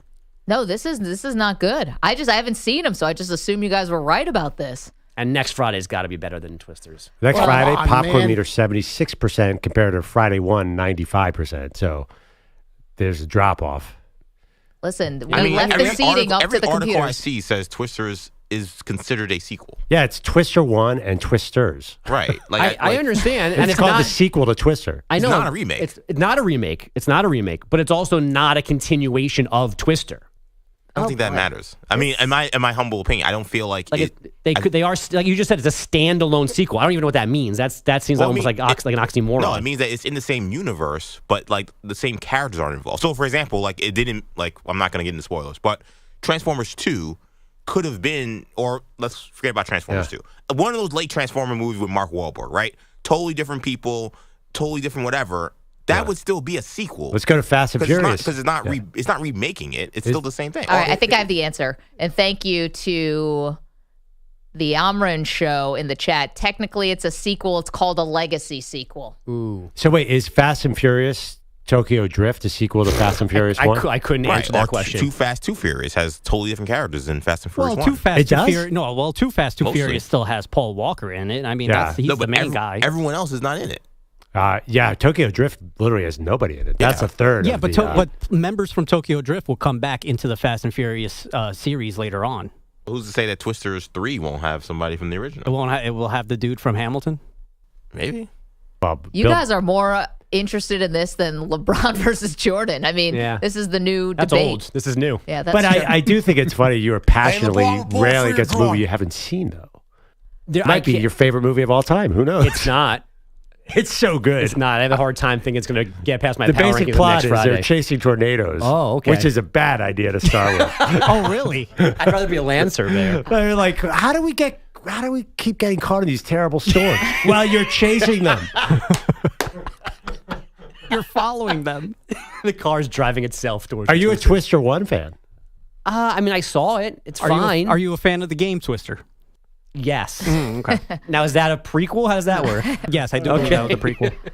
Our own Andrew Kaplan says this is a disaster. It needs to be fixed immediately. I mean, do we have like a sub out? Happy Gilmore 2. Well, I really don't. I think this should stay. But here's the thing. I mean, this is kind of like the equivalent of like the whole team getting the flu or something. Is there a sub? Not even getting the flu. This is like a whole team of ineligible players. Yeah, maybe something. That's no. It's too late to change it. Legacy sequel, standalone sequel. That's how you get it involved here. How about, and if it was a higher seed, then there'd be a bigger fight. But it's a 10 seed. If Twisters wins the whole thing, we can just strip the title. That's what they do in the NCAA, right? It's gonna be like it never happened. Yeah, I feel like this is more West Virginia Governor Bogusch coming in, just saying I want an investigation. I have a much better argument for stuff that's not going to change. Nothing's happening. I think he's grandstanding. Yeah, West Virginia's not getting in the tournament. We're not putting Happy Gilmore 2. Twister's going to go, and it's going to win or lose in the first round, and that's it. Bogusch, stop pandering to your base.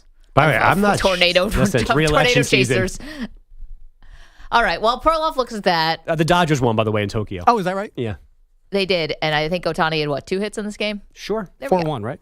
Yeah, that's right. That sounds right. And we're off and running. We did the thing. Into the baseball season. Bogusch, thank you so much. Coming up, we will clear up the controversy that exists now between our show and the WFAN morning show. What's going on around here, and why is former league MVP Boomer Esiason involved? We'll get to that next. You're in a 5-minute break.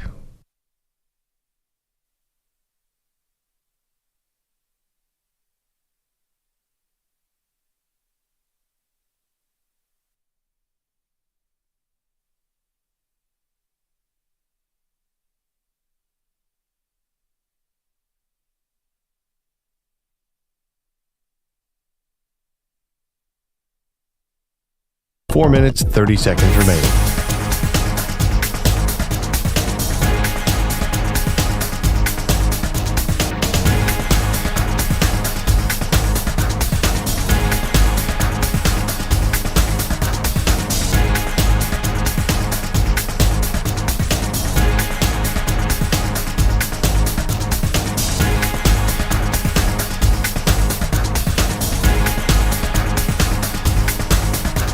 Four minutes remaining.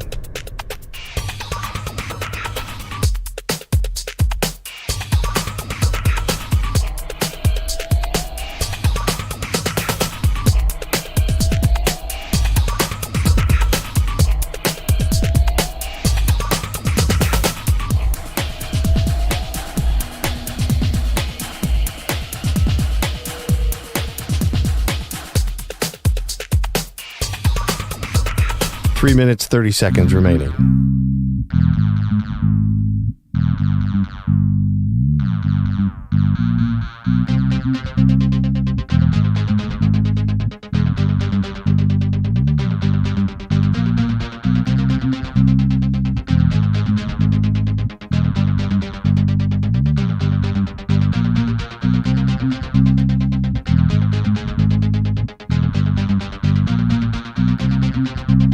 3 minutes remaining.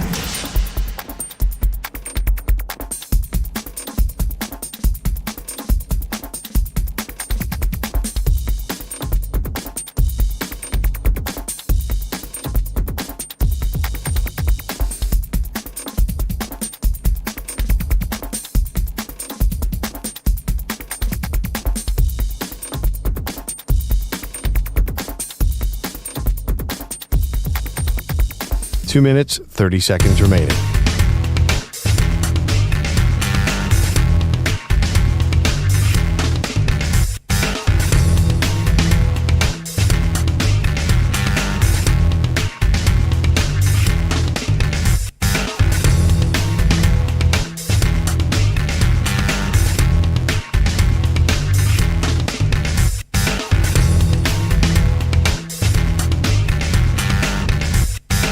Two minutes remaining.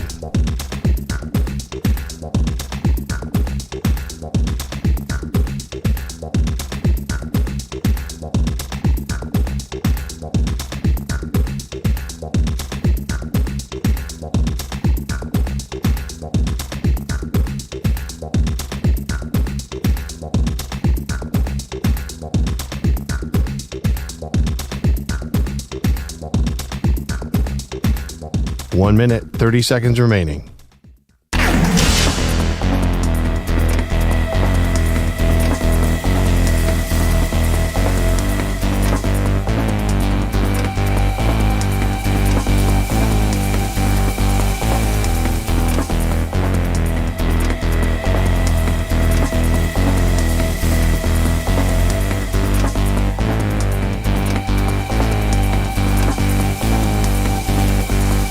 One minute remaining.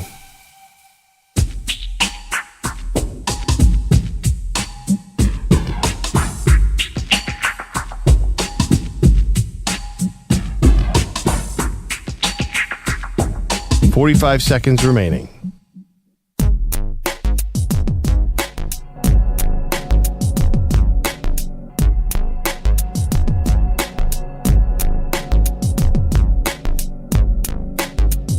$30 seconds remaining.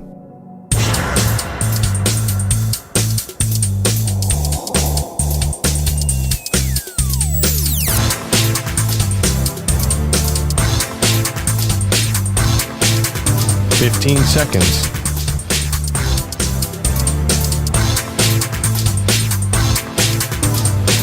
Break ends in 5 seconds.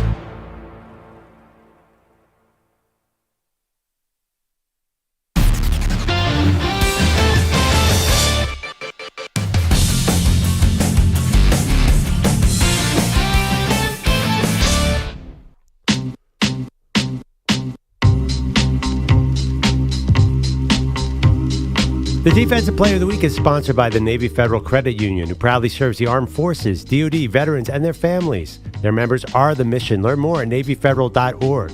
I got a theory on this week's Defensive Player of the Week. EJ, who picks it, is not going to do college basketball because he's saving that for the upcoming weeks. So he's going to pivot to either NBA, NHL, soccer, although I can't tell you who it might be in any of those sports. Great. We got the sports, maybe. You might be right about that. So, although I do think EJ, maybe left over from conference tournament action, might want to give a little love to college hoops. Yeah, could be. Could be. And the ladies' side, I think South Carolina is doing a little complaining about how they didn't get the number 1 overall seed. I think EJ was behind Dawn Staley in that one. So I think I'm going to say something about South Carolina women. Nice. Okay. Little vague there. Player week this week is Dane Danger of the Memphis Tigers, a team that John Fanta says could go on a big run. He had 12 rebounds and 5 blocks in their AAC tournament championship win over UAB.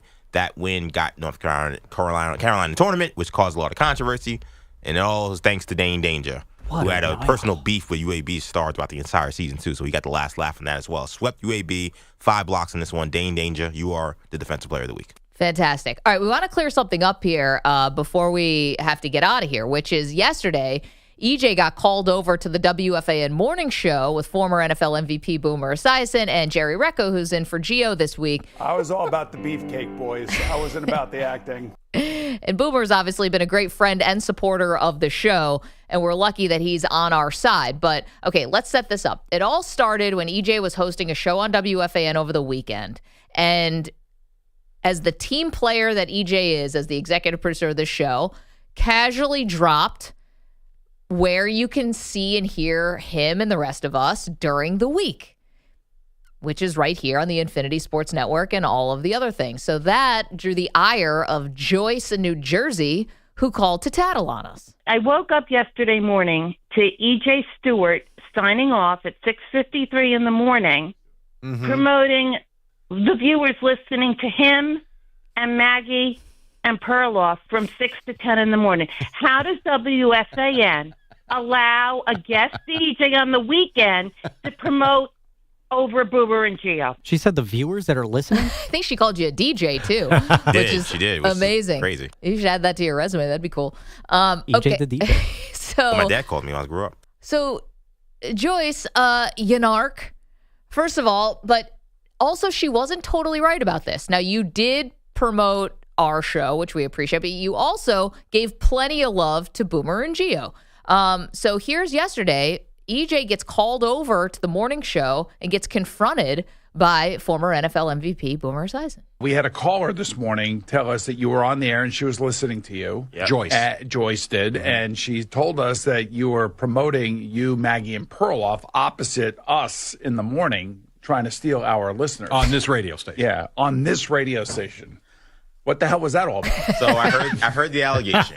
I'm gonna beat these allegations. There is no allegation. We played it. We played it. Okay, so here's more of EJ defending himself when he's under the spotlight. Challenge you guys to do is to play the earlier part where I began that last segment where I said, listen to us on the Maggie and Perloff show. I did play that. He did. He played the whole thing. Yeah, right. And I said, hey, Boomer and Gio, they hold it down at 6 to 10, and you're listening to them live. Listen to them live and catch us on the podcast. All right, well. I feel like I covered my bases on that. Catch us on the podcast. Look. Fair. Phenomenal. And when you're at our podcast, if you give us a 5-star review, that would be really helpful. Okay, here's Chris Lopresti, who is a sometimes update anchor on this show when Bogusch is out, defending EJ. I don't know. How do you think it was presented? I thought the longer clip, he gave proper respect to you guys. Which I reflected, and we talked about. But he made sure to check all the boxes before you could find Maggie and Perloff, including the Sirius XM channel that they're on. Yeah, you did. You got everything. I had to get everything in there. I tried to be a true pro. But I shout out you guys a lot when I'm on there. I was like, hey, listen, we do our thing on 6 to 10, but of course, Boomer and Gio, you guys hold it down here. Okay, so EJ happened to mention our Infinity Sports Network affiliates. The free Odyssey app, which you can download, which is crystal clear. Happened to mention that we're on YouTube. Happened to mention that we're on Twitch. Happened to mention the podcast. And happened to mention Sirius XM channel 375 a couple dozen times. I mean, what's the big idea, guys? It's not my fault technology gives us so many options. We are everywhere the listeners are, Pearl. And that's just the truth of it. So we'll give Boomer Esiason the last word, warning that he's listening to us. This radio station and your program is spoken about a lot over there, even though it's a national show. All right. Well, I appreciate that, EJ. Thank you very much. And I just wanted to let you know that we are listening. Yeah. I found out you make a mistake, we're going to be all over your ass. That's all there is to it. And if we're not, the listeners are. Yes, exactly. They actually called it and tattled on you. So yeah, we had I'm to waiting make for sure Joyce to keep my car or something. Well, maybe if it's a Tesla, they might be canned. There you go. Way to stand up, EJ. You didn't crumble under 6'5" Boomer Esiason's glare, which I always do. Hey, I stand on business. That's what's up. Fantastic job. I would have done a much worse job. Maggie, you've confronted those guys before. They're tough. They are not easy. You did a great job, EJ. That's a tough crowd, and you did great. So we're on their corner right now. Who's watching who? All right. Just kidding. Okay. Thank you, EJ Stewart. Thank you, Manny Rodriguez. Thank you, Andrew Bogusch, Andrew Kaplan, Guido's Coffee Drinkers. Go vote in the Maggie and Perloff movie sequel bracket. We'll see you tomorrow.